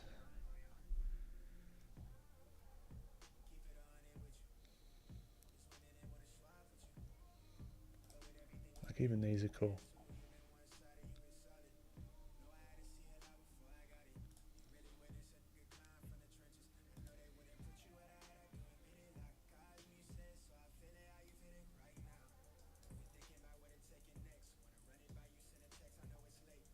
It's too stiff, it's too rigid at the moment. Ooh, that's nice.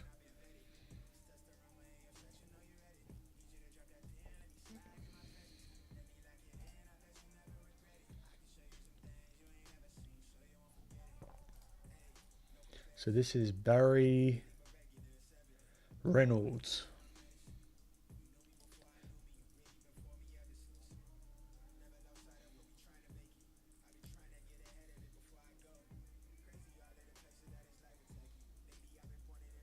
I've just decided to do it at a weird angle. There's some more Max Grecke or Grecke.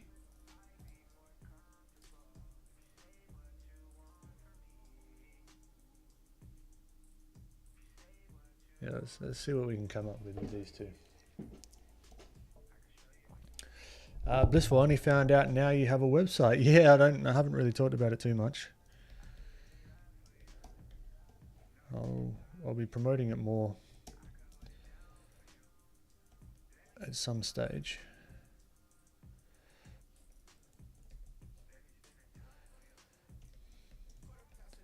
I think being more bold with the shape choices here could be helpful.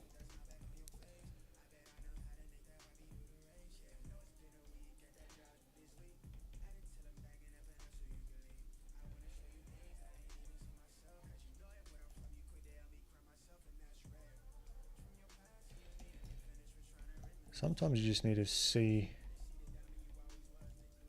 just a glimpse of another idea or a different way of thinking about something to kind of spark another idea of how it might work. Like this might all be flat across here.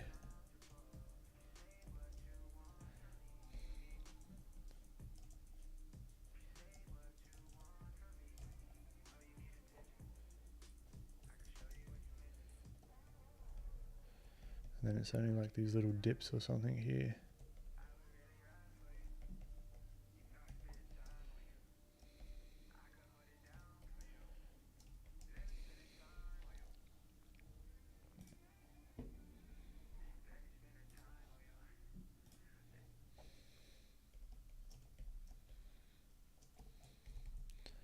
And instead of them having them like blocks, maybe we do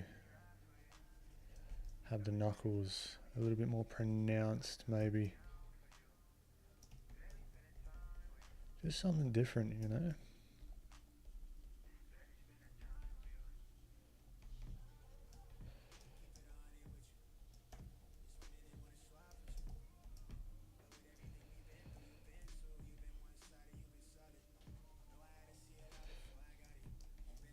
Is it looking a bit too knobbly, maybe?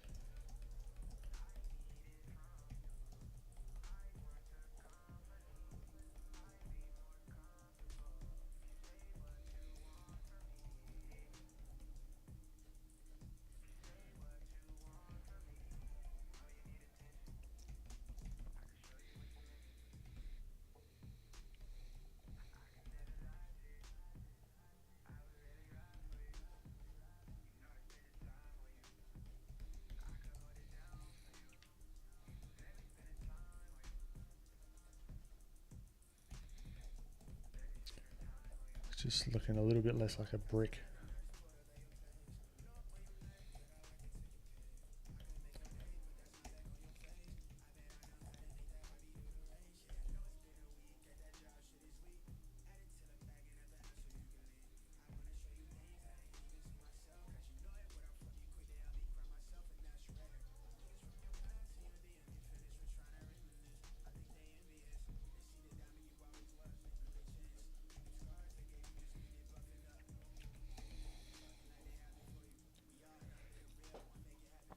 Zane, it's difficult for me to see beyond the reference. I forget that the reference picture only tells part of the story. Yeah, I'm only picking very obscure parts from this. Like maybe it's just like how in here, like some of these indication lines, I might pick some of those up and just throw a couple in here. But it's a different style. This isn't as rendered as what I'm going to do, so I've got to sort of take that into account as well.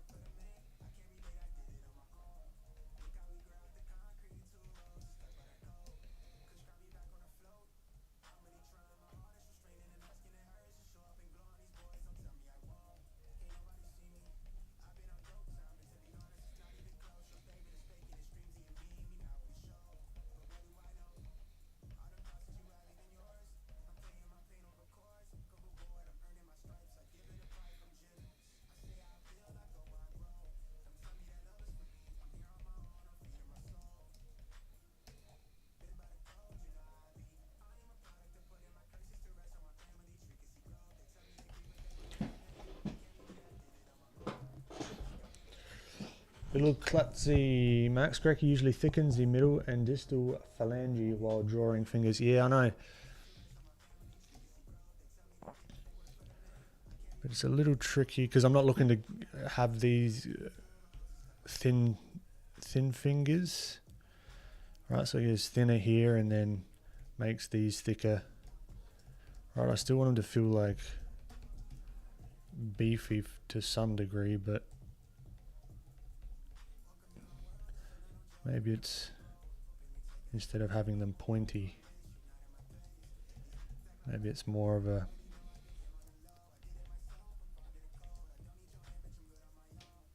something like that. And I think showing the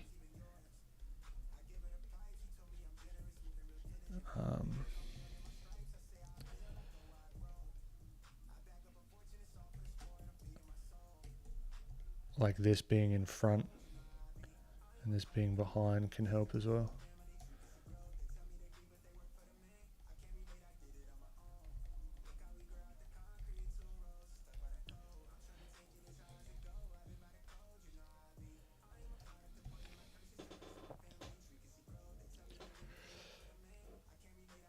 Visual language, that was an epiphany for me. Each artwork is written in a specific language style. Yeah, that's right. Some taking influence from all different languages. Do you recommend learning realism before stylization, or can it work the other way as well? I've learnt realism before stylization. I don't see why it can't work the other way. I think they work both well together. You can learn a lot from both ways of doing things.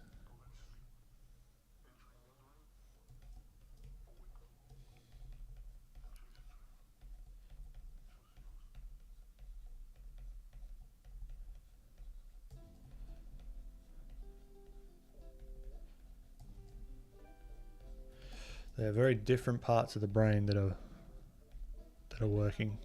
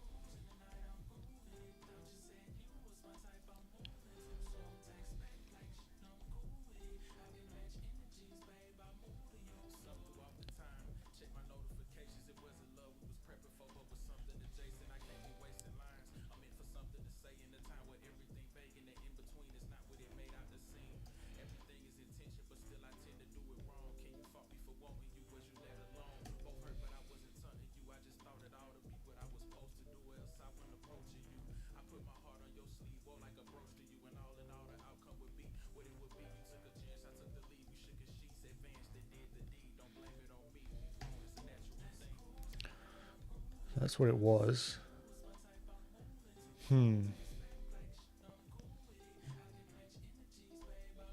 Needs more clarity in the shapes, so that we need to do more carving. So we got the top plane.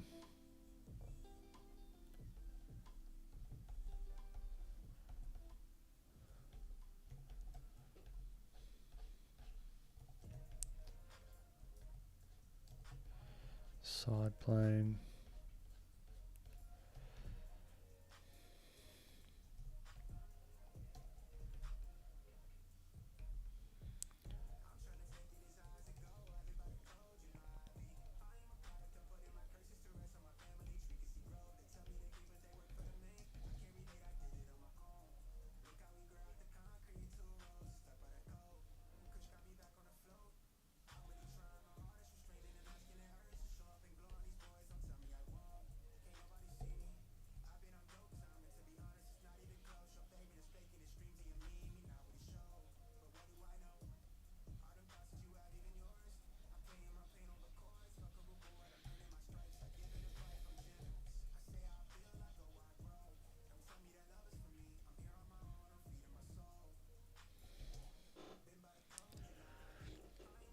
One of the craziest styles I can think of right now is Ed, and Eddie.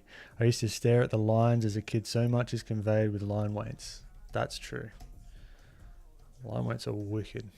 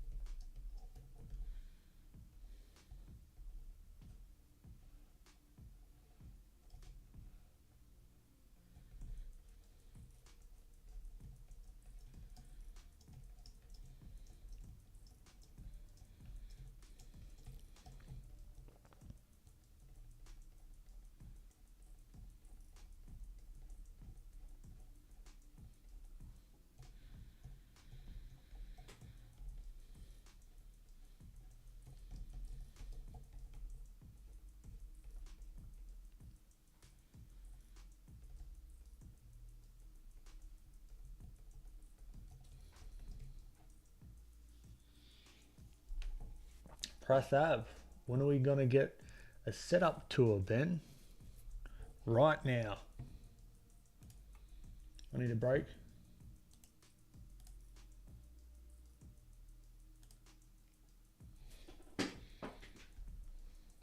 Here we go, Press Ave.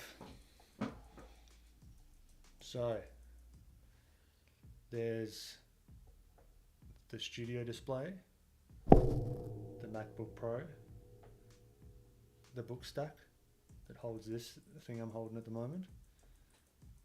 Got my couch, got a couple of caps, got the drum kit, books, whiteboard, door, floor, and that's about it. There you go, Press Ave.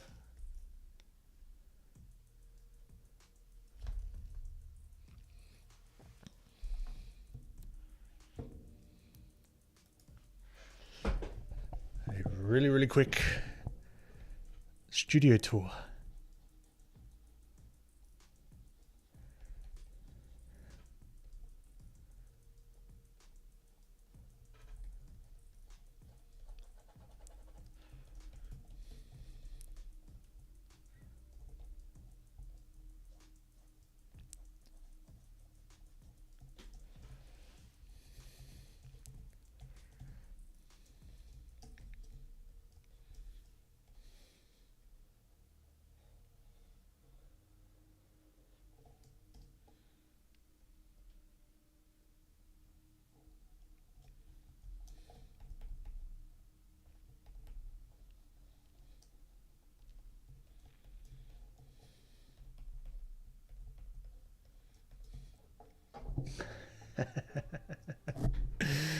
Yeah, a lot of thought went into that one. There's honestly not much to show.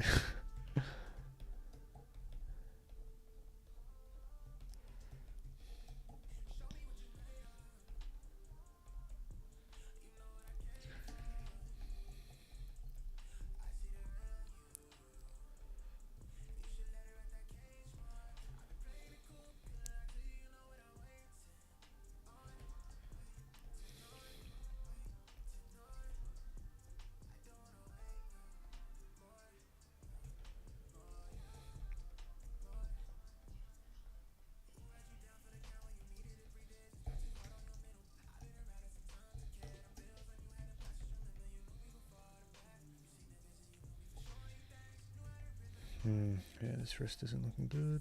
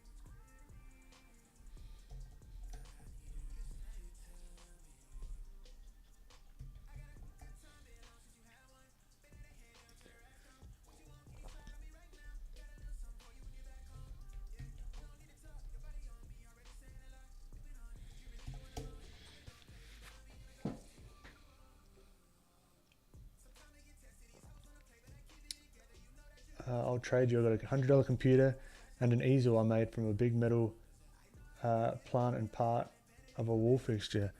Dude, I love the scrappiness of it. You're working with what you got. I've only recently upgraded my computer, which was like a 2015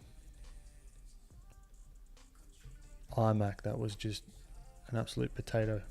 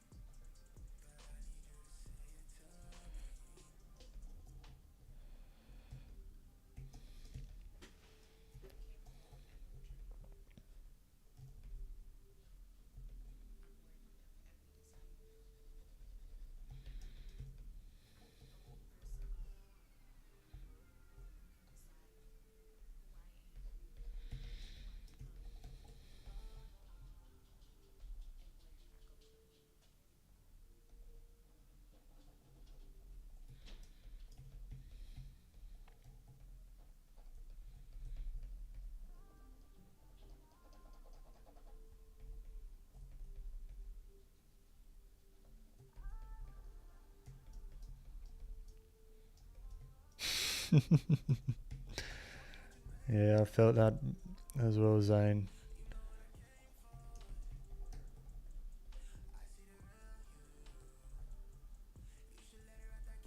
But use it as like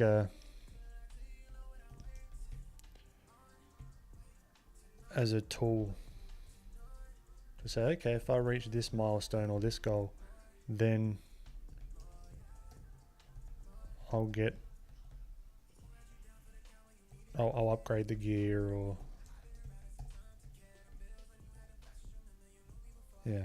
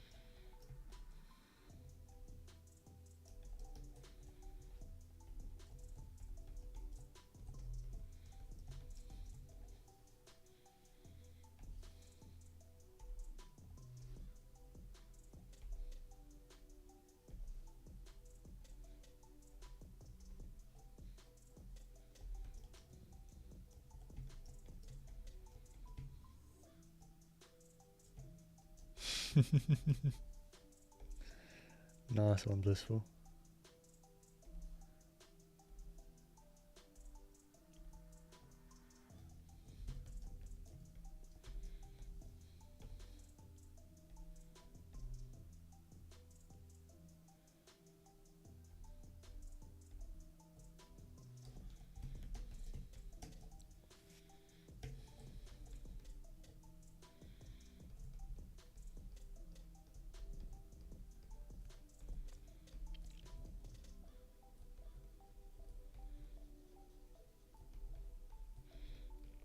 Alright, I reckon I might go another half hour on this stream. So I've got some content to whip up.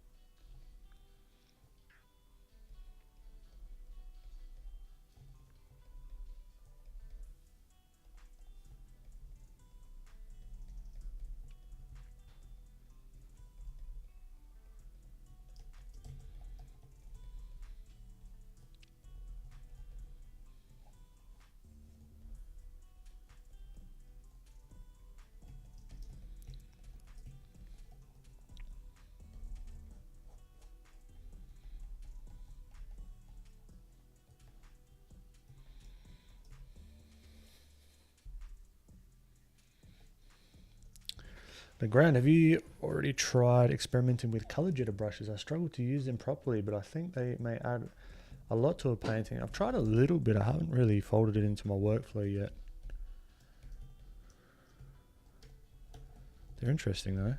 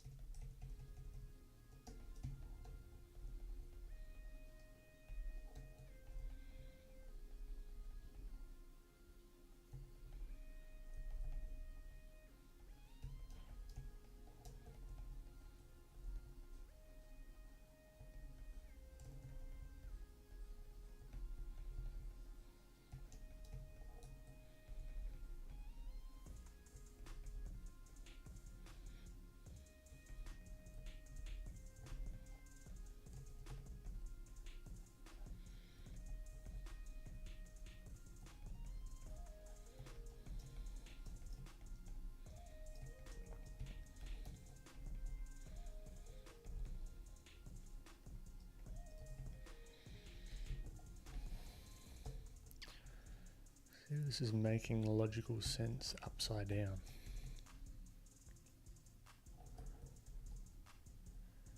So this should be the brightest. It's not making logical sense.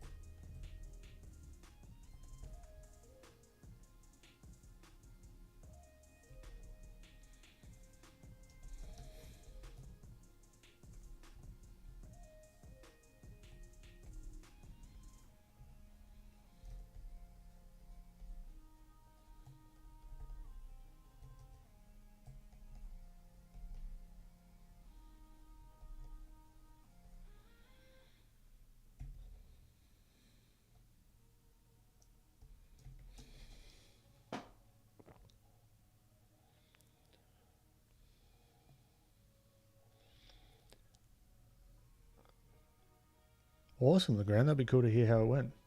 Zane, the amount of detail work you do is amazing. Yeah, I've got to be more efficient with it though. It takes, I don't know if it's just like, it's how long it takes or how long it should take, but I don't know. Sometimes I feel like I'm playing on hard mode a lot of the time. But again, I'm still learning. So I can't expect to be just smashing stuff out super quickly all the time.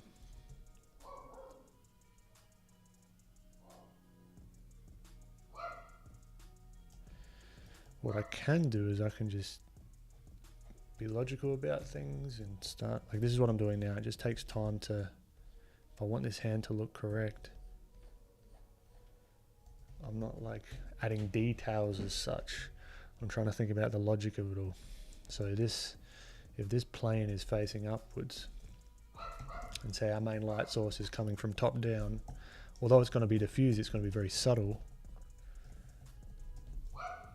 Anything that's not this plane shouldn't be as light.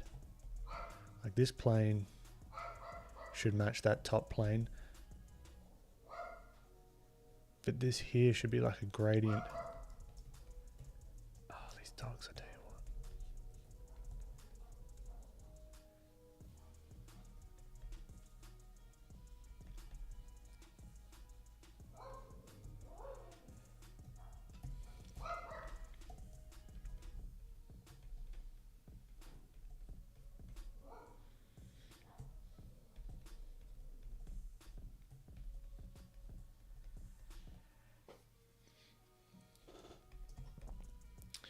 Enrique, welcome back.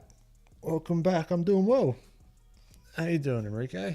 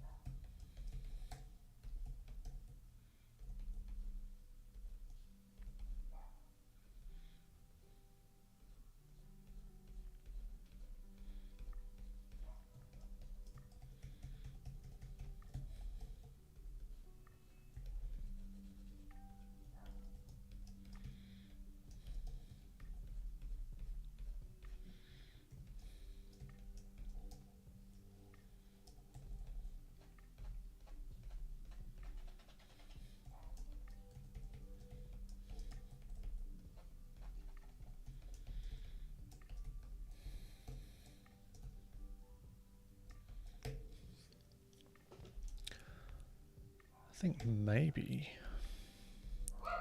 the angle, shush. I think maybe the angle of these knuckles is what's throwing me off a bit as well.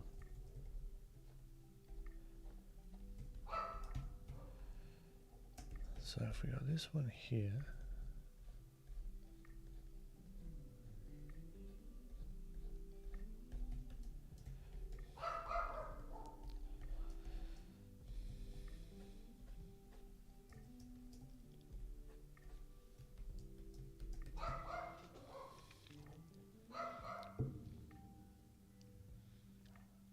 I'll use the word intricacy then. I appreciate it then. YK started doing some boring 2 a.m. animating and decided to hop in again. Looking great so far. Thank you, YK. Enrique, I'm doing great. A bit exhausted, however. I've just came back from my choir show and I've just been doing so much homework the past 3 days. After tomorrow, though, I should have a little more free time to get back into drawing. Fantastic.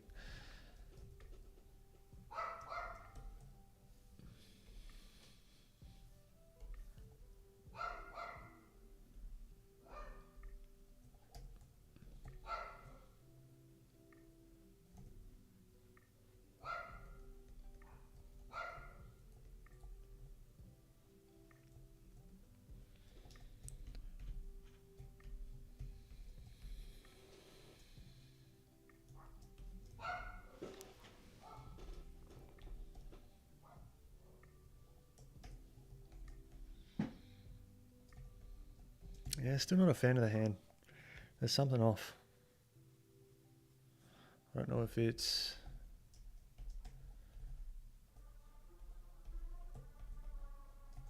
This is too long.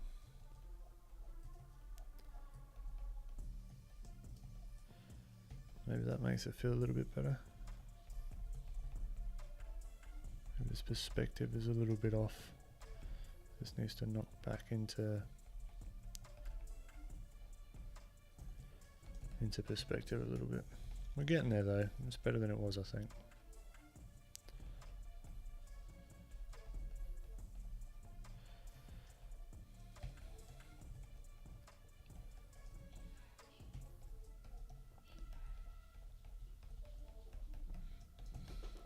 Sir here, welcome back. Meanwhile, my cat is so unnoticeable, I trip over. Fingers are too thin. I think that's what's off. Yeah, maybe. I don't know. I think maybe the palm's too big. I don't know. We'll see. Maybe the bulges don't align with the fingers.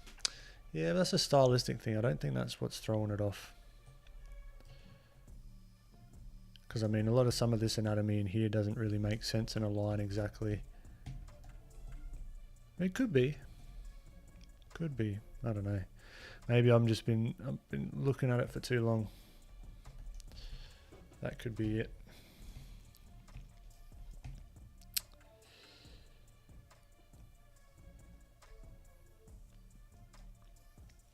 His head might be a little bit too small. Yeah, look, he looks a little bit muscular. He looks like big, which is kind of a stylistic choice. But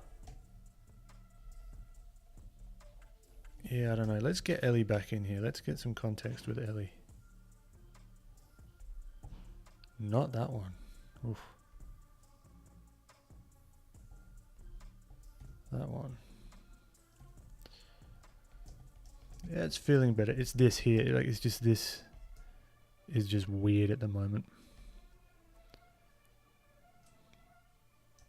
So yeah, I've just got to go back and it's a drawing problem, not so much a painting problem, I think.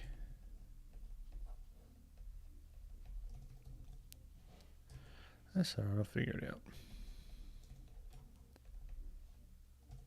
We will figure it out together.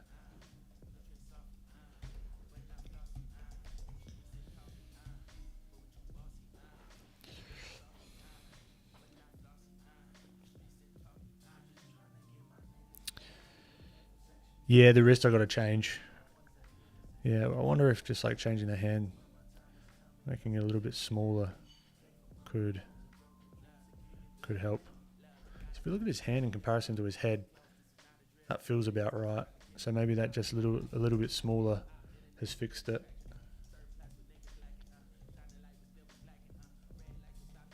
Don't know. Maybe. Out the way, Ellie. I think that feels better. But I'm knowing full well that I've been looking at this for way too long to make any good judgment on it.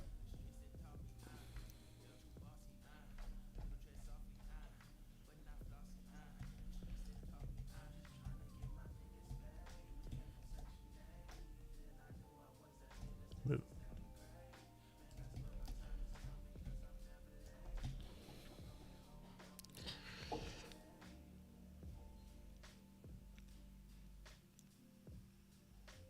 Yeah, no, I agree, Enrique. You want to add knuckles? I don't know. Like, there's ways to do them that look cool. That's alright. This might be like a me time thing where I just do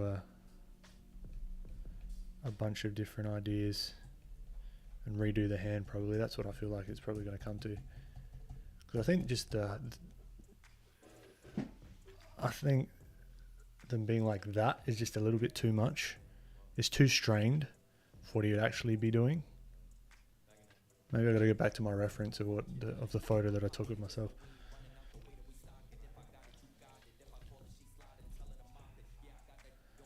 this is what it's all about.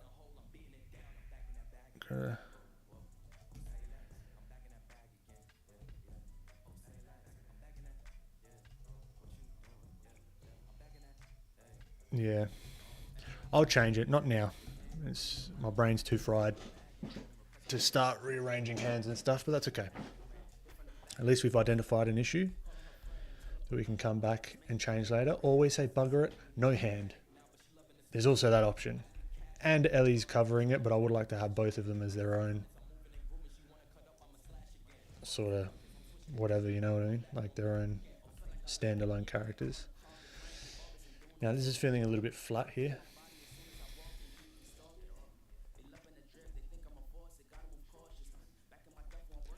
So I could come through with multiply.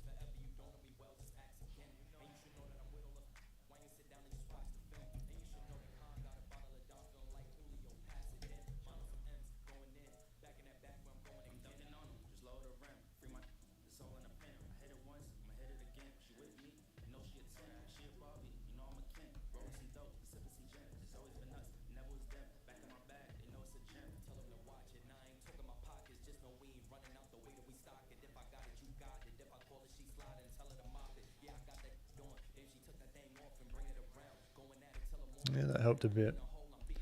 Round things out.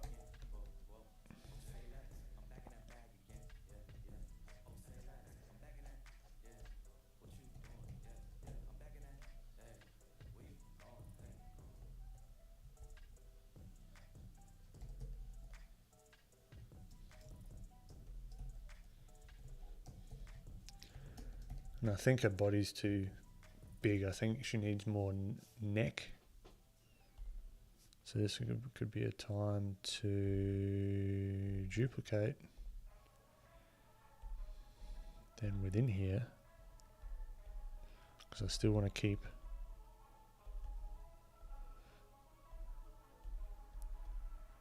the hair separate at this stage. So I wonder if we can do a bit of surgery.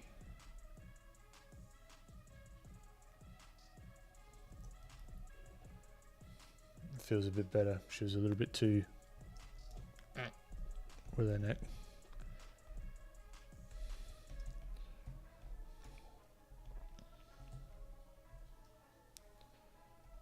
And this is the last change I think that I'm going to make for this session because I'm knackered for some reason.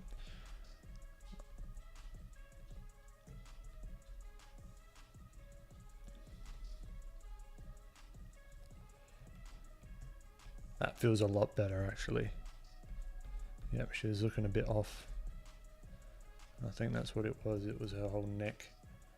She was too like, she didn't have enough neck.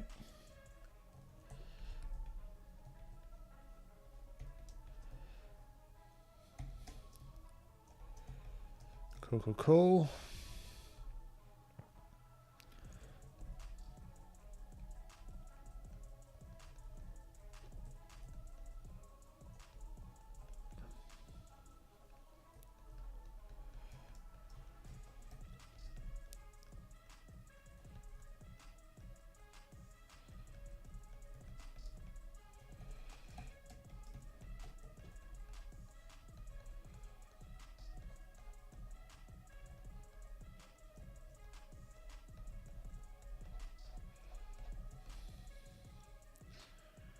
Yeah, all of this looks a little bit too pasted on, if that makes sense, a little bit too graphic. So we've got to come in and really think about our shapes here. Yeah, this one's just going to take a little bit of time, which is fine.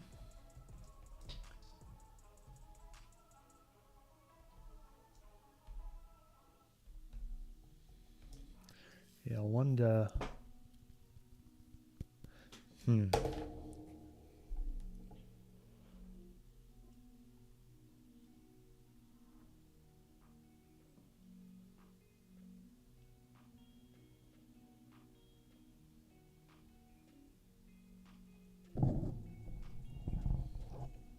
Mark, away from the drawing pen, let me just say your website looks amazing. I know what I'm doing today. I appreciate it, Mark. Yeah, it's definitely a work in progress, but it's getting there. Zane, is he supposed to grip the strap harder? Yeah, I think that's it. I think he's too like, it's just there. It's not interacting with the strap as it should. Other than the hand, though, it looks amazing. I don't expect anything but greatness. I appreciate it, Enrique. Artists have been hiding hands since the dawn of time. I'm not going to hide the hand. It's going to be a full one. I'm going to have to go to bed. Getting late for me. Good night. Hope you figure out every artist's nightmare. The hand. I appreciate it, Enrique. No, it's not a nightmare. It's good fun. We get to draw hands, put it that way. As a new artist, I'm finding hands are way easier than feet. Feet are the worst. Feet are actually very tricky for me. I'm with you. Feet can sometimes be trickier than hands for me. Okay. Let's think here. I want to actually see in Blender. All right, I'm winding down now. I am erect. All right, so if we get rid of this, bye-bye. Then where is the lights gone? Okay, so we've got the sun here. Let's go area light, disk, point it down, and size, make it large. Ramp up the light here.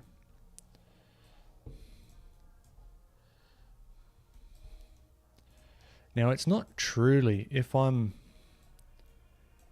thinking about it as skylight,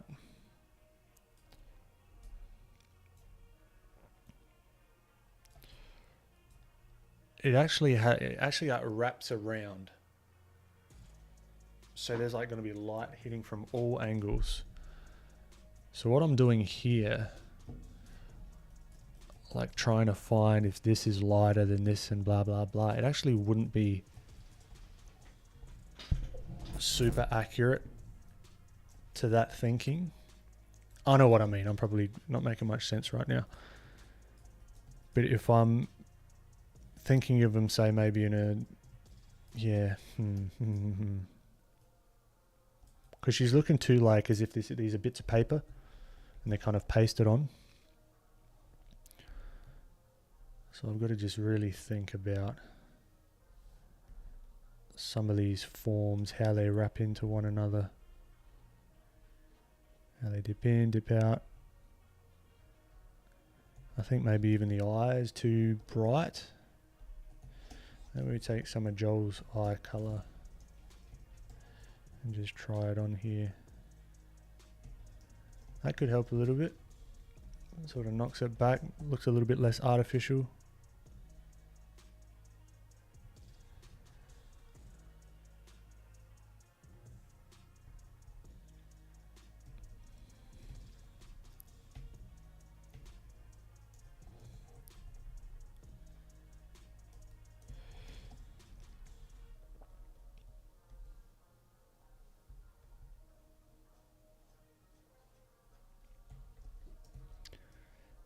Back to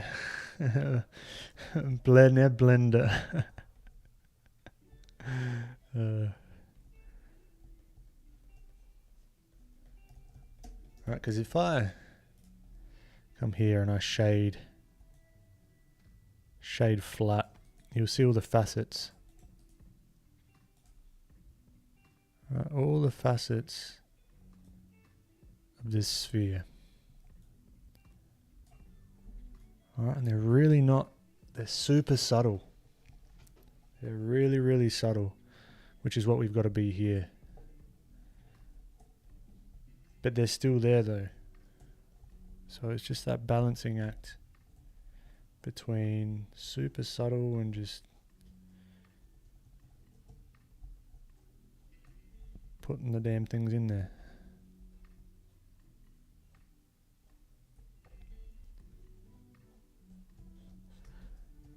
Nah, she's just going to start to make it look like she's got a bulge on her eyelid. Alright, maybe it's not the time to start noodling with this. I'm tired. And I think I'll just start noodling my way to a shit result. Okay. Let's leave it as is. No touchy. Or just one thing.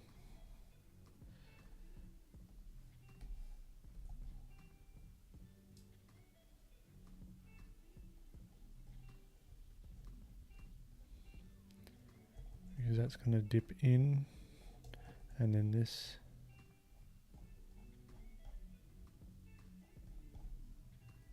Maybe go something like that.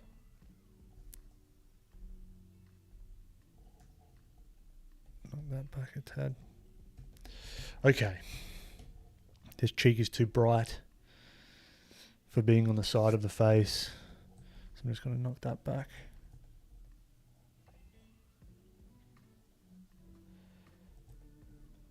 Round it off, round the cheeks.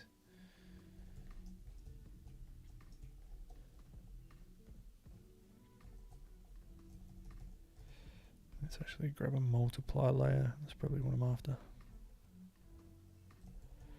Let's come here, erase what I did on the cheeks there.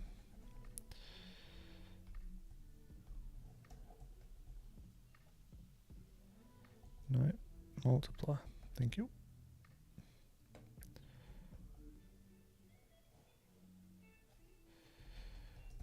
Alright, that rounds her out a little bit. This side of the face looks less flat.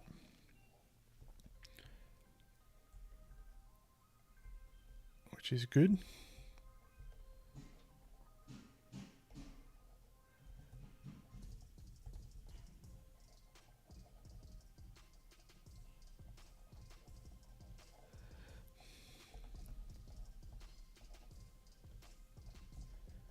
So it's really just coming back and just noticing some of these things. Right, because her face is so subtle. So subtle. It's as if, right, going back to Blend and Blender, as Thungun said. I've got to do some more sculpting. Sculpting makes me happy. I reckon I might do a sculpting stream next. Not like drawing doesn't, but just to change it up a little bit.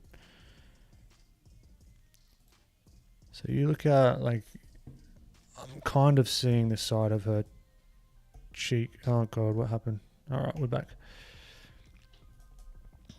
The side of her cheek, and then if we shade smooth, just look how, I mean, it's not even that much of a, it's not even that subtle of a transition. It's pretty, like, it's a cylinder. Look how smooth and subtle that transition is. Right, and then if we made it even more subtle, if we scaled it on the Z, no, scaled it on the Y, right, and then rotated it, like, even look how more subtle that is. It's there, but it's so freaking subtle you could miss it, and that's what I'm trying to achieve on the side of her face. Just that such smooth gradients, and it's that. All right, if we analyze it and we say, okay, up the top here is that color, the bottom here, or that value, look at the difference. Look at that difference between these two. But it's so subtle, that transition between them. Because if this, look how stark this is going to look. If you take this color and you throw it in the dark, it's just, it's nuts. All right. That these two are even the same color. Like, that's the same value. Right, how crazy is that? I just color picked that and threw it there, and look, So yeah, it's these real subtle transitions that I'm trying to achieve. And on his on Joel's face as well. And it's just, yeah, it's going to take a bit of time. But we'll get there. I think it'll be worth it in the end. I'm going to be proud of this one, I reckon. Hopefully, fingers crossed.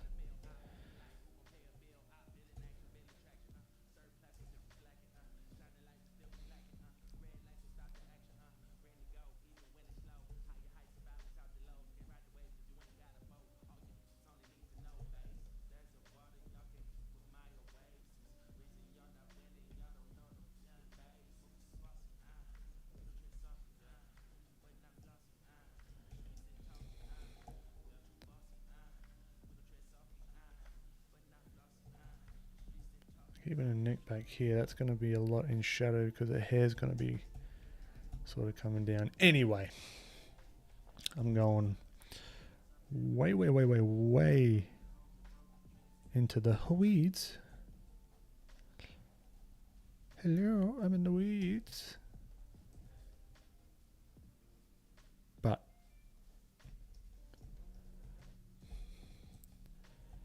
no, I'm a couple of strokes away from making it look stupid.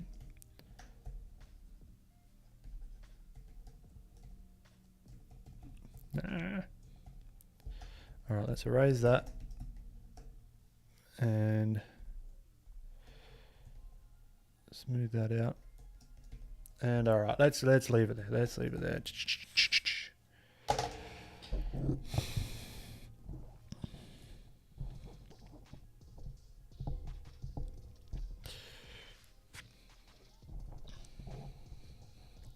Totally random question, but do you believe in aliens or their existence? 100%.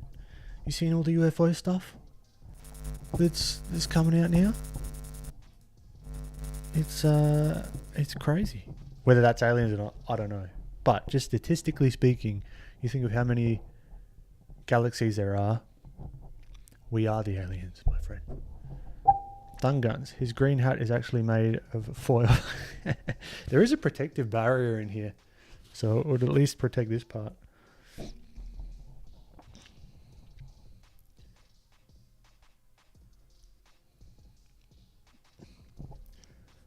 Yeah, I could go grayscale. That would be more systematic, but I think I've gone too far. I've got the color in there. I can figure it out from here, I reckon.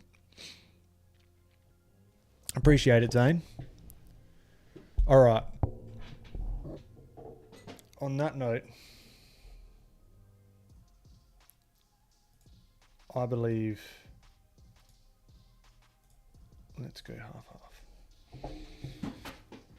That it's time to say goodbye, farewell, auf Wiedersehen. And look at that. Toodaloo. We got the hand cam. All right.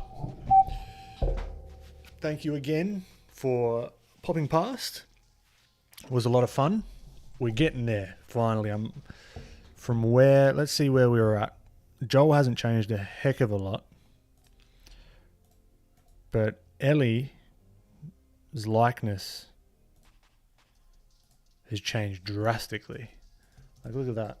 I sometimes forget where I get to. All right. And that's just time, analysis, and putting in the work, and we're getting somewhere.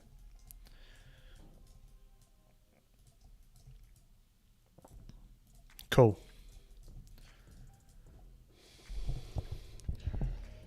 All right. Catch you later, everyone.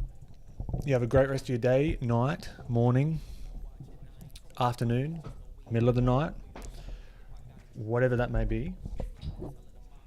And I'll be seeing you in the next one. Catch ya.